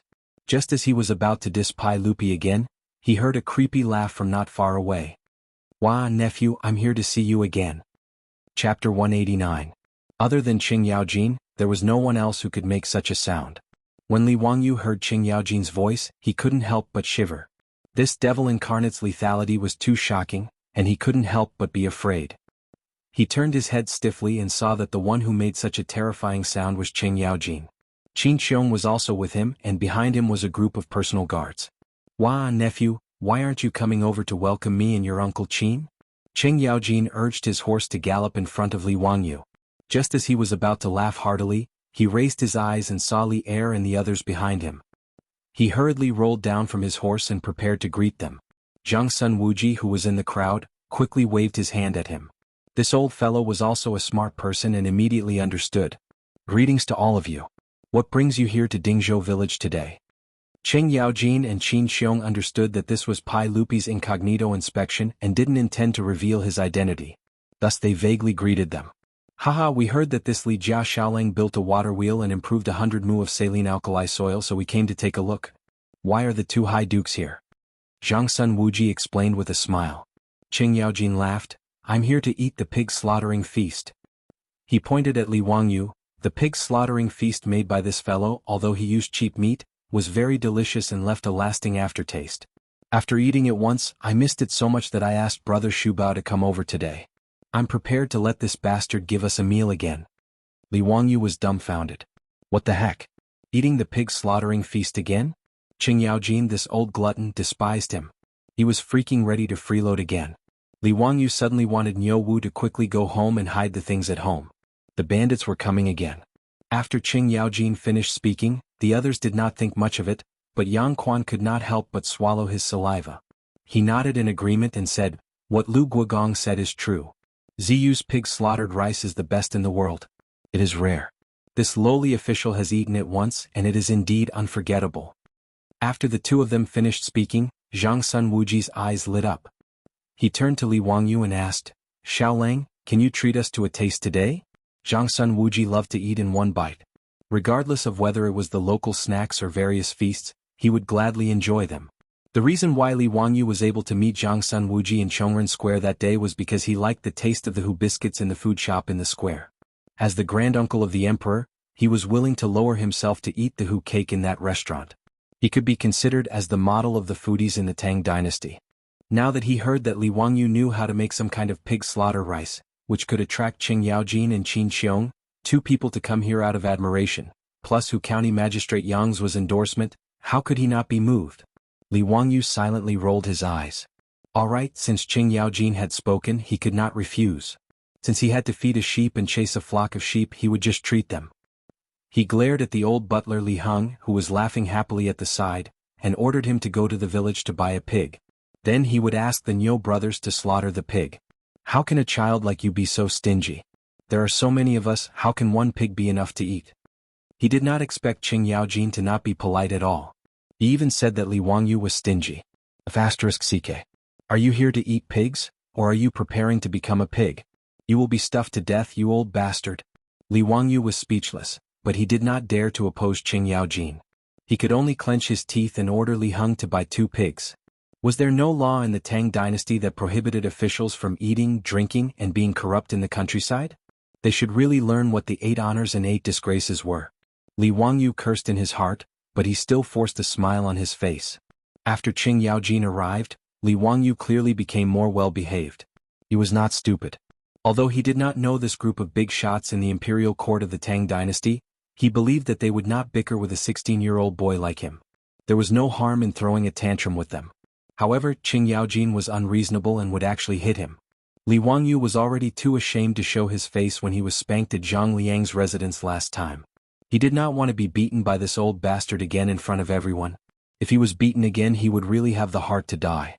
After Qing Yaojin and Qin Xiong arrived, he did not make any trouble for Pai Lupi's questions and answered honestly. However, none of the people present believed him when he said that the seedling throwing method could increase the yield of the fields. Even the old village head and the other farmers who had been managing the fields all their lives did not believe in Li Wangyu's words, let alone these big shots in the imperial court. Pai Lupi and the others were too lazy to say anything more. They only felt that Li Wangyu was still young and inexperienced. Li Wangyu was also too lazy to waste his breath. In any case, whether the rice seedling throwing method was good or not, it would be clear in a few months during the autumn harvest. After looking at the water wheel and rice fields, the group of people under Li Wangyu's lead went to the Li family in the village. When they passed by the wheat fields, Du Ruhui could not help but exclaim softly, "Prime Minister Du, what's wrong?" Zhang Sun Wuji asked curiously. "Look at the fields of Dingzhou village. Why are there so few locusts in the fields?" Du Ruhui pointed at the wheat fields and asked. With his reminder, Pai Lupi and the others also noticed the difference. Compared to the locusts that they had seen along the way in the fields of other villages, there were very few locusts in the fields of Dingzhou village. Xiaolang, do you know why? Could it be that Dingzhou village has already started to exterminate the locusts? Fang Shenling asked while twirling his beard. His intuition told him that this matter was related to Li Wangyu. When everyone heard this, they also looked at Li Wangyu. Could this young man convince the villagers to risk universal condemnation and exterminate the locusts? Why are you all looking at me? I did not exterminate any locusts. These were all done by the duck god. That's right, that's it. Li Wangyu nodded with certainty. What? Duck god? I'll beat you to death, you coward. Speak to me properly. What do you mean? It was fine if the others did not understand, but only Qing Yaojin raised his big palm and was ready to use force to threaten him. Duck, it means that ducks eat locusts. Faced with the absolute threat of force, Li Wangyu immediately cowered. What duck? Tell me clearly. Li Wangyu quickly replied, I bought a few thousand ducks and raised them in the fields of the village to eat the locusts. It's that simple. He explained the ins and outs of the matter, but Pai Lupi and the others looked at each other. Fabricating a duck god to shut the villagers' mouths, only this kid would do such a thing. Alas, it's a pity that we can't find so many ducks in the Tang dynasty. Otherwise Xiaolang's method would be worth a try. Fang Xianling sighed. Li Wangyu swallowed back the words that were on the tip of his tongue. He wanted to tell this group of Tang dynasty officials that there could be a god, like the fire god. Forget it, the less trouble the better. What if among these officials, there was also a fan of only by virtue can we exterminate locusts? Chapter 190. In Li Wangyu's house, after receiving the notice from the old housekeeper, everyone was busy. Fang Xianling, Qing Yaojin, Qin Xiong, and several court officials were coming to visit. This was naturally a top priority. After receiving Li Heng's report, Su Changqing immediately ordered everyone in the house to get busy. The Niu brothers went to the village to buy pigs from a pig farmer. Perrin went to the kitchen to boil water and prepare to slaughter the pigs. The 4 maidservants cleaned the originally clean courtyard again. Even Ma Zhou was ordered by Su Changqing to find the old village chief and ask for a 4-wheeled carriage. He took the copper coins and rushed to the county seat to buy wine. With so many people, the wine in the house was obviously not enough to drink, not to mention the old hooligan Qing Yaojin. Knowing that the honored guests had many guards, Su Changqing asked Li Heng to find the old village chief and borrow a mat and a short table. He laid it on the ground in the front yard as a place for the guards to rest and eat. When Li Wangyu returned home with Pai Lupi and the others, the Niu brothers had already slaughtered the 2 pigs. They were waiting for him to come back and personally cook them. Li Wangyu invited Qing Yaojin and the others to sit in the central room. He also had Su Changqing bring the medicine king tea for everyone. Su Changqing very generously came out to greet the guests. When Li Wangyu introduced Su Changqing to everyone and said that she was his distant cousin, Pai Lupi had a strange expression. This bastard was spouting nonsense again. Recently, Su Changqing often went to the Tai Chi Palace to teach yoga to Empress Jiangsun and Yang Fei. Pai Lupi already knew about this. As for Su Changqing's origin, the 100 Horsemen department had also investigated, but they had no clue. However, Pai Lupi didn't care who Su Changqing was. After all, she was just a woman. He didn't care. Even if Su Changqing's identity was suspicious, Pai Lupi wouldn't worry about it. However, Yang Quan's heart was beating like a drum. Madame Su's marriage to the Li family was handled by the Huxin County Yamen. At that time he and Lu Xiao were just 2 people. Who would have thought that Li Wangyu, a down-and-out boy, would actually invite Pai Lupi, the emperor of the Tang dynasty, to his home? Su Changqing bowed to everyone and personally went forward to brew tea for Pai Lupi and the others. Different from the fried tea popular in the Tang dynasty, this kind of tea was brewed with boiling water without adding scallions, ginger, and garlic. It was very novel to Pai Lupi and the others. The white porcelain teacup was custom-made by Li Wangyu at the magnetic kiln. In each teacup, 2 pinches of tea leaves were poured into the boiling water. A moment later, a strong tea fragrance wafted in all directions. Su Changqing liked to drink tea in her previous life. She also studied the way of tea for a period of time. Her movements of brewing tea were like moving clouds and flowing water. Her slender fingers picked up the teacup and delivered it to each guest. Pai Lupi and the others all smiled and nodded at Su Changqing to express their gratitude. Then they picked up the teacup and tasted it. Only Qing Yaojin muttered, "Nephew, I heard that you owe a lot of debt. Sure enough, your family is poor. You only use clean water to brew tea for guests. I really can't bear to see you like this." Li Wangyu was about to go to the kitchen to prepare a pig slaughtering feast. When he heard Qing Yaojin's words, he almost staggered and fell to the ground. "This stinking shameless person, you still can't bear to see me like this? Who was it that told me to prepare 2 pigs for you to eat? Who was it that lost a game of mahjong last time and reneged on a debt? Who was it that freeloaded at home and stole a bunch of things? I don't believe you. You're a rotten old man, very bad." Li Wangyu walked to the kitchen in grief and indignation. Suddenly he thought of something. He rolled his eyes and beckoned the Niu brothers over. He whispered a few words in their ears. His words made the Niu brothers put on a difficult expression. Langjun, I'm afraid this isn't appropriate? What? Are you scared? I'm not scared, but, if you're not scared then go quickly. Li Wangyu didn't allow the brothers to explain. He pushed them out. The Niu brothers looked at each other and smiled bitterly. They shook their heads and walked out. In the central room, everyone picked up the teacup and tried to drink a mouthful. They realized that this tea wasn't as complicated as the fried tea. Instead, it was unusually fragrant. It was slightly bitter when it entered the mouth, but the fragrance was mellow and the aftertaste was sweet. The tea was green and clear, and the bottom of the leaves were tender and bright. So tea can be drunk like this. It's really interesting. Pai Lupi put down the teacup and nodded in praise. Not bad. This tea is fragrant and elegant. It tastes fresh and mellow. It has a unique flavor. Zhang Sun Wuji also praised. Even Qin Xiong nodded in praise. Li Jia Xiaolang is so elegant. This tea is fragrant and mellow. Not bad, not bad. The Tang people love tea. The tea ceremony began to develop in the Sui dynasty. In the Tang dynasty, the tea ceremony culture had formed the palace tea ceremony, the temple tea ceremony, and the scholars' tea ceremony. However, the tea ceremony at that time was still mainly about frying tea. It was the first time in the Tang dynasty to brew tea like the Li family. Although it was simple, Pai Lupi and the others could taste it. Only Qing Yaojin shook his head discontentedly. This tea is tasteless. Lady Su, do you have wine at home? How can you entertain guests without wine? His words made everyone have the urge to kick this bastard to death. It was simply a waste of time. Fang Xuanling's face was even twitching. He had the intention to enforce justice on behalf of heaven.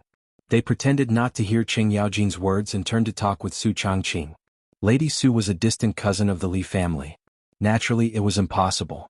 However, Su Changqing's bearing and temperament revealed that kind of noble aura everywhere. It was impossible for her to be a girl from a small family. They did not think that Su Changqing was a modern white-bone spirit. How could an ordinary girl in the Tang dynasty compare with her temperament? Moreover, although Li Wangyu and Su Changqing didn't have much to say to each other, how could the eyes of these people be easy to deceive? Even Qing Yaojin could see that the relationship between Su Changqing and Li Wangyu was not ordinary, let alone this group of court officials. However, they could not understand. Li Jia Xiaolang was only 16 years old. Why would he like such an old girl? Yes, in the eyes of the Tangs, Su Changqing, who was 24 or 25 years old, was too old. In the Tang dynasty, this age was already at the level of aunt. However, even Pai Lupi did not say much about this matter. The others would not delve into the issue of Su Changqing's identity. Li Wangyu's movements were very fast. With the help of the methane stove in the kitchen, as well as the assistance of Perrin and several maidservants, the pig slaughtering feast was ready in an hour. He was not in a hurry to let the maids serve the dishes. Instead, he took a bag of things from the Niu brothers who had left and returned to the kitchen again with a sneaky smile. After a while, Li Wangyu walked back to the central room with a plate in his hand with a smile. Everyone, the pig-killing feast will be ready soon. You must have been waiting for a long time. Why don't you eat something to appease your hunger? After that, Li Wangyu put down the plate in his hand. A strong smell of fried food rushed into everyone's nostrils. Qing Yaojin laughed and said, "Wah, what good thing did my nephew make? Let me have a taste first." After all, he was a famous general in the Tang dynasty. He quickly rushed to the table and stretched out his chopsticks to pick up the food on the plate. However, he suddenly stopped. What is this? Fried flying prawns. Chapter 191. The so-called fried flying prawns, also known as flying locusts in some places, were actually fried locusts. The meat of the locust was soft and tasted as delicious as prawns. In the future, many restaurants served this dish. However, unlike Li Wangyu, who used wild locusts as ingredients, they used farmed locusts. Although locusts were pests, they were high in protein and rich in lecithin, which could improve memory. It could strengthen the spleen, aid digestion, stop coughing and asthma, prevent cardiovascular and cerebrovascular diseases, lower blood pressure. In short, it was a delicacy and a good tonic. Unfortunately, no one in the Tang dynasty dared to eat such things. Due to their fear of the locust god, they did not even dare to hunt them. The locusts in Wuxia in the later generations had to be reared by humans to survive on their last legs. These locusts were caught by the Niu brothers in the fields under Li Wangyu's orders. The brothers were originally in awe of the locusts, but after seeing the ducks at home eating locusts, the reverence in their hearts for the locust god had lessened. Therefore, when Li Wangyu ordered them to catch locusts, the brothers only hesitated for a moment before they obeyed and caught a bag of locusts. Li Wangyu threw the locusts into a big pot in the kitchen, boiled them in boiling water, and then fished them out with a hedge to drain them. He fried the locusts in hot oil until they were golden brown and crispy. Then he took them out and sprinkled some salt and pepper. A delicious fried flying prawn was presented in front of the emperor of the Tang dynasty, Pai Lupi, and all the officials. Qing Yaojin's chopsticks froze in midair. He hesitated for a moment and asked uncertainly, "Kid, what kind of prawn is this? Why does it look like locust?" "Ah, Uncle Qing has good eyesight. It is indeed a locust." Li Wangyu laughed. His words shocked everyone present. Pai Lupi's face turned serious. "Nonsense. How can we eat locusts?" Li Wangyu looked at Pai Lupi mischievously and said in his heart, "In a few months, Li Shimin will still freaking eat locusts raw. That's even more disgusting. At least I've made a delicious dish for you guys." How could he have known that Li Shimin, who would eat locusts a few months later, would be this curly-bearded man in front of him, the man who had been repeatedly insulted by him? Li Wangyu rolled his eyes and suddenly replied with a serious expression. "The people treat food as their life, and the locusts eat the food, which is harmful to the people. The people are innocent. If the locusts really have spirits, then blame it on me. Don't harm the people anymore. Therefore, I must eat these locusts." Li Wangyu's bad taste kicked in. He directly plagiarized what Pai Lupi said to the ministers when he ate the locusts, slightly modified it, and used it to fool this group of Tang dynasty dignitaries. After he finished speaking, he grabbed the fried locust on the plate and threw it into his mouth to chew. Fragrant. It's even better than the artificial locusts in the future. Li Wangyu's mouth was filled with crispy crunching sounds, but the people at the side were stunned. Pai Lupi heard this and couldn't help but frown slightly. He lowered his head and didn't say anything, thinking about something. This was basically what he would say a few months later. Now that Li Wangyu said it, it naturally resonated with Pai Lupi's heart. He felt that Li Wangyu's words were true, and it was very much to his taste. Including Qing Yaojin, whether it was Zhangsun Wuji, Fang Xianling, or Du Ruhui, they all looked at the plate of fried locusts on the table and didn't know what to do. But the beautiful boss at the side, after seeing the fried locusts, reached out with her chopsticks with interest, picked up a crispy yellow locust, put it into her mouth and slowly chewed it. "Wangyu, these locusts are delicious. It really tastes like prawns. It's better than what I've eaten before." Su Changqing laughed. When she traveled to Yunnan in her previous life, she had tried all kinds of fried insects, so she wasn't afraid of them. "Lady Su, have you eaten them before?" Zhangsun Wuji was stunned and asked curiously. Su Changqing blinked and knew that she had said something wrong. She didn't answer but just nodded with a smile as a response. Li Wangyu made these fried locusts for two reasons. First, the cynical man's bad taste kicked in, and he wanted to make this group of officials feel uncomfortable. "Don't you know that I'm as poor as a bitch right now?" After transmigrating to the Tang dynasty, Li Wangyu's debt of 2 million didn't reduce. Now it had become more than 6 million in debt. "I'll let you eat locusts to disgust these freeloaders." Secondly, it wasn't just a prank. He also wanted to try to persuade this group of officials to realize that locusts could not only be killed but also eaten. By the time Pai Lupi ate the locusts a few months later, it would be too late. With the current trend of the locusts spreading in Guangzhou Dao, the land would have been eaten up by then and it would be too late. Just as everyone was looking at each other, Pai Lupi suddenly laughed and picked up his chopsticks. Before anyone could dissuade him, he picked up a fried locusts and threw them into his mouth. After chewing a few times, Pai Lupi's eyes lit up. "These locusts are delicious after being fried. It tastes like eating prawns." As he spoke, he picked up a few fried locusts with his chopsticks and ate them with relish. Seeing that Pai Lupi had started eating, Qing Yaojin and Qin Xiong, the two generals, naturally wouldn't fall behind and started eating as well. The fried locusts were naturally delicious. Otherwise they wouldn't be reared as food in the future. Qing Yaojin and Qin Xiong also nodded as they ate, and their chopsticks couldn't help but pick up the locusts on the plate. Zhangsun Wuji, the glutton, also couldn't help but reach out his chopsticks. Fang Xianling and Du Ruhui looked at each other and smiled bitterly. They could only reach out their chopsticks. For many things, once you tried it for the first time, everything else would follow naturally. After overcoming the psychological barrier of eating locusts and tasting the deliciousness of the fried locusts, Pai Lupi and the other high dukes and high officials swung their arms and ate happily. Soon the plate full of fried locusts was eaten clean. Their beautiful superior only reached out her chopsticks once and didn't have the chance to taste a second bite. This made her speechless for a while. Qing Yaojin was addicted to eating. He shouted loudly at Li Wangyu, "Kid, quickly go and get another plate. Is this enough to fill the gaps between our teeth?" Li Wangyu rolled his eyes. This bunch of gluttons. He called the Niu brothers to catch more locusts from the fields and then bowed solemnly to everyone. Fang Xiang, Uncle Cheng, Uncle Qin, everyone, not only can these locusts be eaten, they can also fill one's hunger. The locust god's words are pure nonsense. With the impending disaster, I beg everyone to persuade the saint in the imperial court to give the order to exterminate the locusts. Save the world.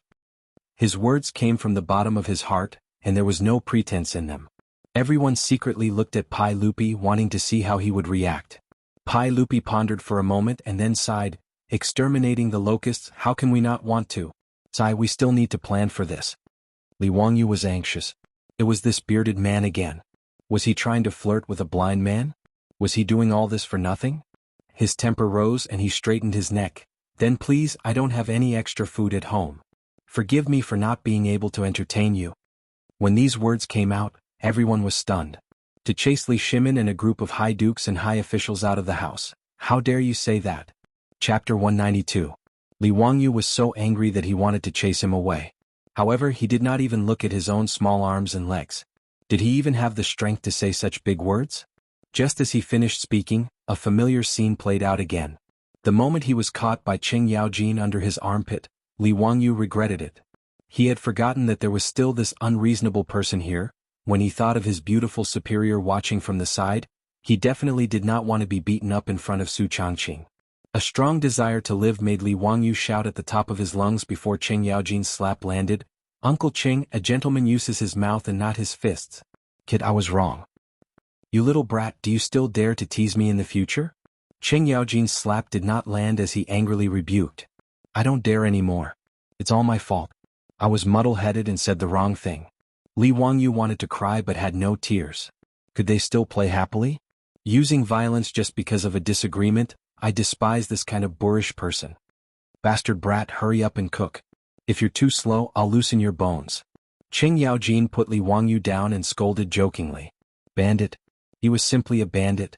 Li Wangyu was so angry that his liver hurt, but he could not do anything. He could only run back to the kitchen gloomily and make fried flying prawns again. His beautiful superior was not angry at all. Instead, she covered her mouth and snickered. Qing Yaojin was indeed Li Wangyu's natural nemesis. She called for the maids to start serving the dishes.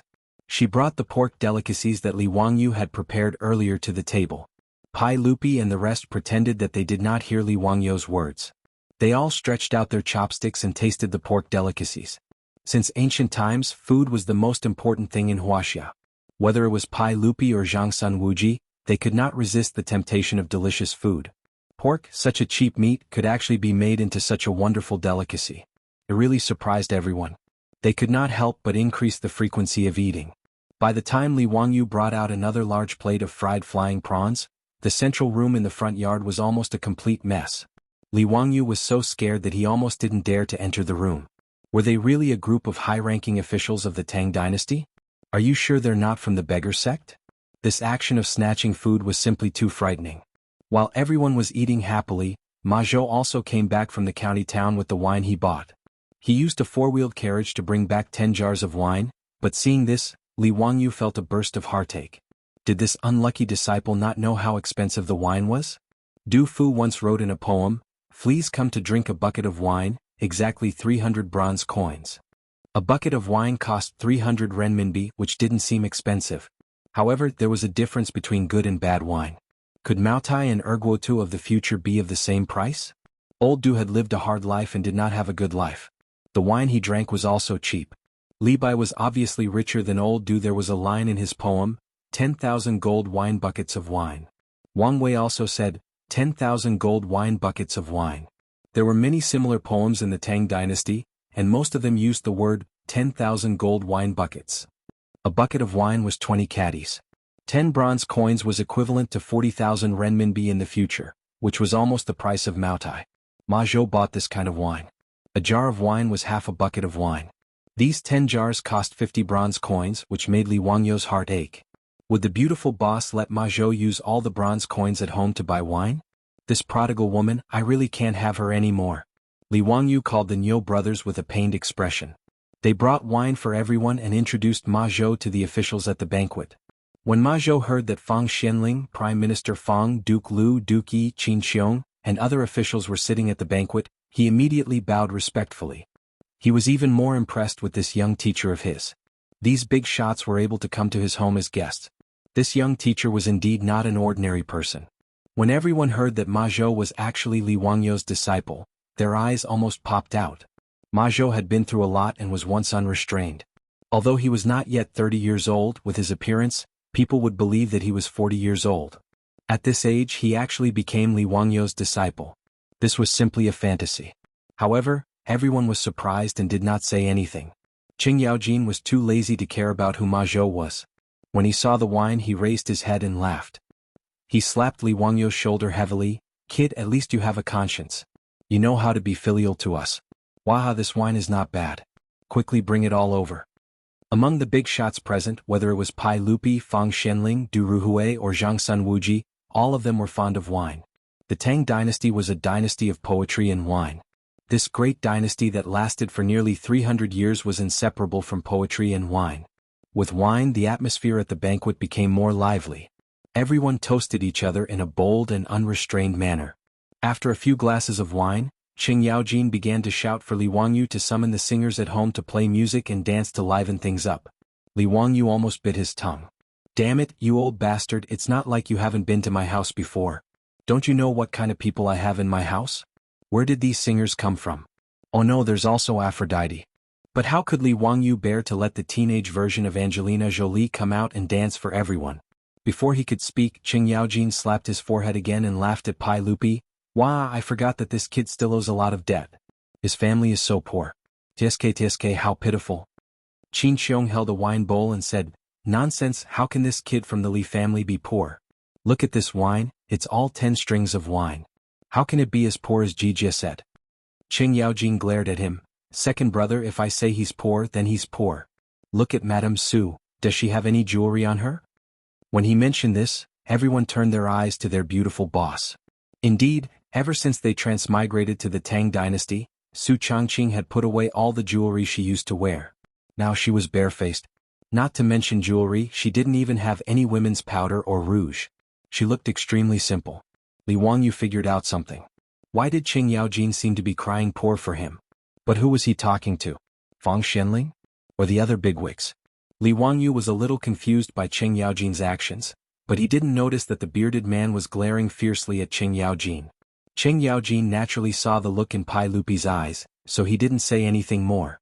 He just laughed and went to drink with Qin Xiong. In fact, everyone except Li Wangyou and the beautiful boss understood the meaning of Qing Yaojin's words because they didn't know Pai Lupi's identity. On the surface, Qing Yaojin was crying poor for Li Jia Xiaoleng, but in fact he was using his words to squeeze Pai Lupi. Li Wangyou was a member of the imperial family, and the elders in his family had all passed away, leaving him as a young man with a lot of debt. How could this uncle, who hadn't even made 5 generations, have the nerve to look at him like this? Pai Lupi's face was as black as the bottom of a pot. This Qing Yaojin was really not a good person. He glared and pointed at Li Wangyou. "Come here and talk." Li Wangyou was confused. "Why are you glaring at me?" He stammered and walked to Pai Lupi. "What can I do for you, Langjun? Let me ask you, do you hate the sage for taking away your family's position?" When he asked this, everyone looked at Li Wangyou to see how he would answer. Chapter 193. Li Wangyou was confused by Pai Lupi's question. He didn't understand what the bearded man meant. Resentment? Why should I? Your father was originally in charge of Huxin, but because he offended the saint, he was stripped of his position and caused your life to be difficult. Don't you have any resentment? Pai Lupi asked. His words made Fang Xianling and the others nervous. They were afraid that Li Wangyou would speak without thinking and annoy Pai Lupi again. Unexpectedly, Li Wangyou smiled. What's there to be resentful about? My family owed money because my father was forced by the clan to lend money. It wasn't the imperial court that exploited us, so we can't blame anyone. As for losing his position, that's even less of a problem. Although the son doesn't blame the father, in my opinion my father was wrong. Oh? Why do you say so? Pai Lupi didn't expect Li Wangyou to answer like this. As a white-collar worker in his previous life, Li Wangyou had seen a lot of ups and downs in the workplace, including himself. He felt that Li Zhou's EQ was too low. Just because the company had a new boss, he went against the boss. If one couldn't stand being wronged in the workplace and even fought with the boss, then they should just go home and eat themselves. Li Zhou was like this, but he angered himself to death. Li Wangyu felt that it was unwise. Li Wangyu remembered a chicken soup for the soul class he attended in his previous life. He felt that the chicken soup for the soul class could answer this question. Noble but not arrogant, power but not arrogant, second best, support but not hidden, ups and downs without chaos. This is the nature of a subject. My father didn't do that, so he can't blame the saint. As the saying goes, be indifferent to favor or disgrace. Watch the flowers bloom and fall in front of the court. Have no intention of leaving or staying. Watch the clouds roll in and out of the sky. His words made his beautiful superior laugh. This guy was plagiarizing again. She had also heard the content of the Emerson Headhunting Company's lectures in his previous life. Fang Xianling and the other ministers were stunned. They did not expect that such a principle of becoming an official would be summed up so brilliantly by this 16-year-old boy. Zhangsun Wuji clapped his hands and applauded. Xiaolang is really impressive. To be so mature at such a young age, it's really rare. What a good saying, not shocked by honor or disgrace, watching the flowers bloom and wilt in front of the courtyard, not caring whether to leave or stay, looking at the clouds beyond the sky. Du Ruhui also stroked his 3 strands of beard and nodded. Li Zhou gave birth to a good son. Xiaolang, you see things more clearly than your parents. Ma Zhou was so excited that he was unable to control himself. So it turned out that the little division commander not only knew how to investigate things and apply knowledge to the world, but he also understood the principles of being an official so thoroughly. He thought about how he was an assistant teacher in Bozhou, but because of a moment of indignation he became unrestrained and unrestrained. In a fit of anger he traveled west to Chang'an. He was truly ashamed. Pai Lupi was even more stimulated by Li Wangyu's words. He repeatedly muttered and felt that Li Wangyu's words were not false. His eyes flashed and he asked again, "Kid, are you satisfied with poverty? Have you never complained about injustice?" Li Wangyu blinked and thought, why would I be satisfied with poverty? My dream is to be a small landlord in a prosperous world. My family has a house and land and my life is boundless. Cough cough, this seems to be Stephen Chow's line. No matter what, he did not plan to live a hard life. With the exclusive rights to the 4-wheeled carriage in Chang'an City, wealth was just around the corner. Not to mention that there were many business plans in the pipeline, which could be started once he had enough funds. He and his beautiful boss had already outlined a blueprint for the business empire of the Tang dynasty. Poverty? That did not exist. But in front of so many important officials of the Tang dynasty, Li Wangyu was too embarrassed to say his thoughts out loud. That would make him look too useless. He rolled his eyes and suddenly thought of a text he had memorized in junior high school. It seemed that he could use it to show off his high status. Li Wangyu coughed softly and put his hands behind his back. He looked at the sky at a 45-degree angle and said slowly, "A mountain is not famous because of its height, but because of its immortal. The water is not deep because of its spirit, but because of its spirit. The house is humble but because of its virtue. The moss is green and the grass is blue. There are great scholars talking and laughing and no one is an amateur. You can play the zither and read the golden scriptures. There is no sound of music in bamboo and no hard work of the desk. Zhuge Hut in Nanyang West Shuzi Cloud Pavilion." Confucius said, "What is humble?" His beautiful boss almost fell to the ground. "Li Wangyu, you bastard. How dare you use the epigraph of my shack to show off? Can you be any more shameless?" After he finished reciting the epigraph of my shack, the central room fell silent. Everyone, including Pai Lupi, kept their mouths shut and stared at Li Wangyu. As a masterpiece, the epigraph of my shack was less than 100 words. It was very short, but it had a great structure. When they heard it for the first time, the officials of the Tang dynasty were so shocked that they felt numb all over. They did not know what to think. "Sir, what is the name of this poem?" "The epigraph of my shack." Ma Zhou was excited. "That's my little teacher. He lied to me that day and said that he is not good at essays and poems. If he can come up with a masterpiece like the epigraph of my shack when he is not good at it, can't he go to heaven?" Ma Zhou didn't know that Li Wangyu was a plagiarist who didn't want virus. In his opinion, the little teacher he had worshipped was already heaven-defying. After a while, Fang Xianling suddenly stood up and was so excited that his body was trembling. "Only the virtuous can live in a shack and become a delightful sight. This is a magnificent poem. Magnificent. Magnificent." Du Ruhui also slapped the table and stood up. "This poem is like a tiger jumping and a dragon soaring. It can only be described as extraordinary by the humble words of the room. Xiao Lang can be the top scholar of the spring imperial examinations with this poem alone. You're a great scholar when you talk and laugh. Ah, Xiaolang, you're indeed a wonderful person. Zhangsun Wuji clasped his hands towards Li Er. Congratulations, Your Majesty. It's Your Majesty's fortune to have such a talented junior. It's the fortune of our great Tang. Your Majesty? Which emperor? Li Wangyu, Su Changqing and Ma Zhou were all stunned. This bearded man is the emperor of the Tang dynasty? Pai Lupi Li Shimin? The old butler, Perrin, and the others who were waiting on the side all trembled in fear and hurriedly knelt down. Although kneeling was not popular in the Tang dynasty, for them, the sudden visit of a saint to the Li family was too shocking. They could not help but kneel down. Li Wangyu was even more dumbfounded. If the bearded man was Pai Lupi, he seemed to have, perhaps, disliked him many times. At the birthday banquet in Zhang Liang's mansion, he teased him with the chessboard and rice. He teased him again when he gave him the painting. In the county prison of Chang'an County, and just now by the Ganjiang River. Should he take his beautiful boss and run away? Is it safer to run along the Silk Road to the western regions or to Nanyang? Would Pai Lupi immediately let the guards rush in and chop him to death? Li Wangyu's mind was filled with random thoughts. He did not even greet Pai Lupi and just stood there stupidly. While he was in a daze, Pai Lupi made a gesture to Fang Xianling. Fang Xianling took out a scroll of yellow paper from her arms. Li Wangyu of Hu County received the Imperial Edict.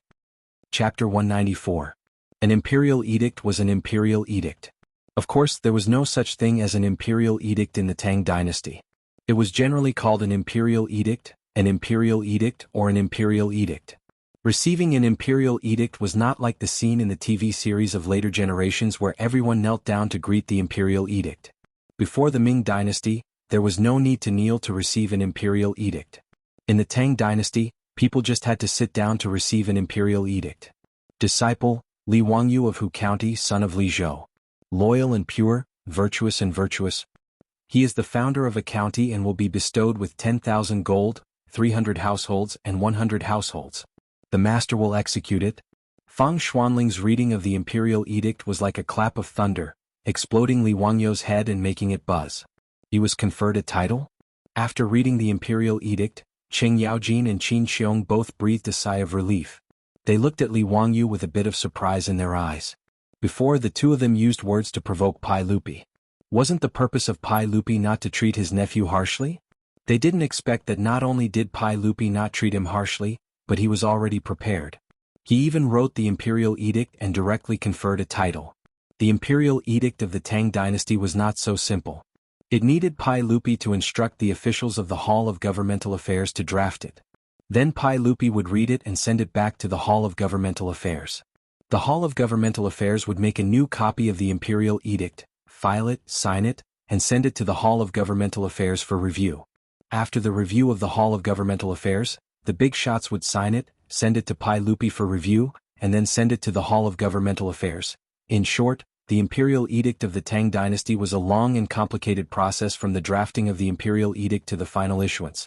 The complexity was simply a headache. In comparison, the government of the Celestial Empire was more efficient. Therefore, Pai Lupi's decision to confer a title to Li Wangyu, the founder of a county, was not made in a hurry.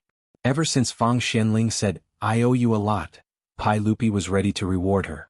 Not to mention Li Wangyu's status as a member of the imperial clan, just the water wheel and four-wheeled carriage that he had created were enough for Pai Lupi to make up his mind and give him a noble title.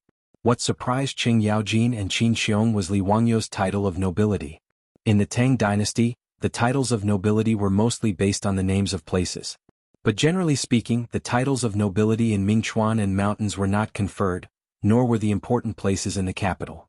Hu County was only 80 li away from Chang'an City and was within the boundaries of the capital. Yet, Pai Lupi had bestowed this title upon Li Wangyu. It was impossible for everyone not to have their imaginations run wild. Li Wangyu finally came back to his senses and hurriedly bowed respectfully, "Yes. Fu Dao Xing Wangyu thanks His Majesty." Pai Lupi snorted proudly, "Li Wangyu, just don't make me angry in the future." These words made Li Wangyu very embarrassed and he didn't know what to say. Li Wangyu also felt that he had been wronged. "Damn, who told you, the emperor of the Tang dynasty, to go incognito? How would I know that you were Pai Lupi's son? You can't blame me for this." He smiled awkwardly, "Your Majesty, it was all because of my youth and impetuousness. Please forgive me." Li Wangyu couldn't be blamed for humbling himself. He wasn't a fool. In a feudal society, wasn't it crazy to play with the emperor's strength of character? Normally, only someone with a screw loose would do that. The result would be nothing but a graveyard full of weeds. After the imperial edict was read out, the hall became even more lively. Everyone congratulated Li Wangyu. The old hooligan Qing Yaojin even poured Li Wangyu several bowls of wine. Li Wangyu was so angry that he almost fought with him. This old hooligan was too bad. Fang Xianling introduced him to several people in the hall. Only now did Li Wangyu know that the one who freeloaded his breakfast that day was actually Zhangsun Wuji.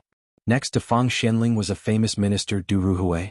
These two people were the golden partners of Jingguan dynasty, known as Fang Mao and Du Duan. They were all famous people of the Tang dynasty and were all 24 meritorious officials of the Lingyan Pavilion. Congratulations, Huxian man, come, drink with this old man. This title, why does it sound so weird? Huxian man, it's so weird. Li Wangyu didn't dare to neglect. He hurriedly bowed respectfully to everyone, and then dizzily poured a lot of wine. If it weren't for the low alcohol content of the Tang dynasty's wine, he would have fallen on the table. Yang Quan also came to congratulate Li Wangyu with wine. Yang Quan was also greatly stimulated by the imperial edict just now. Although he knew that Li Jia Xiaoleng was an extraordinary person, he didn't expect that he would soar to the sky so quickly. He was a 7th-grade county magistrate. Before he was Li Wangyu's parent official, but in the blink of an eye, Li Wangyu became Huxian man. In the future he would have to salute first when he met him, which was really a little embarrassing.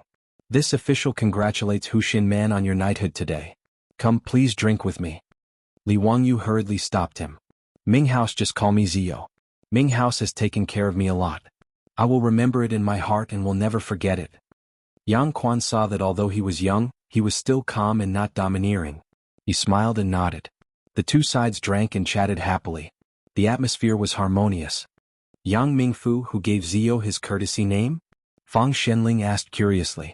Yang Quan hurriedly replied. Replying to Fang Xianling, Li Wangyu's courtesy name was given to him by my teacher, secret supervisor Yu. It was taken from Zilai Ziqiong, and in Zilai Ziqiong. In Zilai Ziqiong, there is the worry of hunger and cold. Secret Supervisor Yu is indeed a knowledgeable person. This courtesy name is good. Zio, don't disappoint Secret Supervisor Yu's expectations. Pai Lupi was in a good mood. He clapped his hands and smiled.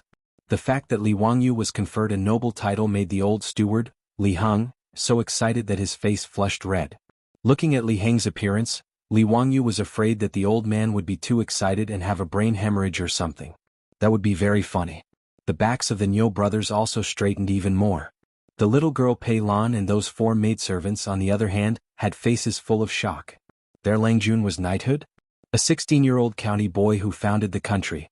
If this news spread to Chang, a group of people would be scared out of their wits. The Li clan of Hu County would probably vomit blood with regret. When the old master was in charge of Hu County, he didn't even get a knighthood. The Tang dynasty was very cautious about knighthood and wouldn't give it easily. The patriarch of the Li clan of Hu County was only given a salary equivalent to a knighthood. He didn't even need to think about knighthood. Ma Zhou shook his head and carefully looked at his junior teacher several times. This young man he met at the courier station was serving the corvée a few days ago. Now he was knighthood? He became a noble of the Tang dynasty? Could he be considered to have a discerning eye? Li Wangyu's sudden knighthood was a great shock to the Li family, not to mention the joy on the faces of the family members. Su Changqing also felt a little dizzy after hearing the imperial edict. She stupidly used her elbow to secretly poke Li Wangyu's ribs. Her beautiful boss understood the part about the title of nobility from the magnificent and profound imperial edict. Wangyu, what kind of knighthood is the county boy who founded the country? Also, is that imperial edict an imperial edict? Why isn't there an imperial edict from the heavens? Li Wangyu blinked and almost burst out laughing. His beautiful boss was deceived by the unscrupulous TV series of the future.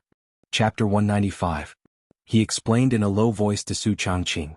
In the Tang dynasty there were 9 ranks of nobility. Wang Jun Wang Guogong Jun Gong, County Duke, County Marquis, County Earl, County Son, and County Man. County Man was regarded as secondary class 5. Although his rank was not high, he belonged to the category of nobility. Nobility was different from an official position. Simply speaking, a nobility was equivalent to lifelong benefits, while an official position was just a job. As for the imperial edict, it was made by the shameless emperor of the Ming dynasty Zhu Yuanzhang. The emperors before Zhu Yuanzhang were not so shameless that they could not say that they were following the imperial edict. The beginning of the imperial edict of the Tang dynasty was very simple. It was just 2 words, Menxia, because the imperial edicts were generally drawn up by the Menxia province. After figuring this out, Su Changqing asked again, "Is the reward of 10,000 taels of gold for our family?" Li Wangyu rolled his eyes at her. "What are you thinking?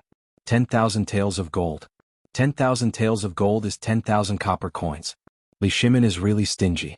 He only gave us 10 copper coins, which is enough to buy a bucket of water wine." Su Changqing was also speechless. It turned out that it was such a reward. She was happy for nothing. What does it mean to have 300 households in the feudal land and 100 households in the feudal land? 300 households in the feudal land is a false title. After adding the feudal land, it is a real title. That is to say, 100 households in our family are really going to be class households. Customers? Su Changqing was confused again. In the Tang dynasty there were customers? Did they need a salesperson? Li Wangyu knew that she misunderstood. Stupid, it's a tax class. It's the rent for 100 households. In the future, it won't be handed over to the imperial court. It will be handed over to our family.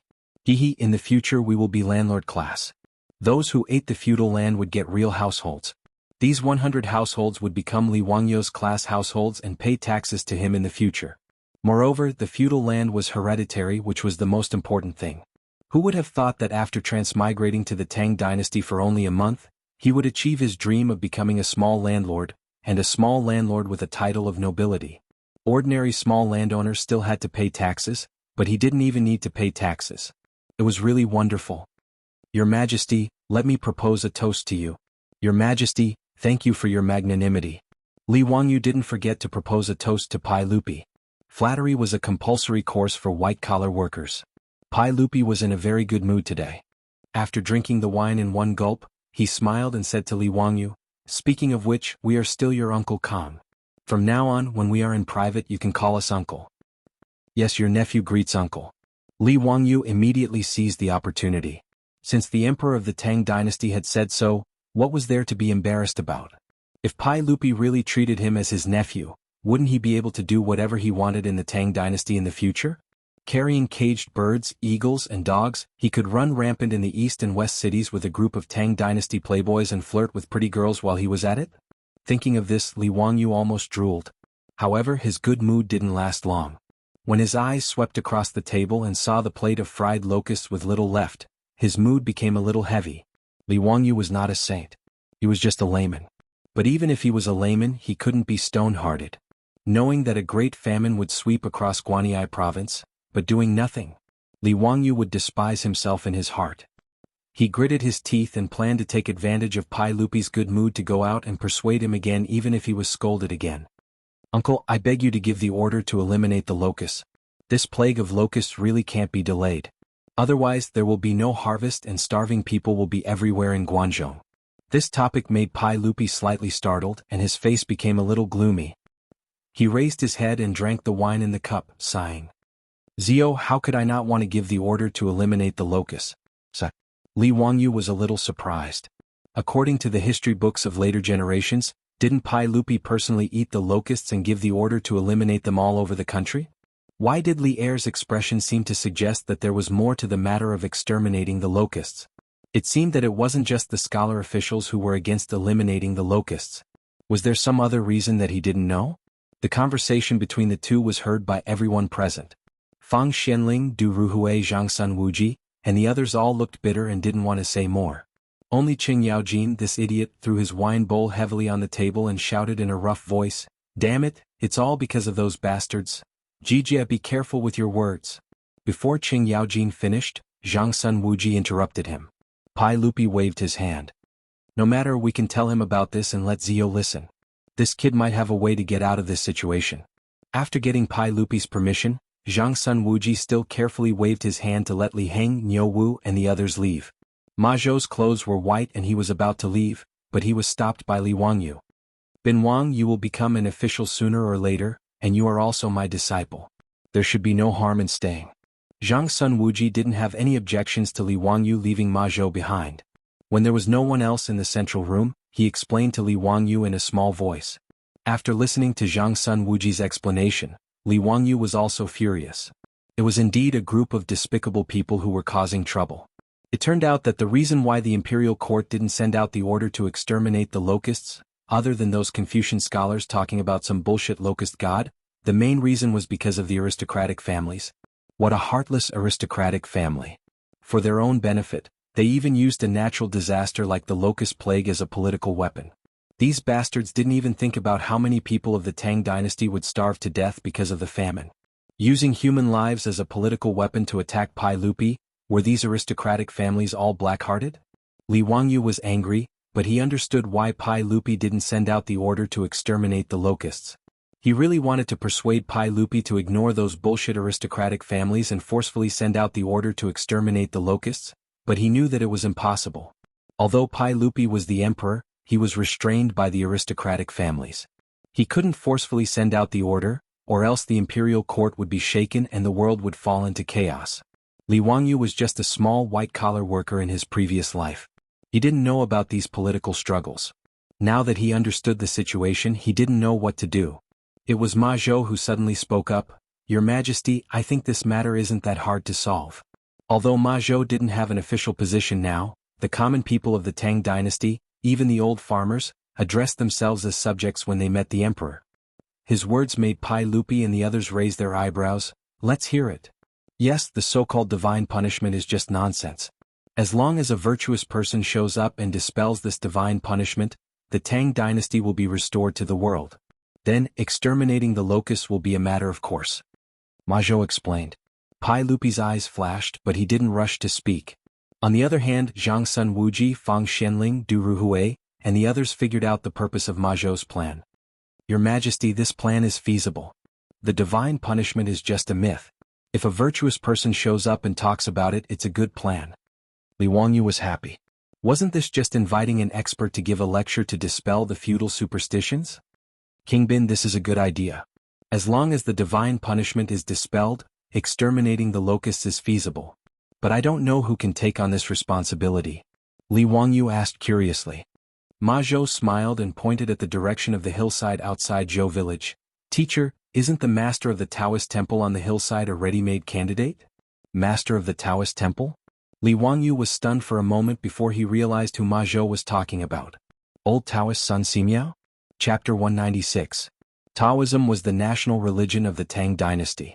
In the entire history of the Tang dynasty, other than Wu Zetian and the Xinzong dynasty, all the emperors of the Tang dynasty respected Taoism since the founding of the empire.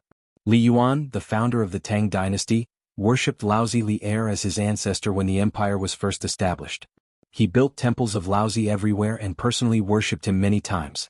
Pai Lupi had also issued many edicts saying, "The path of the great Tao begins in ancient times. From today onwards, the temple will be established." As for the title, Taoist nun can be before monks and nuns. He didn't hesitate to use the edicts to raise the status of Taoism. In the Tang dynasty, Taoism also had a huge influence, far more than Buddhism. Therefore, when Wu Qinzhen wrote Journey to the West, and said that Tang Sanzang was Pai Lupi's younger brother, that was nonsense. Buddhism's social status and influence in the Tang dynasty was far from Taoism. If they could really invite a Taoist expert to prove that the heavenly wrath was nonsense, then the so-called heavenly wrath on Pai Lupi would be groundless, and there would be no need to mention the heavenly wrath on himself. At that time, even if the aristocratic families were unwilling, they could only accept it. At least they didn't want to fall out with Pai Lupi, the emperor of the Tang dynasty. After Ma Zhou threw out this idea, Pai Lupi, Zhang Sun Wuji, and the rest who had been trapped in the political struggle of the imperial court couldn't help but look at each other with excitement in their eyes. "Zio, who are you two talking about?" Zhang Sun Wuji asked curiously, wondering which expert could resolve this matter. Li Wangyu smiled. "Old Immortal Sun Simiao, does Duke Qi know?" After the incident at the Black Tortoise Gate, Zhang Sun Wuji was listed as the most outstanding official by Pai Lupi. He was conferred the title of Duke Qi, the Minister of Personnel, and the head of the 3 departments. Hearing that the person Ma Zhou recommended was Sun Simiao, Pai Lupi and the rest clapped and cheered. The old Taoist, Sun Simiao, was in his 80s. Not only was his medical skills superb, but he was also quite famous in Taoism. Pai Lupi once wanted to confer the title of nobility to the old Taoist, but he was rejected by the old Taoist who was bent on ascending. This made Pai Lupi feel very regretful. From Pai Lupi's point of view, The old Taoist Sun Simiao was a godly figure like Xian Men and Guang Qingzi. If he could really get Sun Simiao to clear his name, the story of divine punishment would be dispelled. Ziyu, can you invite old Immortal Sun? Pai Lupi asked. Pai Lupi wasn't confident that he could ask Sun Simiao, an old Taoist with a respected position in the Taoist school, to clear his name. Li Wangyu chuckled and said, Uncle, old Immortal Sun is behind the village, building a Taoist temple on my family's hillside. You can ask him to come, leave it to me. Tomorrow morning I will send people into the mountains to look for old Immortal Sunday. Ziyu, are you confident that you can convince old Immortal Sun to help? Pai Lupi was a little worried. Li Wangyu pointed at Niu Yong who was standing in the front yard and smiled. Uncle, do you see that troop of mine? He saved old Immortal Sun's life before. Old Immortal Sun will definitely give him some face. He suddenly thought of the scene where he saw the monks swindling people at the crossroads of Hu County. He couldn't help but chuckle. He lowered his voice and carefully said a few words to everyone. After Zhang Sun Wuji and the rest heard his words, they couldn't help but grit their teeth with a weird expression. Pai Lupi also didn't know whether to laugh or cry. He didn't know how to comment. On the other hand, Qing Yaojin's big palm landed on Li Wangyu's shoulder again. Wah, kid, I think this business of yours is good. Your Majesty, you can leave this matter to this kid. It can't be wrong. It wasn't easy for Li Wangyu to be conferred the title of founding man of the county. However, in front of this old gangster, he didn't have any temper at all. His shoulder was slapped until it was numb, but he still had to wear a smile on his face. Without mentioning how Li Wangyu was ridiculing Qing Yaojin in his heart, Pai Lupi pondered for a while and silently nodded his head slightly. It could be considered that he agreed with Li Wangyu's suggestion. The matter of eliminating the locust calamity would be left to Li Wangyu. If there was any need, Fang Xianling, Du Ruhui, Zhang Sun Wuji and the rest would cooperate. With a countermeasure, Pai Lupi, Zhang Sun Wuji and the rest heaved a sigh of relief. After so many days, the irritation in their hearts faded a little. In addition, there was good wine and delicacies to liven things up today. Pai Lupi simply threw this matter to the back of his mind and turned to look at Ma Zhou. Zio, this disciple of yours has a clever mind. The problem that has troubled us for many days was actually solved by him. Li Wangyu saw that Pai Lupi was interested in Ma Zhou, so he quickly introduced Ma Zhou to him. After knowing that he was an orphan and came from a poor family, but he was studious and had even been a teaching assistant in Bo Prefecture, Pai Lupi began to admire Ma Zhou. Ma Zhou, let me test you. Let me see what you have learned from Zio. Pai Lupi smiled. Ma Zhou was a little fearful. He bowed and said, I have only learned from teacher for a short period of time. I have yet to learn all of teacher's knowledge. Pai Lupi smiled and said, Ha, you are humble. You have also praised your little teacher very highly. Ma Zhou said, What I have said is from the bottom of my heart. Teacher's talent is outstanding and unparalleled. I am very fortunate to be able to become teacher's disciple. Zio, where did you swindle this disciple of yours? He seems to hold you in high regard. Uncle, how can this be called swindle? Li Wangyu smiled. Although he had tricked Ma Zhou into coming to Dingzhou village, he definitely did not trick Ma Zhou into becoming his disciple. Pai Lupi glared at him and said, What? Did I say something wrong? Other than Ma Zhou, who else would want to take a young man like you as their master? Nonsense. Although Pai Lupi knew that Li Wangyu was talented, he still felt that he was still a youth. Taking him in as a disciple was still a little absurd. He also spoke with a joking tone. In his opinion, other than Ma Zhou, no one else would want to be Li Wangyu's disciple. Li Wangyu was embarrassed. He replied shyly, Uncle, I already have a second disciple. His words stunned everyone in the central room. Li Wangyu had another disciple? Could it be one of the urchins in Dingzhou village? Zio, who has become your disciple? Let's hear it. Pai Lupi smiled and asked. Hehe, Uncle, it's Junior Supervisor Yen Liben. Li Wangyu smiled and said. Nanny? Are you kidding us? Pai Lupi, Zhang Sun Wuji, Fang Xianling, and even Qing Yaojin had a black face full of question marks. Their faces were full of shock and confusion. Kid, you're not talking nonsense, right? That Junior Supervisor Yen is a fourth-rank official. How could he be your disciple? Qing Yaojin was the first to not believe it. Before Li Wangyu could explain, Ma Zhou had already replied respectfully, Lu Guogong, teacher's words are true. There is no doubt that this brother and I will become master's apprentice on the same day. Hiss. Everyone gasped when they heard this. It was fine if Ma Zhou became Li Wangyu's disciple for nothing. But Yen Liben was a fourth-rank official. Why did he become Li Wangyu's disciple? What does Junior Supervisor Yen learn from you? Qing Yaojin asked. He to learn painting, Li Wangyu answered honestly. This answer stunned Pai Lupi and the others. They shook their heads.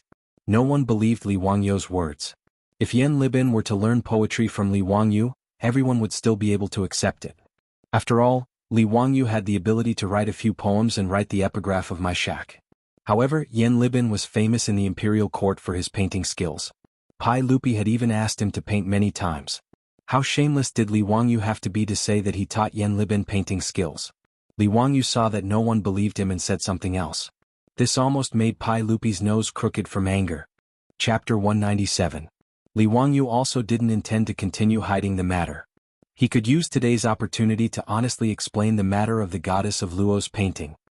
His sketch of the goddess of Luo's painting had been collected by Pai Lupi. At that time he didn't know Pai Lupi's identity, but now that he knew Pai Lupi was the emperor of the Tang dynasty, if he didn't explain clearly, he would be committing the crime of deceiving the emperor. Uncle, there's something that you shouldn't be angry about. Li Wangyu rubbed his nose, appearing slightly embarrassed. Pai Lupi looked at him and suddenly had a bad premonition. He asked, "What's the matter? What did you do this time?"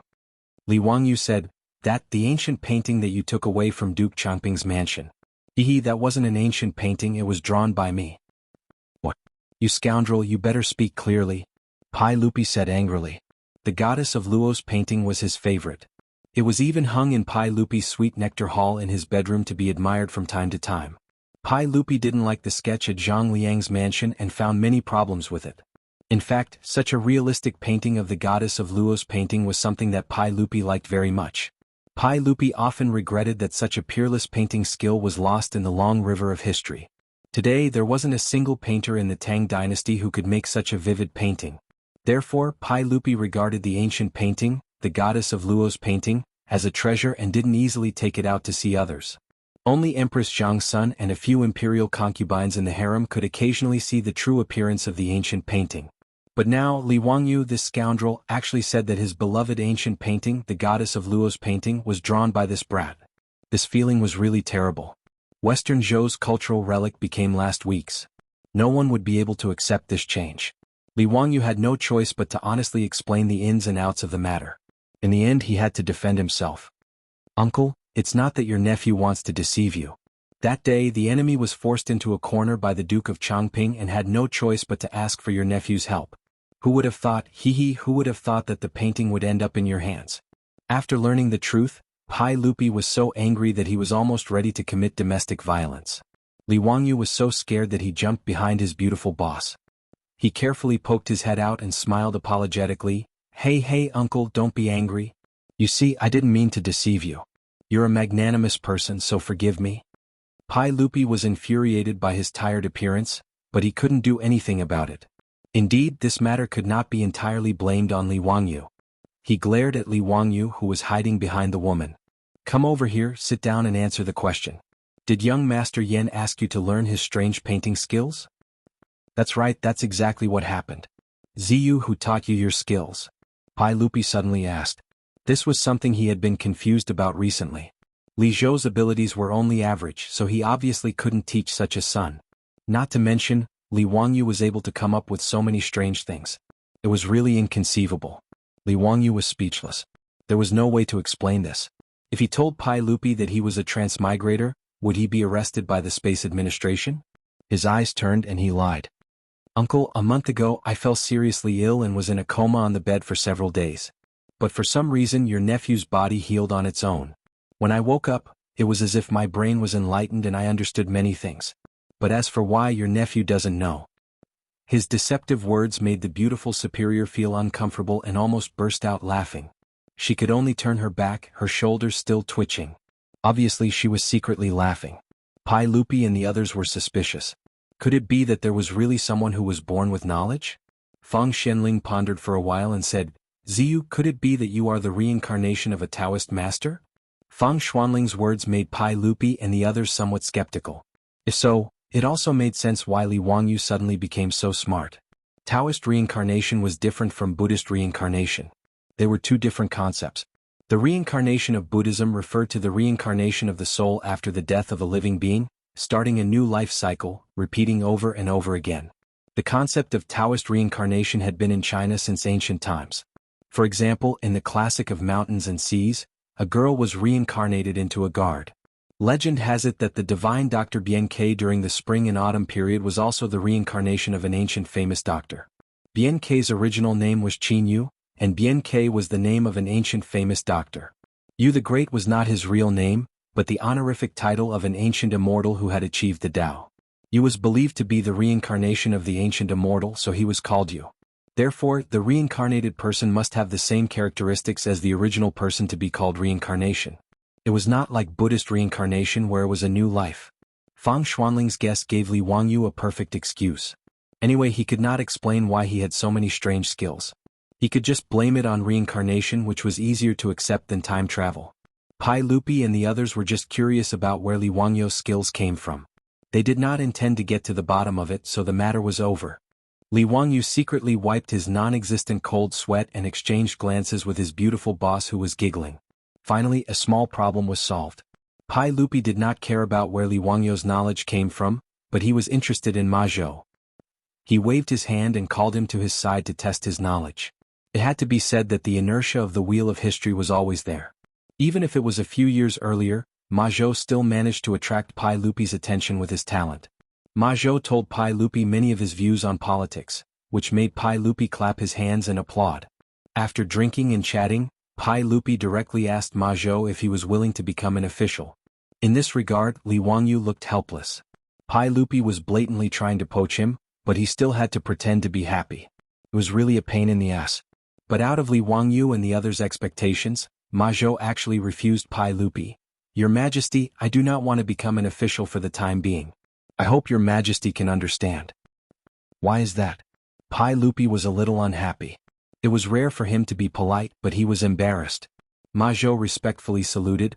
"I want to study under the teacher for a few more years, and then serve your Majesty like a dog or horse." His words were out of Li Wangyu's expectations. Li Wangyu did not expect that Ma Zhou would be willing to give up such a good opportunity to study by his side.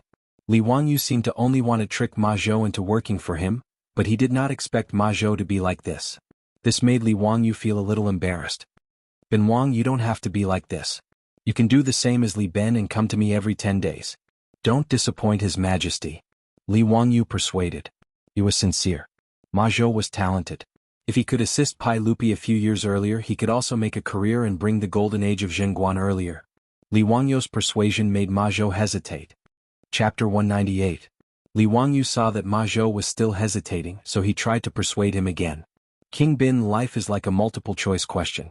You and I both have to make a choice. Let me give you 4 words: knowing and doing as one." Li Wangyu ignored his beautiful superior's rolling eyes and impolitely plagiarized the essence of Wang Yangming's theory. "Knowing and doing as one? Teacher, what do you mean?" Ma Zhou asked. Actually, Li Wangyu only knew a little about Wang Yangming's theory of mind, and he only knew a little about it. However, this didn't stop him from using the 4 words, knowing and doing as one, to fool Ma Zhou. Li Wangyu coughed lightly and activated his pretentious mode. "Knowing is conscience and knowledge. Doing as one puts one's actions into practice. In knowing there is action, and in doing there is knowledge. Determination, diligence, correction, and good deeds are the unity of knowledge and action. This is the combination of knowing and doing as one. King Bin, you can become an official and apply what you have learned. This is the right way."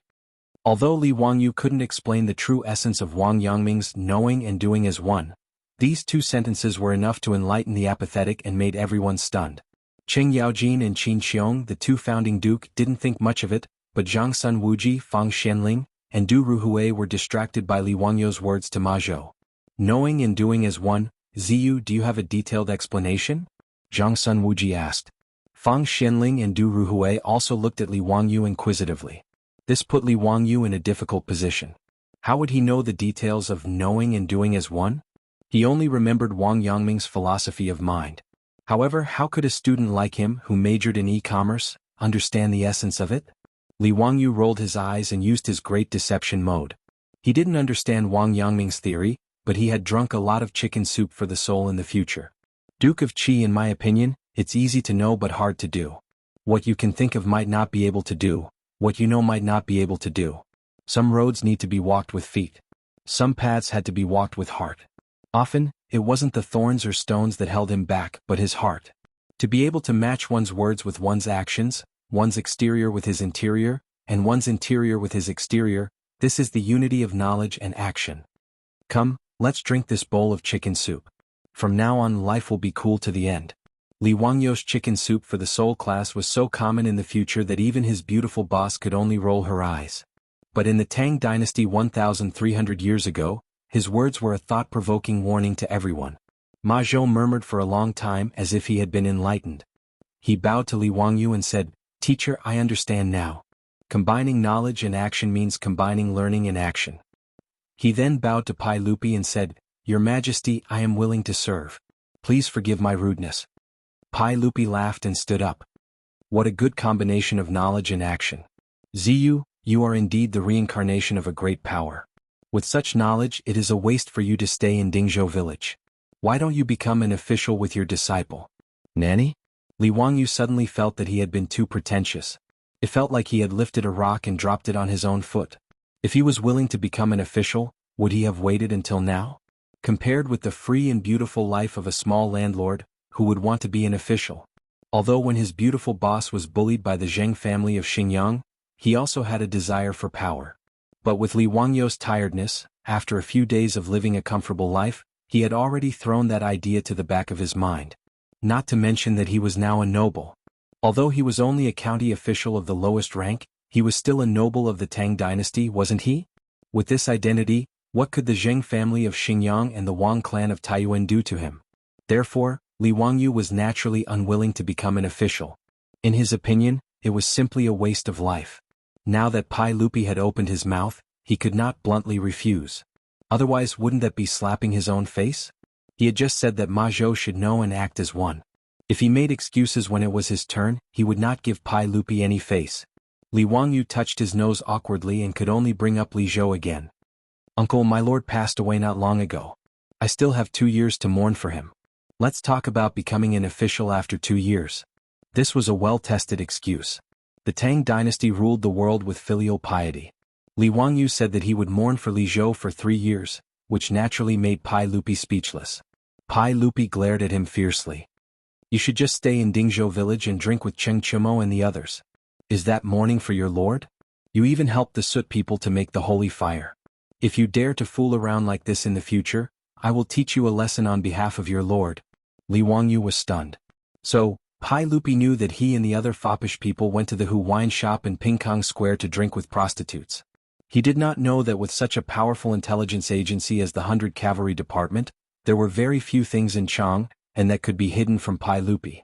Not to mention that he and the other foppish people had made such a big move in the temple of Lichuan Square, which had already been reported to Pai Lupi by the 100 Cavalry Department. Pai Lupi naturally did not believe in the holy fire of the sun. He knew that it must be Li Wangyou's trick with the study of things. Even the conflict between Taiyuan Wang clan's legitimate son Wang Ziqiao and Li Wangyou was clearly known by Pai Lupi, who lived in the Taiji Palace. Pai Lupi was very happy when he heard that Li Wangyou could make Wang Ziqiao and the other legitimate sons of aristocratic families suffer. He felt that this boy's way of doing things was very much to his liking. So, his reprimand was actually out of concern. Li Wangyou naturally did not know this. He could only pinch his nose and admit defeat to Pai Lupi's reprimand. Ma Zhou's life was the same as in his previous life. Although he entered the official position a few years earlier, he was appointed as an imperial censor by Pai Lupi, who appreciated him. Imperial censor was an official under the imperial censorate of the Tang dynasty. The imperial censorate consisted of Taiyuan, Dianyuan, and censorate. Ma Zhou was going to enter the Taiyuan. There were 6 imperial censors in the Taiyuan. They were in charge of censoring hundreds of officials and impeaching illegal activities. They were in charge of adjudicating cases specially ordered by the emperor. They were also in charge of the imperial court and the imperial court. They were in charge of handling grievances. Imperial censors had the highest status among the imperial censors and had the most authority. Ma Zhou had just entered the official position and he was already a 6th-grade imperial censor. His starting point was quite high. Even Yang Quan, who was open-minded, could not help but feel jealous. However, the official promotion system of the Tang dynasty was not as perfect as that of the Ming and Qing dynasties. Even if Ma Zhou entered the official position without any background, he could be directly appointed as a high official. This was not unusual. It was the same even in the Song dynasty. That was why there was a saying, being a farmer in the morning, ascending to the emperor's hall in the evening. After everyone congratulated Ma Zhou again, Pai Lupi said to Fang Xianling, Xianling Zio's mansion should be rebuilt. This is not the standard of a mansion for the founding of the country. Go back and ask the Ministry of Works to arrange it. Nanny? He wanted to rebuild his house? There was such a good thing? Chapter 199. In the Great Tang's encampment edict, there were strict rules regarding the residences of officials and nobles. 4 county men who founded the country, the width of the main hall should not exceed 5 rooms and the depth should not exceed 9 shelves. It could be made into a hall, built on top of a mountain and decorated with hanging fish and grass. Li Wangyou's Li family's house was just a commoner's house. Now that he was conferred the title of county man, he naturally needed to rebuild his house according to the standards of county men who founded the country.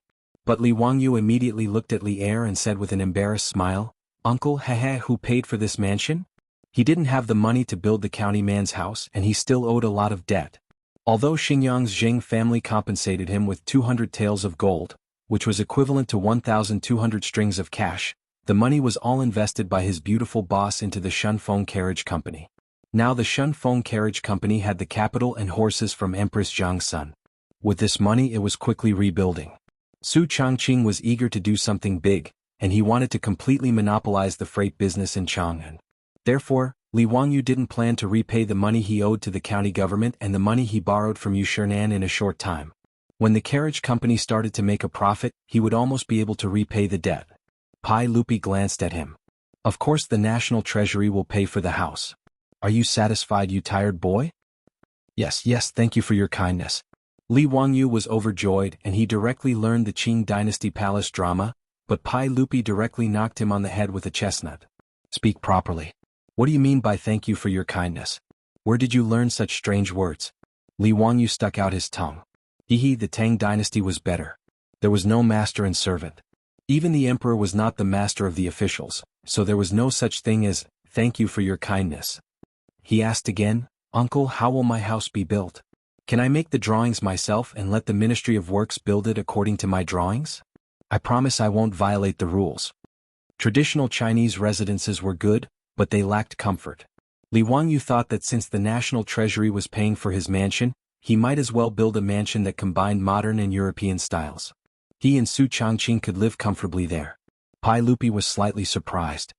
You know about architecture? A little. Alright then. Draw up the blueprints and hand them over to the Ministry of Works. Let the Ministry of Works carry out the construction according to the blueprints. Li Ertsai couldn't be bothered to care what the other party wanted to do with the manor. As long as it didn't violate the rules, he would let the other party do as he pleased. In Pai Lupi's opinion, it was nothing more than Li Wangyou wanting to make the mansion more luxurious. Pai Lupi didn't care about this at all. He would just spend some more copper coins as compensation for the brat's suffering. Li Wangyou was so happy that he couldn't close his mouth. He repeatedly thanked Pai Lupi and pulled his beautiful superior over to give Pai Lupi a few more cups of wine. That's right, uncle, the matter of you conferring me a title hasn't been made public yet, right? Li Wangyou's eyes suddenly turned as he asked Li Er. Pai Lupi was puzzled and asked, I haven't made it public yet. What do you think? Li Wangyou smiled mischievously and said, then I ask uncle and everyone else to keep it a secret for this brat. Don't make it public for now. Why is that? Li Wangyou moved closer to Pai Lupi's ear and whispered a few words, but Pai Lupi couldn't help but laugh. Brat, you are really full of evil tricks. Fine, we'll do as you say. This matter will be kept a secret for now and won't be made public. Thank you, your majesty, for your help, Li Wangyou said with a smile. The banquet lasted until the evening before it finally ended. Pai Lupi and the others were already a bit drunk. They were carefully helped onto their horses by the palace guards and returned to Chang'an. Before leaving, Pai Lupi didn't forget to tell Li Wangyou to make good use of the time to get rid of the heavenly punishment. Li Wangyou also nodded and patted his chest in agreement. The next morning, Li Wangyou led Niu Wu to the construction site of the Taoist temple on the hillside outside the village and found Lu Shenwei. Lu Shenwei wasn't at the same level as the old Taoist Sun Simiao, who was able to treat the emperor as nothing. Hearing that this was Pai Lupi's idea to ask his master for help, Lu Shenwei didn't say anything and went with Niu Wu to the Qinling Mountains to find his master. After Niu Wu and the others went into the mountains, Li Wangyou didn't stay idle. He immediately ran to the Huxin County Yamen to find Yang Quan to settle the formalities for the official title of a household. He was granted the title of County Magistrate of Huxin County. The 100 official titles of a household were also transferred to him by the Huxin County Yamen. The official title of a household was directly transferred to the noble family that received the title. Don't think that Li Wangyou's 100 official titles were too little. In fact, in the early days of the Tang dynasty, they were very careful about the official title of a household. Even the princes only had about 800 households at that time. It wasn't until the later days of the Tang dynasty that the official title of a household became widespread, causing the country's taxes to decrease. Only then did the official title of a household's official title receive the title of a household's official title. However, when Li Wangyou returned from the Huxin County Yamen, he had a gloomy expression on his face, which made his beautiful boss feel strange. Wangyou, what's wrong? Didn't Yang Mingfu handle the formalities for you? Su Changqing asked curiously. He did, and he even transferred a few dozen official titles to me. Li Wangyou sighed. Su Changqing didn't understand. Wasn't this a good thing? Li Wangyou sighed again. Do you know where our official title is? It's this Dingzhou village. Yang Zhou actually sealed the 127 households of Dingzhou village and handed them over to me. Although Pai Lupi's imperial edict stated that 100 official titles were for a household, there was still a certain amount of room for maneuver when the official title was transferred to a county. An additional 20 to 30 official titles was a very normal thing. Su Changqing didn't understand and asked, Isn't this pretty good? What's so good about it? Don't you see how poor Dingzhou village is? Can't you collect rent? Besides, even if Dingzhou village became prosperous, would I have the nerve to ask the villagers to collect rent? Yang Quan, that guy is too sneaky. Li Wangyou replied in a bad mood. After Su Changqing understood what he meant, he couldn't help but cover his mouth and laugh. Come on, look at you. Don't tell me we still need to rely on these 100 official titles to get by? If you don't collect, then don't collect. It's pretty good.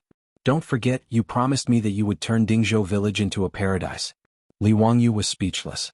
He had been conferred a title of nobility, but why did it seem like he not only received benefits from the title, but also had to pay for it? In fact, Li Wangyou was secretly delighted that Zhou village could be divided into his family's fief. Li Wangyou's feelings towards Dingzhou village weren't any weaker than Su Changqing's. Li Wangyou felt that it was worth it to be able to help these simple villagers live a good life in the future. He was just unhappy that he seemed to have been schemed against by Yang Quan. This unscrupulous middle-aged man must have made up his mind when he heard the imperial edict. In any case, the county wouldn't be able to collect rent from Dingzhou village. It would be better to give it to Li Wangyou as his fief. The county would also save a lot of trouble. These officials of the Tang dynasty, each more sneaky than the other. Putting aside Li Wangyou's gloominess from being schemed against by Yang Quan, 2 days later, Niu Wu and Lu Shenwei invited the old Taoist Sun Simiao out of the mountains and into the Li family of Dingzhou village. Chapter 200. Li Wangyou hurriedly greeted Sun Simiao and respectfully invited him to sit in the central room. Then he asked the maidservant to bring him tea. Xiao Lang, why are you in such a hurry to ask me to come out of the mountain? Sun Simiao asked in confusion. Li Wangyou asked Lu Shenwei and Niu Wu to invite the old Taoist, but he did not explain to them the details. He only said that the sage of the Tian family had something to ask of him, so he invited Sun Simiao out of Taibai Mountain. Li Wangyou was not in a hurry to answer. Instead, he asked Niu Wu and Niu Yong to guard outside the central room and not let anyone in. After that, he asked the maidservant to leave. Then he lowered his voice and told him about the disaster of locusts in the imperial court. Old Immortal, this matter concerns the safety of the people in the world. It is urgent to eliminate the locusts. Please help the sage. After hearing his words, Sun Simiao was not in a hurry to answer. Instead, he replied awkwardly, Xiao Lang, it's not that I don't want to help. It's a matter of great merit to make the imperial court order to eliminate the locusts. It's just that I'm not capable enough. Old Immortal, why is that? Sun Simiao smiled bitterly. Although I'm a Taoist, I'm also proficient in Taoist classics. However, I'm good at medicine. I'm not good at divination. How can I cooperate with you? Li Wangyou was also a little hesitant. He knew that Sun Simiao was right, but he and Ma Zhou had neglected this point. Sun Simiao's medical skills were superb, but he had never heard that he was good at Taoist methods. It was easy to ask the old Taoist to treat and save people, but it was really difficult for him to pretend to be mysterious and fool the officials. For a moment, the two people in the central room looked at each other speechlessly. Li Wangyu was a little depressed. Was he going to mess up this task? Sun Simiao suddenly opened his mouth and said, "But Xiao Lang, this old Taoist can recommend someone to you. He should be able to help you." "Which Taoist master is it?"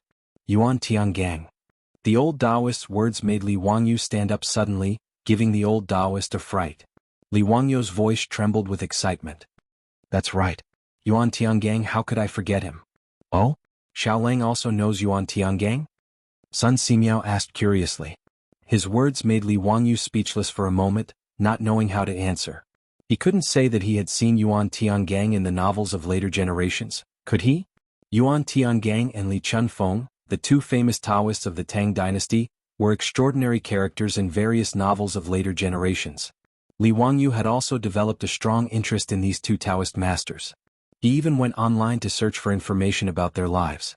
However, he realized that the difference between the two people in history and the various people in the legends was too great. However, when Li Wangyu recalled Yuan Qinggong's experience, he sat back at the table and shook his head again and again. "Old Immortal, I'm afraid it's not appropriate. Yuan Tiangang is in Shu County. How can we invite him to Chang'an?" There were various theories about Yuan Tiangang and Li Chunfeng in later generations. Many people thought that Li Chunfeng was Yuan Qinggong's disciple. In fact, the two were not master and disciple at all. Li Chunfeng was only 26 years old now. He had been learning Taoism at the Quiet Cloud Temple in Nantua Mountain since he was 9 years old. In the second year of Wuda, Li Chunfeng, who was only 17 years old, was recommended to be Li Shimin's secretary in the army. In the first year of Jingguan, Li Chunfeng was appointed by Pai Lupi to serve in the Imperial Historian Bureau. Yuan Tiangang was now 81 years old and was now the county magistrate of Huijing County in Shu County. It would be 4 years later that Pai Lupi heard of his name and invited him to the court as a think tank. Therefore, there was no master-disciple relationship between the two. However, in various legends, the pushback chart co-authored by the two was known as the first book of Chinese Taoist prophecy. It was said that Li Chunfeng used the 8 trigrams of the Book of Changes to calculate. Unexpectedly, he was addicted to it and couldn't stop. He calculated the fate of China for more than 2,000 years after the Tang dynasty. Until Yuan Tiangang pushed his back and said, "You can't reveal the secrets of heaven. Go back and rest." Therefore, the Book of Prophecy was named Pushback Chart. In later generations, there were countless legends about the two powerful Taoists and many TV series were filmed. However, the two of them in history were not that exaggerated. Although they were powerful, they did not have the means to control the clouds and rain with a flip of their hand like in the novel. Yuan Tiangang was from Qingdu, Izhou, Shu County. He was proficient in face reading, Lurin and the 5 elements. He once read the face of the infant Wu Ziqian. At that time, Wu Ziqian was carried out dressed as a boy and lied that she was a boy. Yuan Tiangang was very surprised after reading her face. He sighed and said, "Dragon eyes and phoenix neck are very precious. If she were a girl, she would be the emperor." It showed Yuan Qinggong's ability. At this time, Yuan Tiangang was 80 years old, but he was still a 7th-grade county magistrate in Huijing County of Shu County. The round trip from Huijing County to Chang'an was more than 3,000 miles. With the current traffic situation of the Tang dynasty, it would take at least several months even if he rode fast. By the time Yuan Tiangang was invited to Chang'an from Shu County, it would be too late to mention the matter of eliminating the locusts. Therefore, when Li Wangyu thought of this, he sat down dejectedly. It was not impossible for him to look for Li Chunfeng. Li Chunfeng was now in Chang'an, serving as a 9th-grade general in the Taisha Bureau. However, Li Chunfeng was only 27 years old and not famous. If he wanted to rely on him to fool the officials and aristocratic families, he was afraid that his reputation was far from enough. After hearing Li Wangyu's words, the old Taoist Sun Simiao laughed and said, "Xiao Lang, don't worry. Taoist Yuan is now in Chang'an. He is staying in the Xuandu Temple." Li Wangyu was stunned. "Old Immortal, how do you know?" "Aha, Taoist Yuan and I are best friends.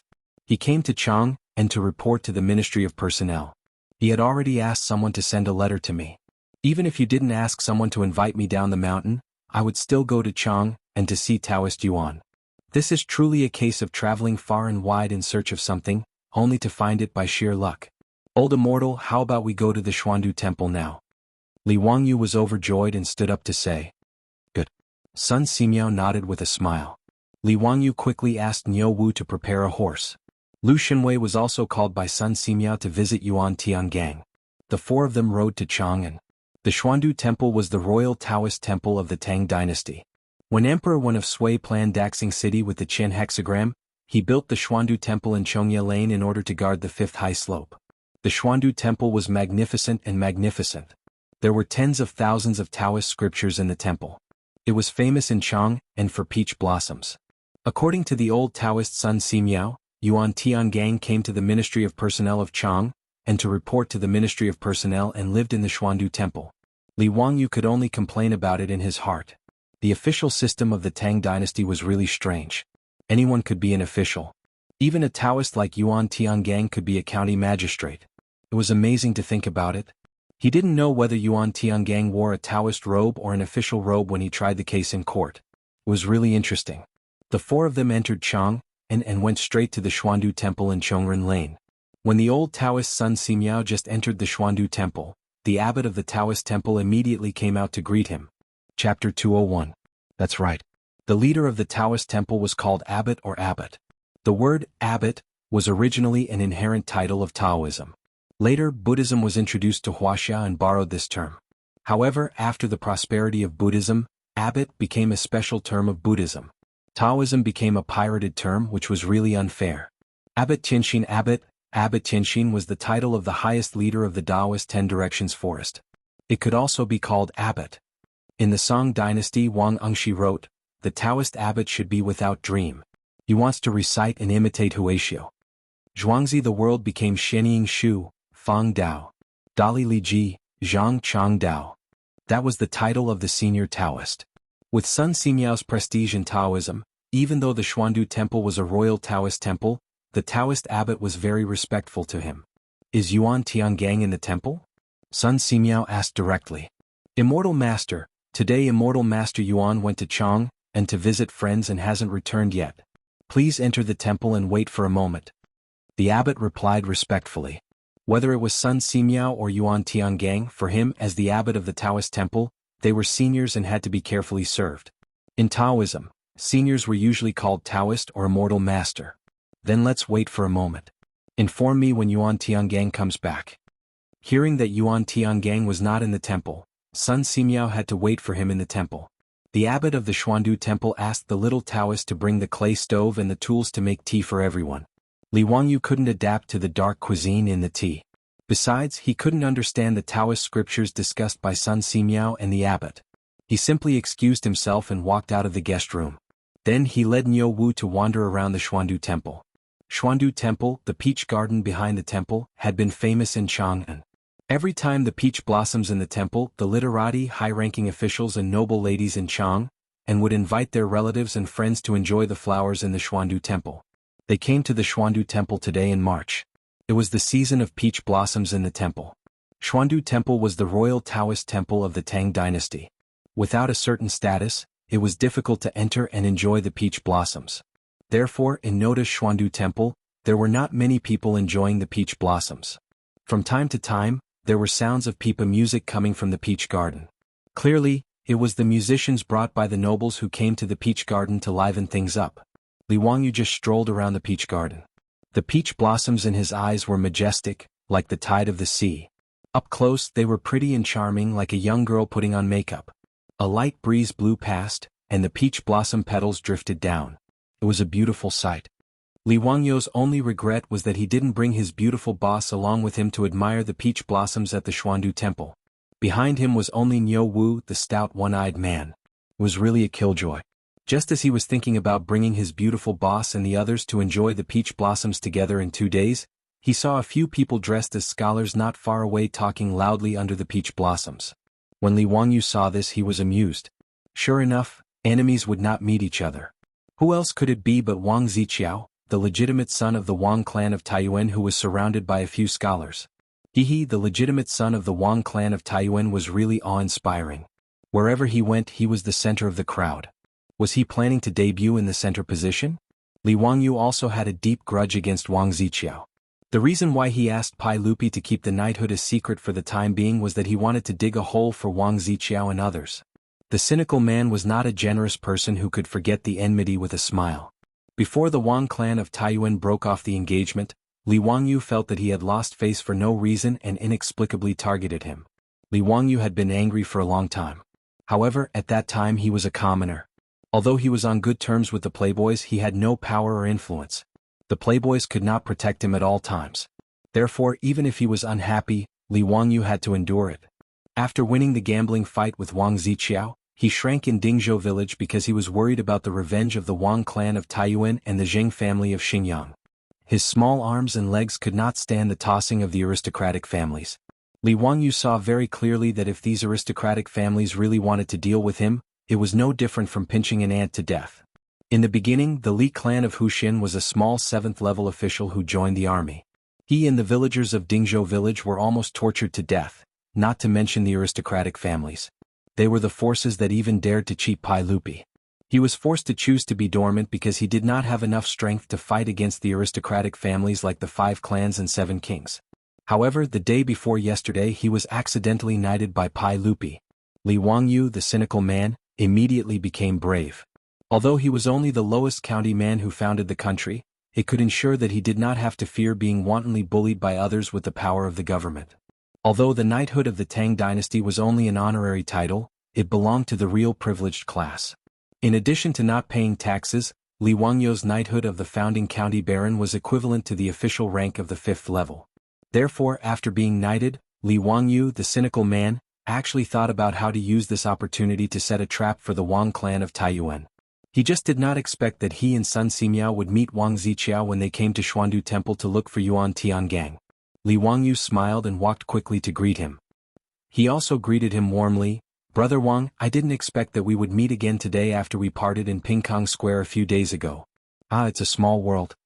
Wang Ziqiao, who was surrounded by a group of scholars and occupied the center position, heard Li Wangyu's voice and could not help but look gloomy. This bastard, after humiliating me last time, how dare he appear in front of me? Wang Ziqiao suddenly felt a little guilty and quickly looked behind Li Wangyu to see if Cheng Chumo's group of playboys were there. When he saw that Li Wangyu was alone, and there was only a one-eyed troop following behind him, he couldn't help but breathe a sigh of relief. "Li Wangyu, you are truly bold. You actually dare to appear in front of this young master." Li Wangyu pretended to be surprised. "Hey, why do you say so, Brother Wang?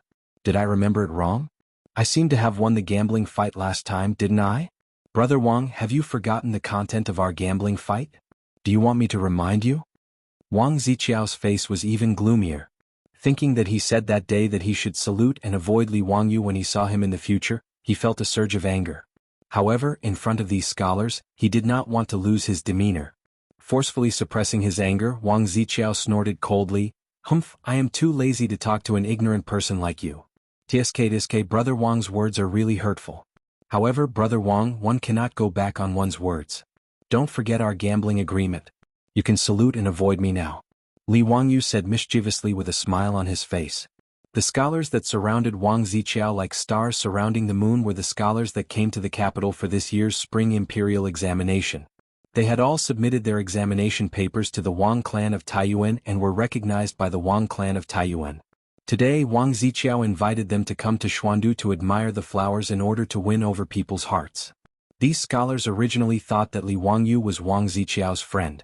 After hearing the conversation between the two, they immediately understood that the two sides were not on good terms. These scholars originally wanted to curry favor with Wang Ziqiao. At this moment, seeing Li Wangyu dressed in white, they knew that he was just a commoner. Therefore, without waiting for Wang Ziqiao to speak, someone immediately jumped out and attacked Li Wangyu for Wang Ziqiao.